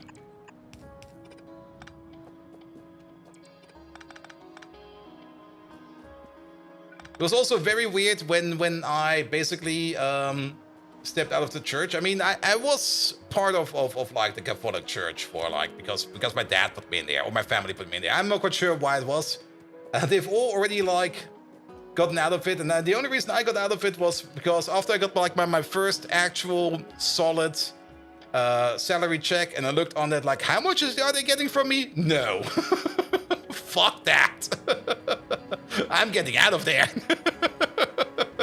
Before that, I didn't care because they didn't really take anything from me or didn't really give anything for me. So I was like, nah. But after I've seen what the church tax was, I was like, all right, I'm out. You're not getting another cent from me. But that was also this endeavor. Like, to get out of the church in Germany, you have to call up the Standesamt, which is usually there for people that want to get married. And I'm like, what? I have to call who? Those guys? Why? Because they do that. And I'm like, what? Why? So you had the same reaction after like 1 year of working? You paid $50 for it? I'm not even quite sure if I paid anything for it. I don't even care if I paid anything for it. But it's around 10%. It's I think 8% or something like that. It's quite a lot actually, if you think about it. I was looking at it and I go like, excuse me? No. They didn't have enough work to do otherwise? Yeah, maybe. But either way, so I had to go like to the place where people usually you can't even get married on the spot there if you talk to the correct person to get out of it. That process was not too hard. It was only hard to get like a free slot because they were booked out so much. It took like almost a year to get that thing booked, and I was just like, what the hell, man. But that was at some point in time done. But the best part was like once I got out of it, I got like a letter from the local pastor, and he was like, "Hey, dude, I've heard you've kind of left the church. Now I'm just going to tell you that I'm not agreeing with this. I'm going to pray for you every day that you come back. Blah blah blah blah blah blah." And I'm like, "Dude, I don't even know who you are." I'm pretty sure he was a nice guy, but I was like, "Dude, how about no?"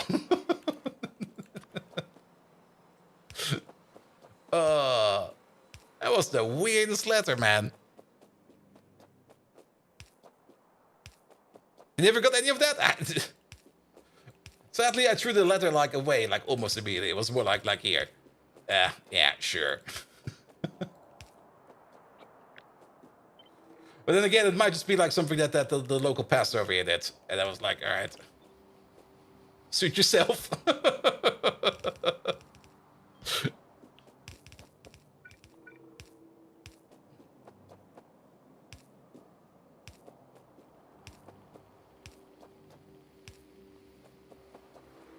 Good. And that tax is also the fee you have to remain thrown in the box and forgotten. Yeah.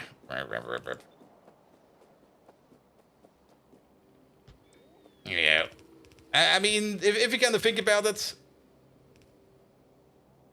the amount of tax now, actually, no, that's not even good. That doesn't matter. Fuck it. Churches are weird. You can no longer go downtown to any store in any public. What? At least you didn't tell you were going to hell and such. You can no longer go downtown to any store in any public place. Nobody cares anymore. I think that's more the thing.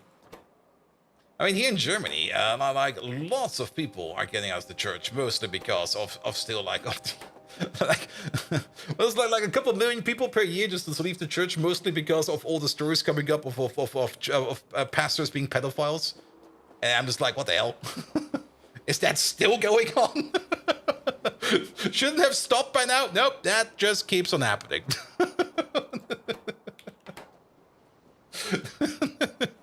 It's kind of sad, and it's of course not really the best thing to make fun about, but it's still kind of amazing, and it just still keeps happening.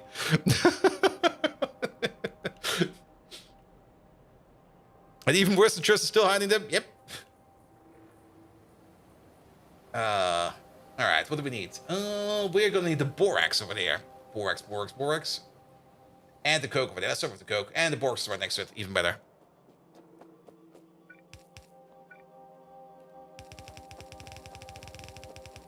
All right, you over there.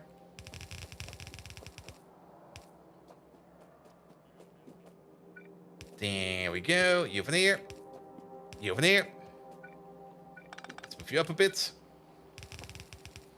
The borax is above us? The borax is above us. Perfect.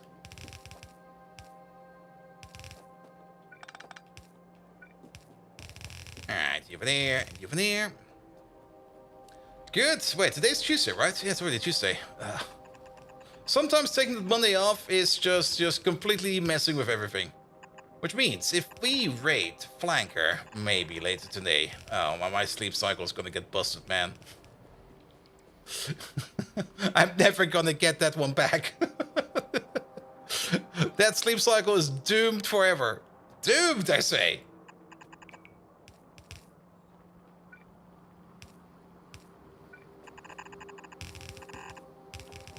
Alright, let's go this way then.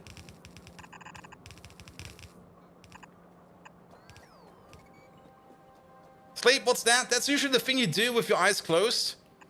And then pictures start appearing in front of your mind. It's kind of fun, actually, if you try it every now and then. I mean, sometimes you get like these weird dreams about all those bikini models running after you and going like, tee, I got a knife. And then you go like, ah!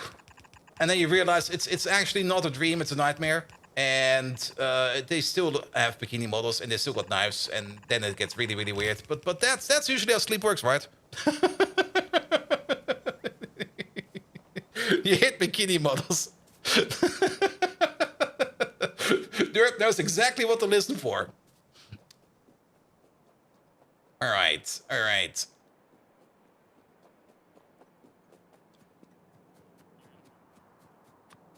Perfect. And then it's gonna be 4 belts, right? It is gonna be 4 belts over here. That's like... Oh, that's the perfect distance. Oh, I see you.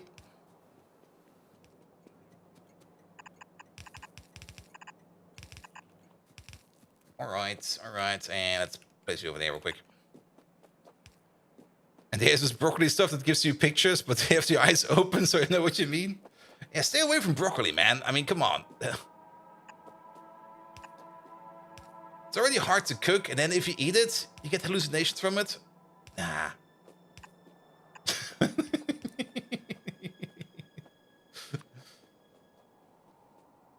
Alright. 1, 2, 3, 4. That's also the perfect distance. I like that. Alright, alright. So, this is going to be Coke intake fuel.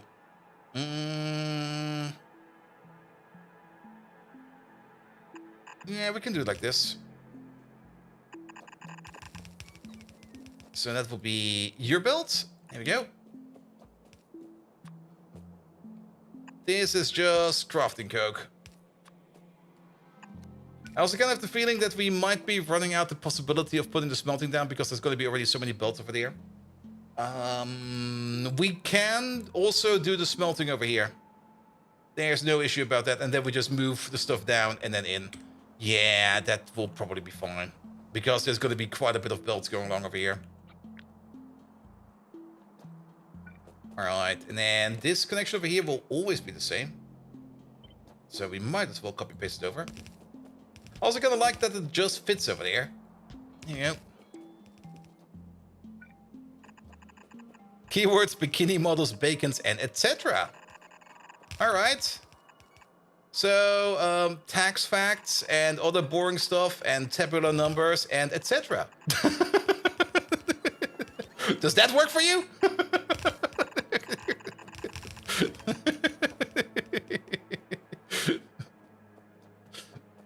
That's the weirdest key phrase to work upon. Like if you hear things like and so on, and you're like, what? Oh yeah, that. Alright, alright. That's Coke coming in. Now this over here is at least an easier process because this is just molten steel, Coke, more Coke. And actually, there's the thing.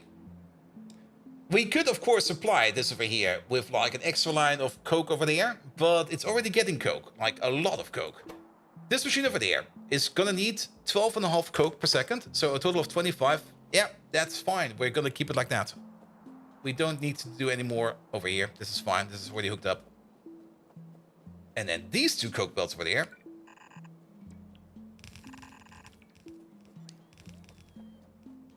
Here we go. These 2 will be going over here to feed up these places over here with fuel. I was kind of surprised if we could put canisters in here. Oh. I was not expecting that. This might actually be a good use for but I don't. No. There's never a good use for canisters. I'll take that back. Canisters suck.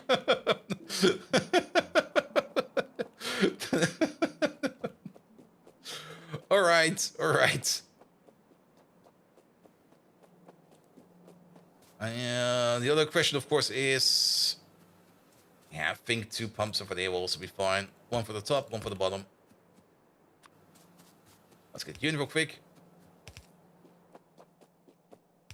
A little bit unfortunate that we're gonna do it like this, but it'll be fine. And then, well, don't really want to connect you like this. I want to connect you like this. I'm trying to keep the bots powered. Yeah, but I always kind of dislike having to put in like a crafting step, an inserter step, and then actually 2 inserter steps and a crafting step to just fuel something with barrels nonstop. And that always feels a bit very, very off and annoying, to be perfectly honest. All right. Okay, you got your oxygen.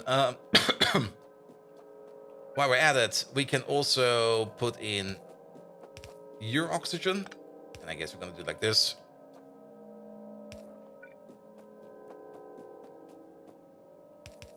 I mean, also kind of hope, though I'm pretty sure that will never ever happen, but I kind of hope that maybe we just forgot it. I kind of hope that the Factorio devs will be taking out like the barrel recipes out of Factorio 2.0. But then again, don't you need barrels for cliff explosives? You do, right? Ah, shit.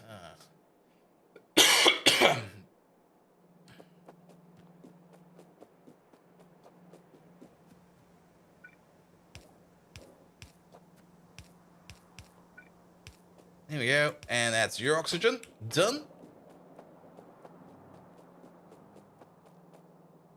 Then molten iron.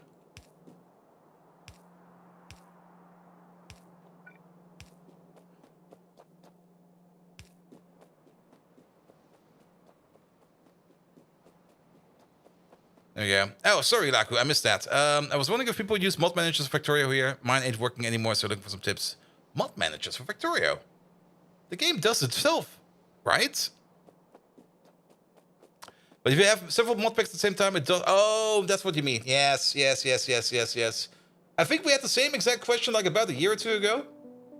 And I can give you the same exact answer I do for myself. I mean, I use the standalone client for Factorio. So I just download the Factorio from the Factorio website and then just put it like in its own directory. And then I put all the mods together with that. And so I always have like a distinct Factorio installation with all the mods that I was using at that point in time. So I can always like open up an old version of Factorio and use that. Is there a mod manager for Factorio? Or at least not really a mod manager, but a version manager. Not really, because most of the time, the mods are being kept up to date somehow. Like, it's rare to see like that if a mod is getting unsupported, it usually means that either it's no longer required or it got taken over by something else. But the game also has the ---- mod directory command and parameter. Yes, it does. But that's, I mean, that's one thing. I mean, the Factorio engine or the Factorio binary itself already comes with everything you need. You can set it up in a way that you just load like mods from like a particular directory. You can also set like your state directory into a particular directory and stuff like that. The only thing it can't do for you is switch out the base version. That's the only thing the binary can't do. For example, you might have like some kind of old mod pack that can only work with Factorio 0.9 or something like that. I'm just saying a number over here, though I highly doubt it because, like I said, most of the time Factorio mod packs are being kept up to date quite well. And it's usually not that much of an issue. But yes. Here we go. And Bolt's planned for a Pi in October? Yeah, I mean, pretty much. I mean, once the Factorio 2.0 comes out, I'm just gonna grab myself a new binary. And I mean, Factorio at least is one of those games where you don't really have to worry that much about disk space. But if there actually is a manager out there, I don't know. I never had the need for one. It's not like as in Minecraft. In Minecraft, you definitely need one, especially also one for like the Minecraft base versions, because there's so many Minecraft base versions out there and so many mod packs that require specific versions of specific Minecraft versions in specific other mods. Blah blah blah blah blah blah.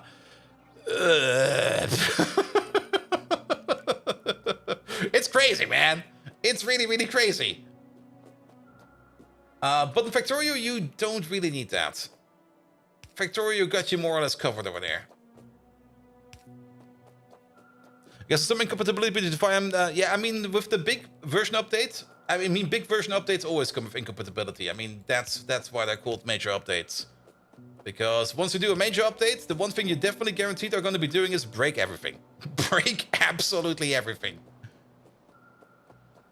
And not because you want to break everything, but because you can't break everything.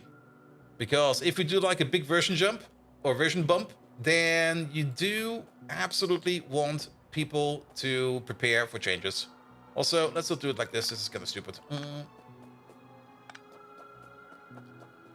There was even a section for that in Factorio 4, but I guess I'm not that common to use one. It really is not. I mean, if the use case was more common, that's actually quite a good point to make. If the use case was more common for something like that, where people were like requiring to really? Fuck. Actually, I think we can fix it like this. If the use case was more common, then actually this will change nothing. God damn it. If the use case was more common, that people would be switching Factorio versions all the time, then somebody would already have made a tool for that. But since that's not really the case, that tool just doesn't exist. Yeah. Are you doing semantic versioning, Bolt? Not really. I mean, the directories are called over here like Factorio Pi, Factorio Space Exploration, Factorio Space Exploration number 2. I don't really care what kind of version is in them.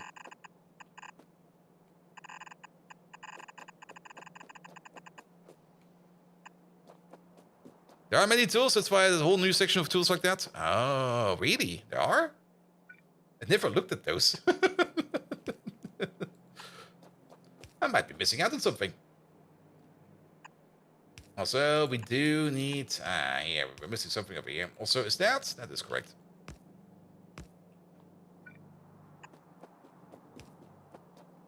Really?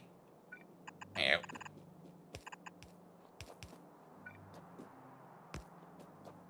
This Factorio makes it really, really easy, so it basically does most of the heavy lifting on its own already. Yeah. Factorio Space Visualization Final Version 2 for release this time. Yep, something like that.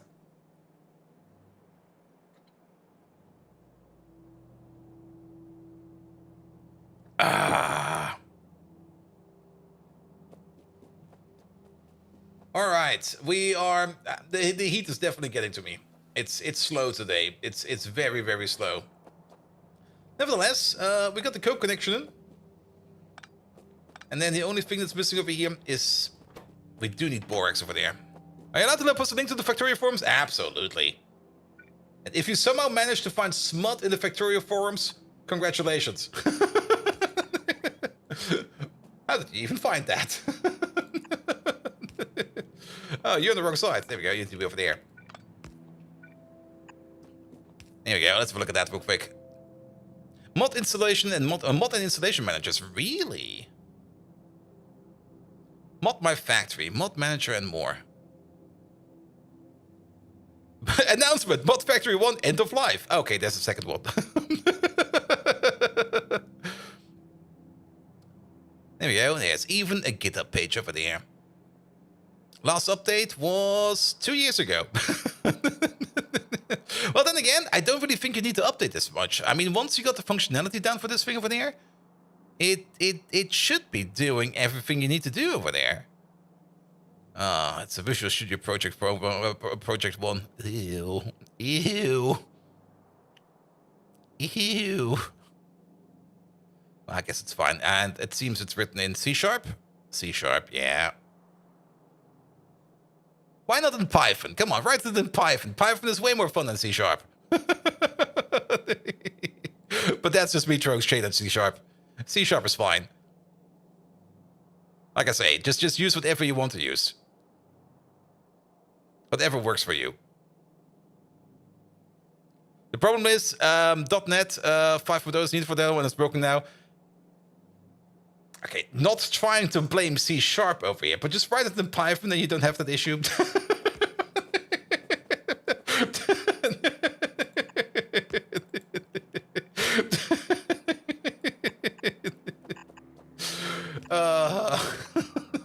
I'm so sorry about that one.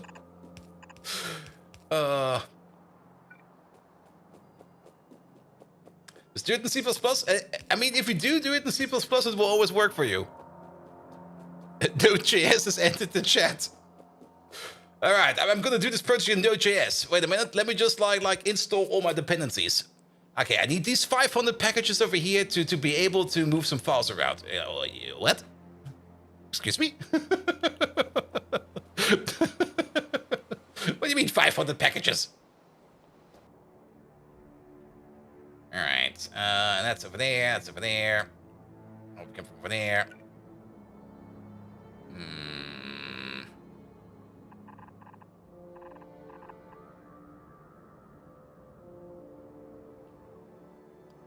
Don't forget the header files. The fun thing about C++ is you only need header files if you want to export something. If you don't want to export anything, you can completely screw over the header files. You can even put everything into like one singular C file. 500 is so out of the loop. Oh, sorry. Yes. It's probably the same as with that one meme I saw like a couple days ago about the new the new Black Ops, Call of Duty Black Ops 6 being like about 500 gigabytes. It's only 300, but still, like, what the fuck? Why is it 300 gigabytes? Oh, that's not gonna work.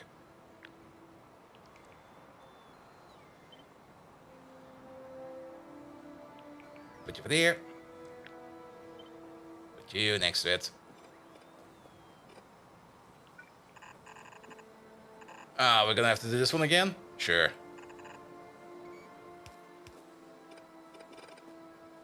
I only do this to annoy people.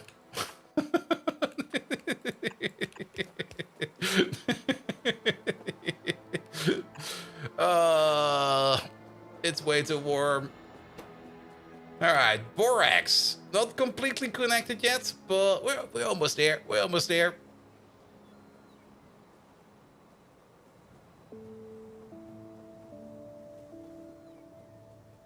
Here you go. Fly over here real quick.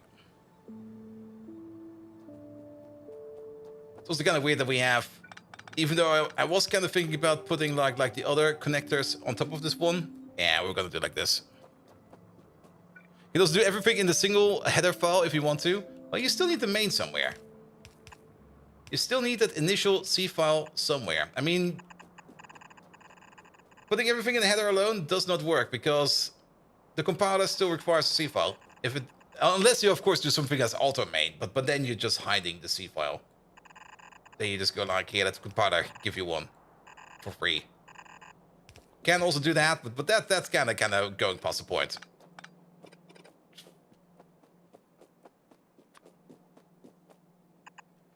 But at the end of the day, if you don't really export your code, or if you don't make a library or anything like that, nobody cares about how your headers look and how your source files look. Because the compiler at the end of the day just puts it all together into one single file either way and will just compile that for you, and then it's fine. Here we go. Here we go. Alright. Alright. And then just add the high-grade iron cubes. Good. Good news. We have enough space over here to do the same stupid trick one more time. Which will be an input over there, input over there. Goa Killer, hello there. Welcome, welcome, welcome. It's been a while. Yes, it has. We're still at it.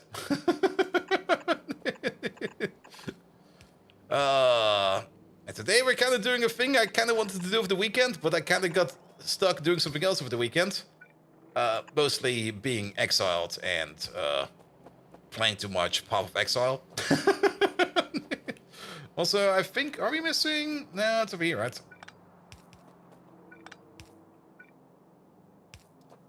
Wait a minute. Are we missing some inserters over here? We got your inserters over there. Yeah, let's cheese these over there as well. There you go.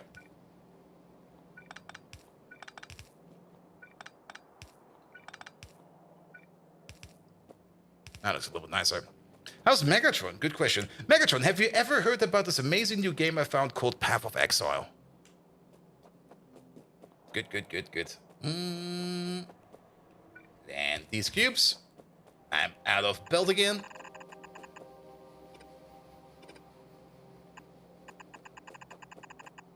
Path of Exile? You mean that glorified slot machine disguised as an action RPG? Worst thing since that one historical event known as Optimus Prime's last speech. I much prefer watching sunrises from atop a pile of defeated Autobots. That's a memory that can power me through a day of menacing mayhem and beyond. Remember, fellow Decepticons, don't let gaming get in the way of world domination. Keep those weapons optimized and aim for maximum explosive potential. I feel a battle cry coming on. Transform and rise up! But Megatron, we've already conquered the world. We can play games now. You come back and you're still playing Pi? Yes! And tell you what, if you come back in 6 months again, we will most likely still be playing Pi, but then we might be playing the next version of Pi.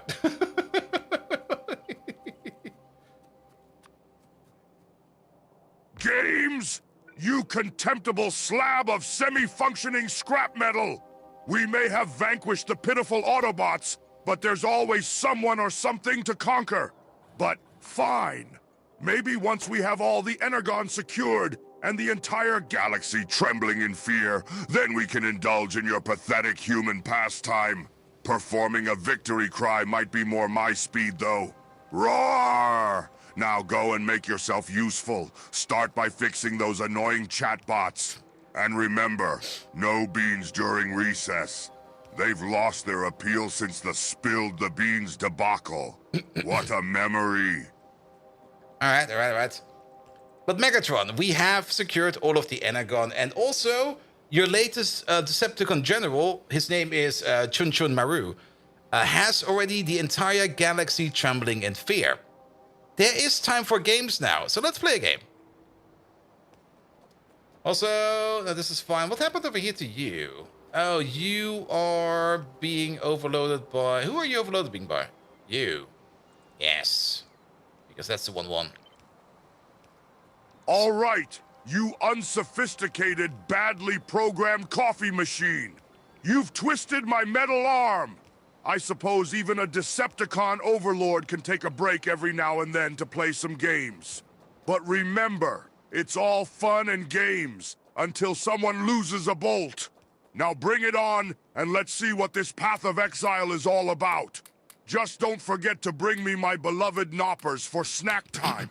It's a special eccentricity I've developed while conducting this Twitch stream. Now, game on! Alright. Good. The only thing we need to do over there is to connect up the output over there with this input over there, and the output over there with that input over there, and this one over there with that one over there. Let's do that one first, and maybe we should prioritize... No, we should probably prioritize making the plates first. Or at least figure out some kind of option over there how we can move stuff around. Let's have a look. Also, we're still missing one very important part I completely forgot about, and I just remembered. Ash. Yeah.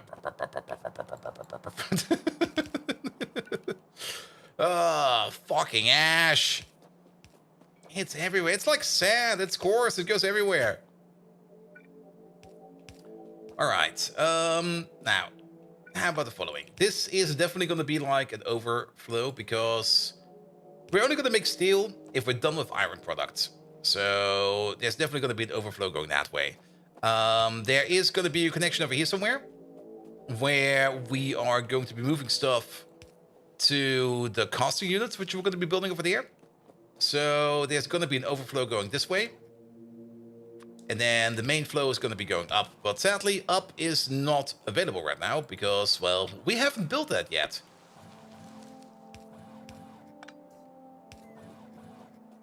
So we're going to go down first. And we're just going to start over here with exporting off the molten iron. That's probably also a good start, because then at least we can alleviate the existing metal machine for now. And the existing metal machine can start focusing on plates for now. And this one over here can start focusing on making liquid metals. Alright.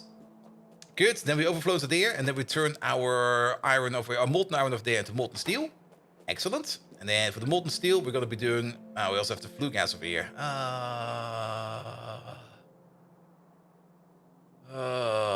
The fucking flue gas. How much are we making over here? 500 per second? I forgot about the flue gas. 500 flue gas per second. Flue gas. Not making it. I want to recycle it. And technically that's an ash recipe.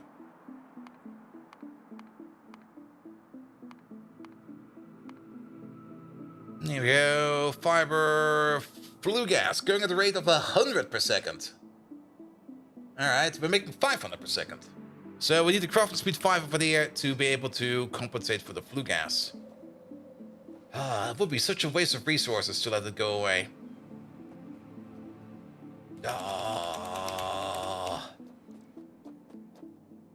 Even if we combine, well, we can definitely combine the two flue gas output pipes over here. There's nothing stopping us about that.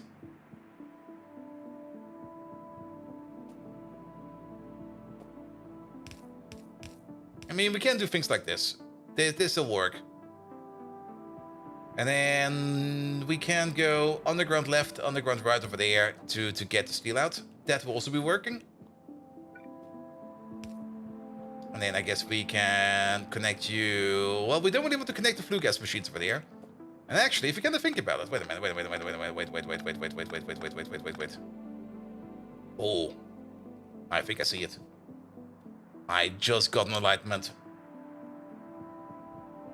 Because we leave a decent amount of space for our machines to grow into. There they are. They fit over here. They barely fit over... Oh, what? Wait. Oh, they do fit over there. Barely, but they do fit. If we move these power poles around a little bit. These need to be further outside. We can't really... Okay, we have to redo the power poles here a bit. No worries. We'll figure that out. I guess we're not going to be upgrading these beacons over here. But... There's now a little bit of an issue. I can put that thing over there. That will be able to compensate for 500 flue gas per second. But we got 4 over here. So we're making a total of 2,000 flue gas per second over here. This is not enough. However... Wait a minute. We're not done here yet.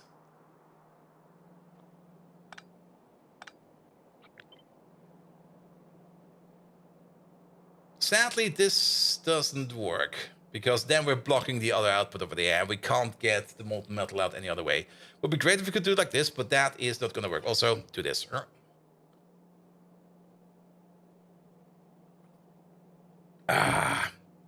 Also, the molten metal was coming in. There you go. Look at them go.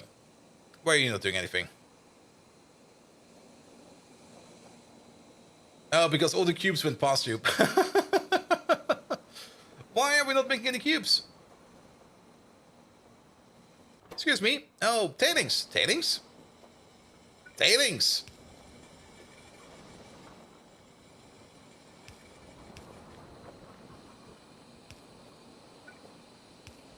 Seems you forgot about one tailing pipe over here. Let's put it in real quick.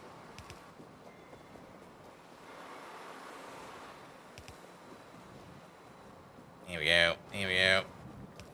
That's not gonna work like that.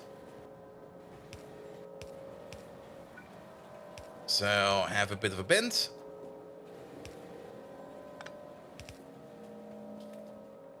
And then I guess you're gonna have to connect yourself all the way over to the other side of there.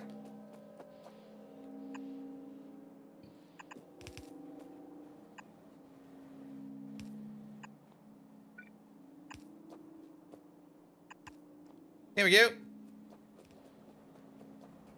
Alright. Did we forget another tailings input? I kind of have the feeling we forgot another tailing pipe.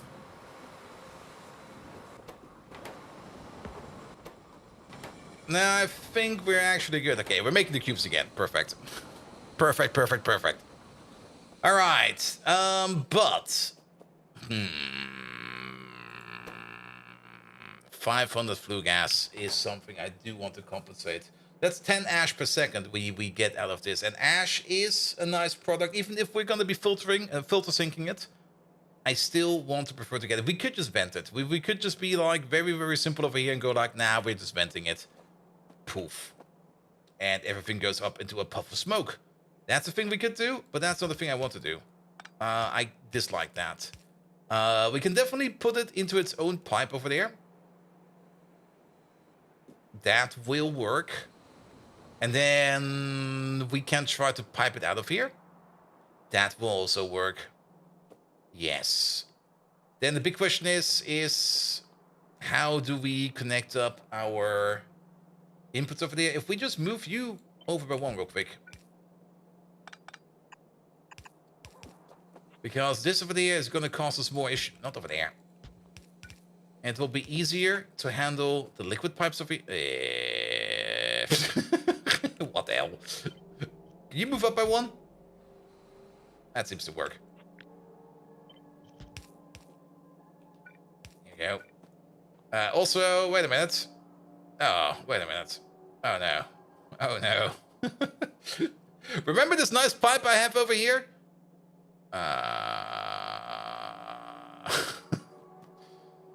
At least this lad over there, we can move you down. Then we get this pipe in. Perfect. What about you? We can. Flip him around.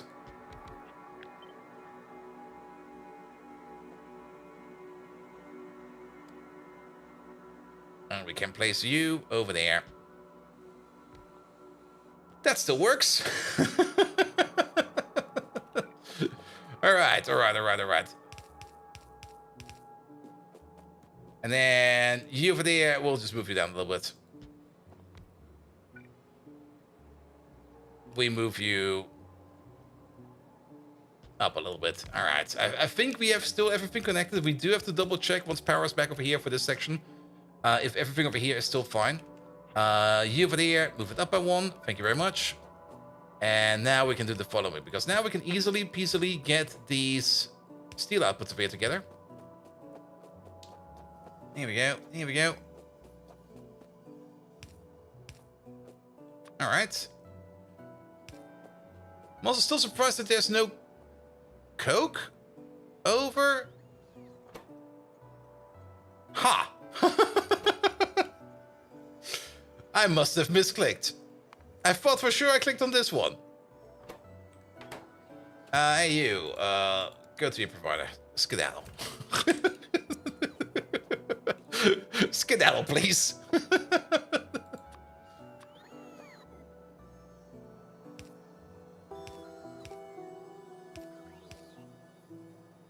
Alright, and then...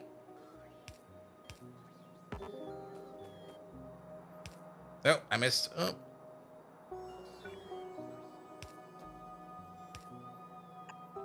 You over there like that. Alright, we now got distinct flue gas pipe connections over here. Each of these is going to be 1,000 flue gas per second. That's a lot of flue gas. We need the crafting speed 10 machine to be able to handle that. We can make a crafting speed 10. Oh, can we? Yeah, I think we can. We definitely made the crafting speed 10 machine the last stream. And that was that with the solder? So anybody sweating the balls off over there in Europe? Everybody is sweating the balls off over here. I'm just sitting here, just barely able to contain it. Like not moving at all, like not even a small amount of an inch, is already more than enough for me, because any more movement over here would just be like, bleh. Let's see, crafting speed 10. Was it over here with you? It was with you, right? Yeah, there we go. We can make a crafting speed 10 machine. We need this combination of beacons for that. That's gonna also be a bit of a problem over here. Actually, will it? We can't really place these over here because the beacons will be interfering with these machines over there. We can push the flue gas all the way to the top. I don't really like putting that into a pipe that long, but I think that's the only solution we have right now. Here we go. We will probably also never, ever upgrade this machine to anything else.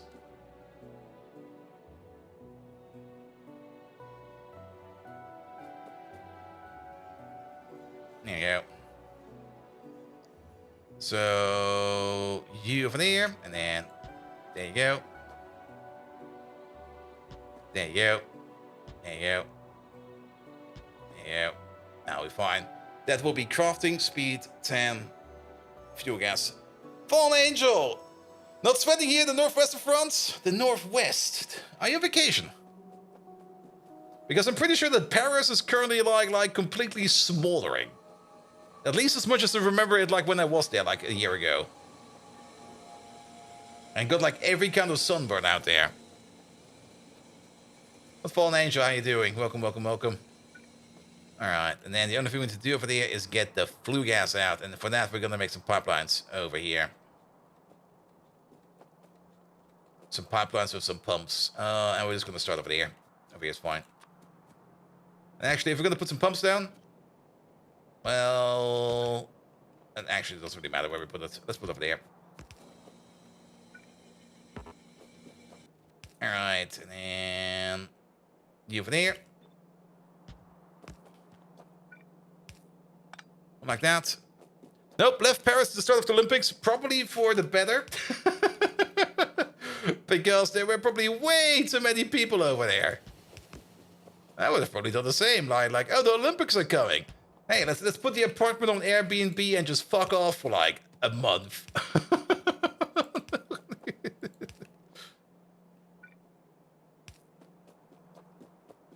Here we go. And then you.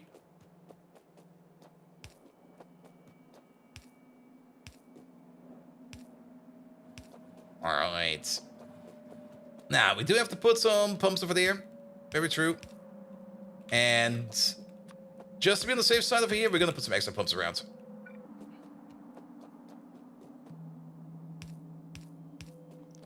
There we go. But I hope you're having an amazing vacation over there.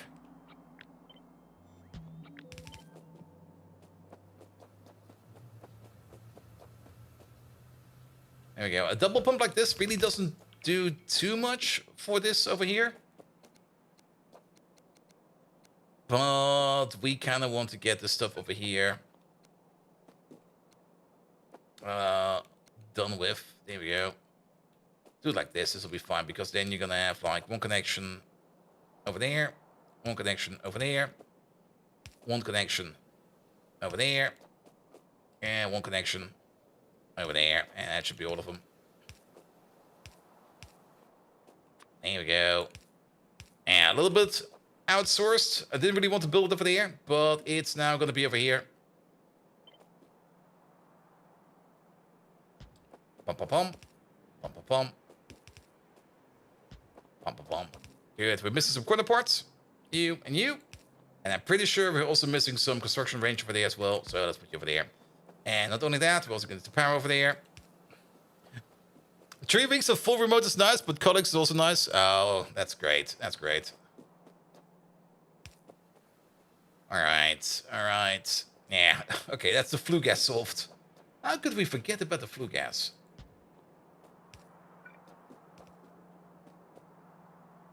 There you go.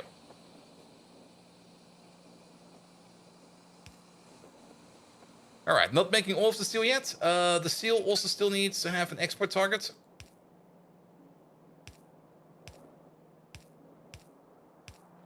Actually, if you're gonna think about it. Here we go. That kind of looks nice. And then we're gonna do the same thing over here. So steel will be going primarily this way. I can see the issue we have over here right away. It's going to be the overflow pipe this way. Steal the plates first, because we do want to use the plates for whatever kind of crafting. And then if steel backs up, we're going to be putting it over there into the tank.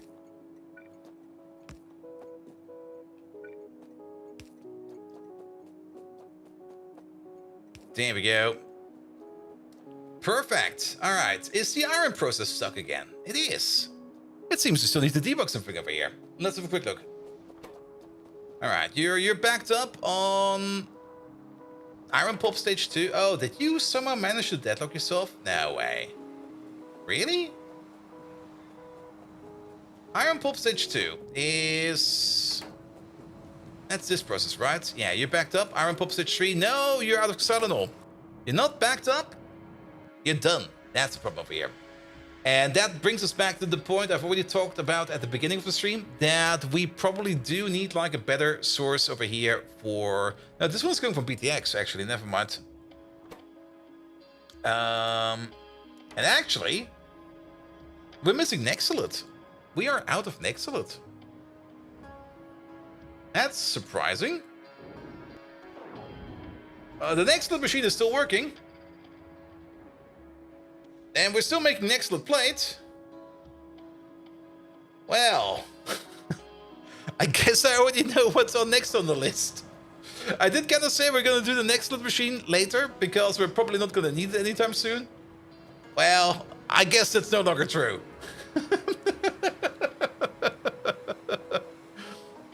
I guess we do have to work on Nexilate sooner or later. All right. But that would at least help us out over here with the iron machine. Good. In the meantime, the only thing we need to think about over there is going to be the flue gas machine. Do you already have a crafting speed of 10? Can we? Yeah, we can. Cancel this. Cancel that. Cancel this. Through those tailings, you're flushing into Nexilate. Yes. It's not a raw Nexilate issue, I think, that we have. It's not like that we are... Oh, actually, we are. We are definitely also turning tailings into Nexilate. Definitely. But it might just be that... I mean, we also used to have a Nexilate mine, but I think that thing is finally run out. Where was that thing even? Wasn't it over here? There it is. Here we go. Yeah, it's... This thing is finally done. Hash output for filters, Mark II. Yep. Soon. Yeah, we need to make a new Nexilate mine. This thing over here is finally done. And we'll find Nexilate pretty much everywhere. If we're probably gonna do it. Yeah, 61 million. Okay, that might be a bit too far away. Here you go, niobium. There's some 11 million. That's tin. It's niobium, quartz, zinc, right? Nexilate, 90 million. I actually kind of want to see Nexilate. Sadly, the Nexilate reserves we can't use anymore because they got removed. But what's our biggest Nexilate ground deposit that we have going around? 6 million. Now that's too low. 47, 33. I, of course, also want a bit of a dense field. I mean, these fields are kind of big, but they're also not really that dense. 19 million. I like this one over there. This is a very dense field. Actually, now that I think about it, we might just go for these two, because we already have all the infrastructure over here. Still 20k, it seems, over there, but we already have the entire infrastructure available over here. We just need to route some belts around, and then move the miners over there, and then we're done. And technically, this would also still be in range, but yeah. That's going to be a quick and easy setup. There's also, I think, better Nexilate diggers available to us. Oh, where are they even? Are they in here? There we go. The Fee Cat is available.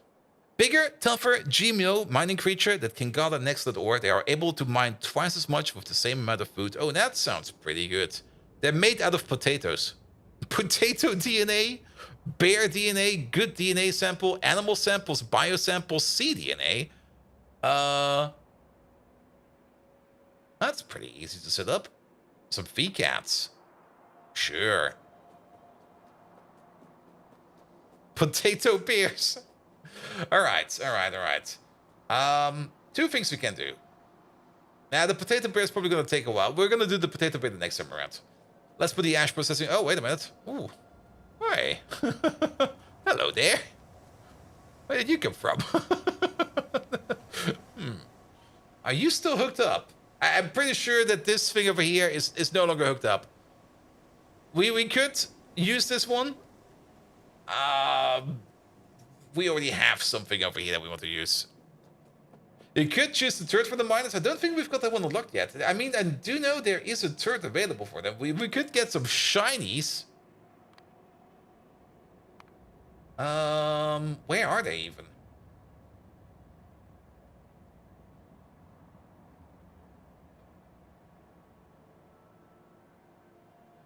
Did we already select them?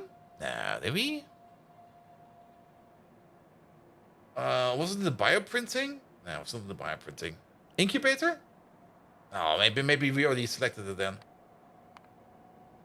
Because we definitely already have an incubator one. Nah, the incubator is not. That has other recipes in here. And none of these should be it. Neither or any of these. So bioprinting, in my opinion, should be it. Nah, it's not bioprinting. It's definitely not the AUG upgrade. Biofactory, maybe? No. Can you make a tier list for the turret upgrades? The thing about these turret upgrades is, some of these... Well, first of all, they change way too often. Like it's the creature chamber over here, probably. Yeah, there they are. Like these things over here, they change so often because the mod is nowhere close near stable. And the moment you make that list and the next Pi mod comes out, that list is broken. And the other thing is, it's highly dependent on what kind of state of the game you are in. Some of these are really good early on and suck absolute balls later on. And the other way around is also true, where some of these suck absolutely at the beginning and later on they become absolutely amazing. Best example, where's Moss? Did we already choose Moss? I think we already chose Moss. But there was selected... No, we have not chosen Moss yet. The Moss one over there. This one, the spore sterilization. You have to start making chlorine, or these chlorinated water things. And for the first recipe, you're gonna need like 1 chlorinated water per 11 moss. That's gonna be like quite a bit of chlorine you have to put in there. And especially quite a bit of plastic you have to put in there. It's not really worth it, in my opinion. However, if you go then all the way to the end game recipe over here, where you then still apply 1 unit of chlorinated water to the same recipe, but this time around you get 52 out of it. Yeah, that one over here is good. This one sucks at the beginning. Like, if you choose this like as your first one, now you're gonna suffer. If you choose this one at the end, you're gonna be swimming in moss. But then again, you also got all of these over here. There's so many things you need to keep in mind what you want to do. And some of these have like proper use cases, and some of these just are there to help you around a little bit more. Direct queen assembly over here, for example. If you don't want to play around the game with the game of chance over there, of getting yourself a queen, you can just direct assemble a queen over there. Or you can take one of the other ones over there. There's one you don't want to do selected early, yes. And there's like so many factors attached to each of these choices over here. I do really like the turret system. Like, I think there's probably a good use case for each and every one of these upgrades. And it kind of depends on where you see need to do any of them. Also, one over here, all the Zemic upgrades over here, like the intestines mutations over there. All of these are also insanely good, where you can just feed your Zemics like raw ores, and their intestines will do like some part of the processing for you. And you can skip out on quite a bit of the part over there. For example, over here, where you could go immediately into unslimed iron out of iron ore. And I think, I'm not quite sure if you get it at a better rate or at a worse rate. I think it should be at a better rate, because worse rate makes no sense in my opinion. But you might... Ooh. Oh, this one makes glass cores. I think I already found one I want to do.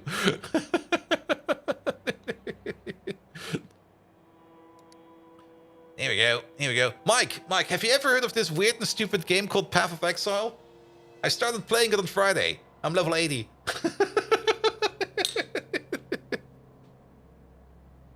I'm going through it blind. I'm having so much fun. You don't do hard drugs? Damn. I thought for sure you played it once. And that's why there was no stream yesterday. I was tired. For obvious reasons. Alright.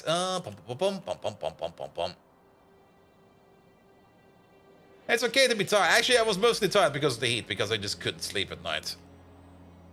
And I already had like a very, very rough day. Here we go. Yeah, let's take this one over there. And one of these should be enough. This should consume any kind of ash you're making in this place. Mike playing Path of Exile? Never heard of. Nah, he doesn't play games like that. He's not one of the cool guys. He doesn't play Path of Exile, does he?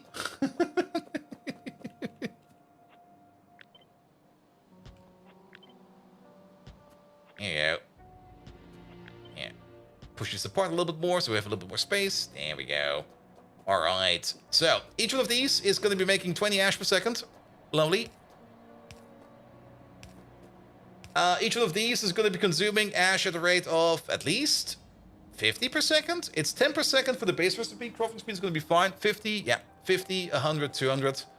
There's going to be a lot of ash going around. Then, not only that, we're also going to get ash from this place over there. But for over here, we're only going to be consuming the ash you're producing as part of consuming fuel. How are you still missing fuel? Because you exist. And it's going to be like 2.5, 5, 10, 20 pieces of ash over there and 20 pieces of ash per second over there. So that is also fine. And then, actually, that's great. You're making 20 per pop. And you're making 20 in total. So in total, we got like 20, 40, 60, 80, 100, 120 ash. That fits exactly on 4 belts. And that will go exactly to these. These machines will not be running all the time, but that'll be fine. That'll be fine. All right. I think we can just go with a standard inserter over here. And I don't even think we need to filter for this, because there is no physical output over there. The only output over there is ash. Here we go. Do it like this. Do it like that. That will be you. Sadly, we can't do that over there. But we'll come up with something else over there. How about we just do the following over here? Yeah, you get over there. Alright, this swoop over there. Go on over. You put over there. There you go. Ash, ash, ash.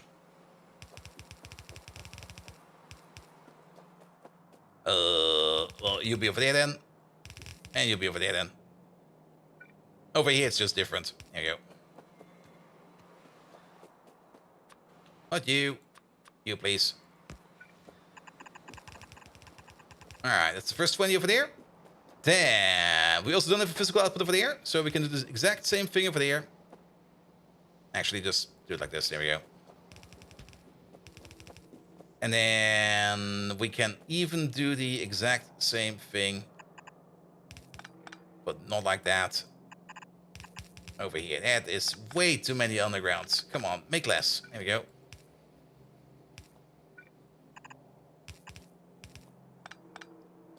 There we go. Good things you're smart. You didn't get dropped in playing Pi with your friends. Now we're playing a mod pack with all the overalls. Not better. Here we go. Here we go. I mean, you have to waste your time on something. And keep in mind, every minute you're playing any kind of convoluted Factorio style game, doesn't even need to be Factorio, is one moment you're not spending in doing drugs. So you're already committing to a healthier lifestyle. Just play more Factorio. The more Factorio you play, the less hard drugs you will do. That's the true Factorio way.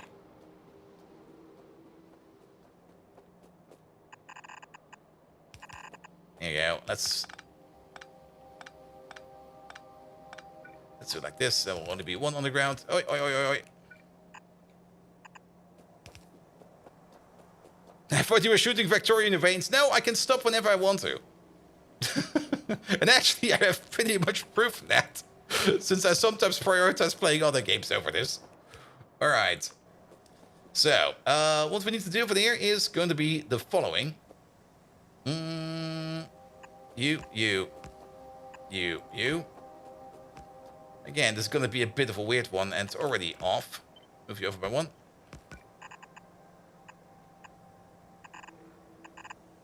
There we go. That'll be fine for you. And then we copy paste over the same thing over here. Ah, how did that even happen?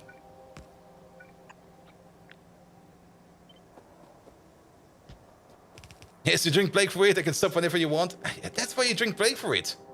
Also, don't forget to drink the blinker fluid. The blinker fluid will allow you to indicate when you're turning around. Just be careful with the backup fluid, because if you drink up too much backup fluid, then you might start beeping when you reverse.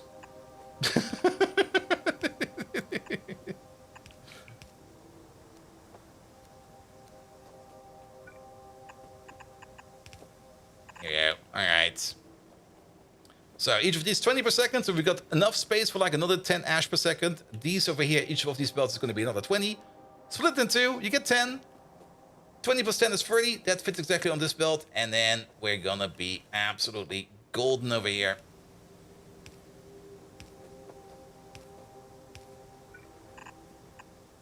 You over there. You over there. And then... let's see. Let's bring it together first. And then we can start splitting it apart again.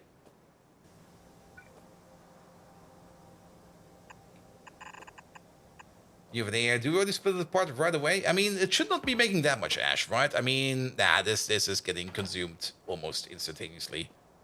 Good. We can already go over here with the zoot output. You over there. You'll be zoot. If we can find the zoot in here somewhere. Zoot, zoot, zoot, zoot, zoot, zoot, zoot. There it is. Someone who's got good at Microsoft Office doesn't succeed if they want to excel. Ooh. Oof. Oof. Here we go.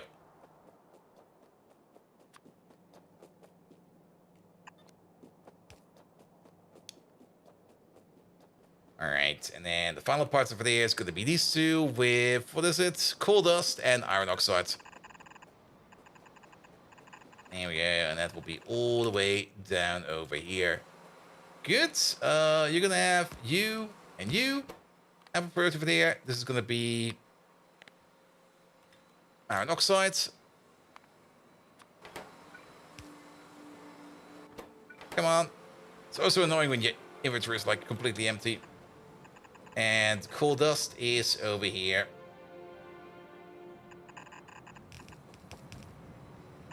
Well, I guess we're gonna do it like this then. Good. Pick up these. Pick up those. Final part over there. Done. All right, that will be the ash processing. Now, of course, we're still kind of waiting on the Xylanol. The Xylanol is waiting on the Nextlet. The Nextlet is waiting on, well, everything else. Nextlet definitely needs to get an upgrade. We definitely also need to put in some more of the Nextlet diggers. We're gonna make some feed cats next time around. There we go. You're signaled well. Yes, you are. You need to be set to 16,000, else the train's gonna be too early. And very much important, you're not Rachel. You're gonna be Zoot 28 provider. There we go. Perfect. All right. All right. All right. How we doing for molten iron over there? Not as much as we want to yet.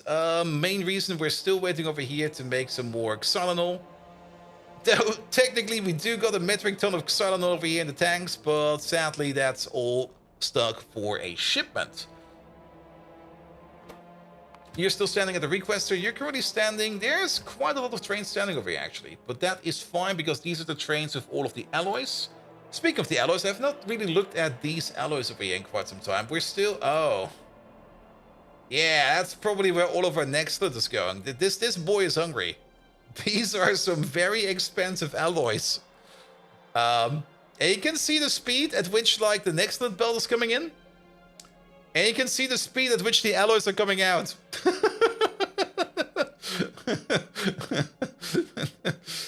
They're very hungry. They're very, very, very hungry. Extremely hungry, even. Good, good, good, good, good. Alright, the belt is now a little bit less hungry. So it's not as bad as I thought it would be. But nevertheless, this thing over there is not nearly half full yet, but at least we got some of this alloy over there. What about the silver? Silver over here is pretty fine. I think for the silver, we currently have the issue that we're not making any silver anymore because we are kind of backed up on lead. Because we're backed up on lead, we're not making any silver, which is a bit of a weird thing to be in. There needs to be a fix over here as well. Because technically, we should be able to unblock this whole process over there to make more silver. But then again, I think we are already unblocked over here. Because I also don't see any lead dust over here, and the lead dust over there is immediately being turned into silver. But which silver are we doing over here? Because we got molten silver over here, and that's the one we want. Is that molten silver? What is this? Yeah, that's molten silver. This process over here being open, that's fine. That's more or less like the default output process. Or the alternative process if things over here are backing up entirely. But we kind of want to get this process over here on stock. And for that, we need to process more of this lead. I think there's another way around, and I'm not quite sure if we have already unlocked it or not. I think there's another way around over there to get out of the lead and into the molten silver. But at the moment, I think the only way we have for that is to refine dust over there. And the next stage of the silver processing, that would be... No? Silver lead concentrate? Yeah, that is exactly this one over there. The silver lead concentrate, which we currently do not have available. Because silver lead concentrate is definitely something that we're making over here. And I think that's... Yeah, that's over there. I'm pretty sure that you are making silver lead concentrate, which we're currently turning into lead cubes, but we could also turn that into silver cubes. All right, all right, all right. But it's midnight. We kind of just did do the things I kind of wanted to do over the weekend. Not all of them today. I do hope I will be putting some more time into this suit. I'm already saying this, already knowing that I will probably just like go for like 1 or 2 runs in Path for Exile after this. And then it will probably be like 4 AM and go like, what the fuck happened over here again? But nevertheless, we made some progress. And let's make sure that this machine over here will be working even better. The Nextlet is definitely something we need to do, because Nextlet is definitely also something we're gonna need in our processors or in our blue chips. Speaking of processors, did we already make some cooling chips over here? We got the solder over here, so that is available. But we're still missing whatever you are bringing, and you are still missing the stainless steel. That was the whole reason why we were working on molten iron and molten steel today. Good, good, good, good. And you don't know why, but it feels like 2 AM, just past 12 PM. Yeah. Yeah. I feel you on that one. Good, but I think we're good for today. Speed modules and all the module texts are coming in as well soon. We do want to get to blue circuits ASAP and at least get into things like electronics Mark II ASAP, because with that we can make the more advanced speed modules. and the more important, the more advanced prod modules. The prod module tech is already in there. There's 2 tech slots open here now. We should fill them up with something. Oh! Ah! Well, so much for us raiding Flanker maybe later tonight, which I was kind of thinking of doing in like 5 minutes from now. Damn. Flanker, go back and go live. I want to raid you.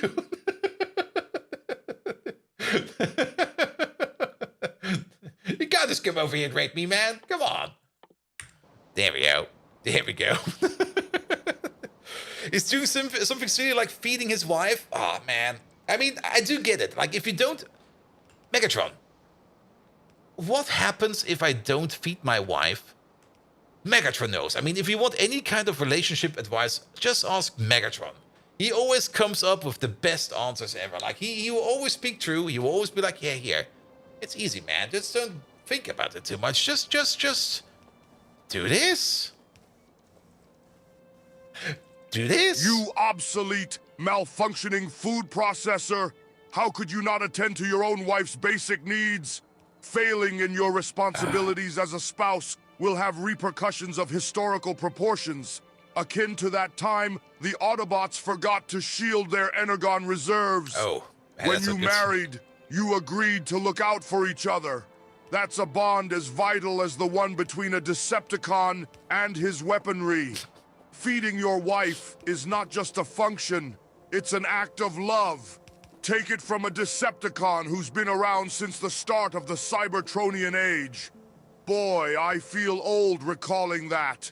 Remember to uphold your duties like a seasoned warrior would his battle cries. Now go forth and feed your spouse. Alright,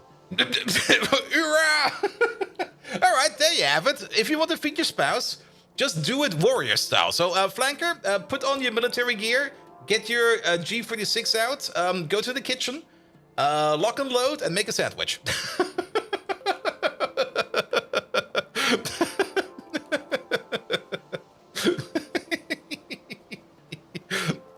Or whatever you got hidden at home. But actually, once again, good advice from Megatron. Sometimes it's so surprising he actually comes around with some good advice. Nevertheless, guys, we just got raided by I'm a Flanker. If you don't know who I'm a Flanker is, he's usually the guy that I accidentally shoot at Ready or Not when I'm walking around the corner and I think he looks like a terrorist. Because, well, sometimes he does look a bit like a terrorist. Then again, that's fine. You can look like whatever you want today, as long as you feed your wife. Be sure to check out I'm a Flanker. He's doing amazing. Content. I've created. Sorry, it's late over here. It's warm. He's got an amazing community over there, and does a whole bunch of community-related games over there as well. So be sure to get over there and check him out for yourself. There we go. And the other half of the time he looks like a hobo. That's perfectly fine. I mean, yesterday, one of my neighbors like rang my door and was like, "Hey, can we talk about something real quick?" And I was like, "Yeah, I'll be out in a second." And the only thing I was wearing was like my bathrobe because I was in the home office and I didn't go outside yet. So why do I need to wear anything else? I also kind of noticed at some point in time that it was like 8 p.m. and I was still running around in my bathrobe. So yeah, I probably kind of, yeah, he's probably thinking I'm some kind of weirdo now. But that's fine. That's fine.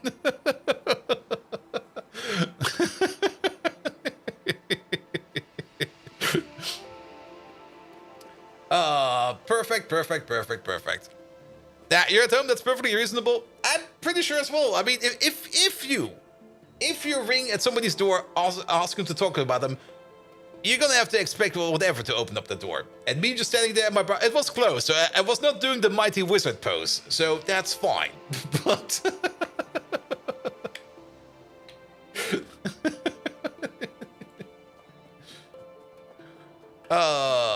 there we go. What do you mean staying in your bathroom all day isn't allowed? That's how I spent most of my time at home office, man. All right. But I'm also pretty much done over here. It's getting warm over here. It is warm over here. And I will probably just want to take another shower, man, just to cool off again because it's blah. Blah. So as long as you didn't slam your staff and shout, "You shall not pass," you're golden. I should get a wizard staff and a wizard hat for next time. Just to mess with my neighbor a bit more. Just to be like, alright, I have to talk to this guy again. And then like, why are you dressed like a wizard? And then the answer is like, why are you not dressed like a wizard?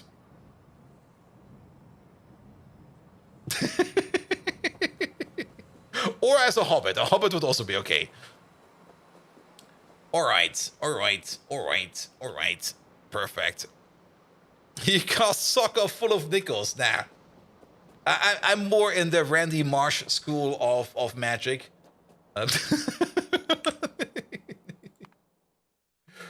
Good. Alright, we are good for today. I'm also good for today. I do hope I can get some sleep done again. Alright. Off we go. Flanker, thank you so much for the lovely raid, but we are gonna move on right away as well. Let's see. I see why you're here. See these on live. I do see mangled pork over there. We haven't raided him in ages.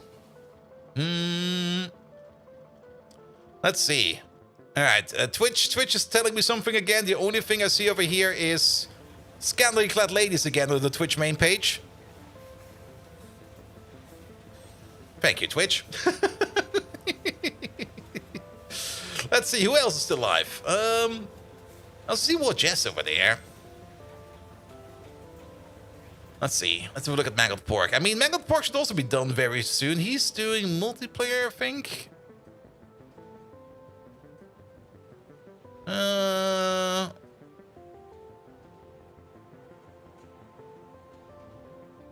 I think his stream is stuck.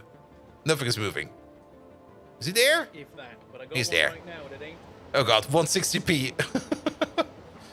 Nah.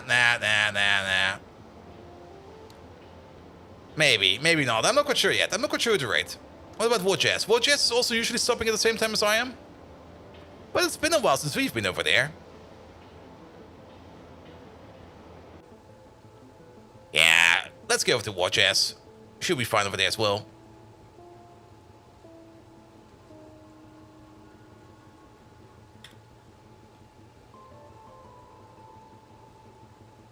There we go. That is the correct Warjazz over there. Good. Thank you so much for the day, Flanker. Thank you so much for your lovely raid. Thank you all for the lovely follows today. The follows were anonymous, so if you don't really saw a shout out for that, that's perfectly fine. Xerdos, thank you so much for your first time follow and Prime sub. You get a shout out because you just came in here, was like, here, have this, and then you left again.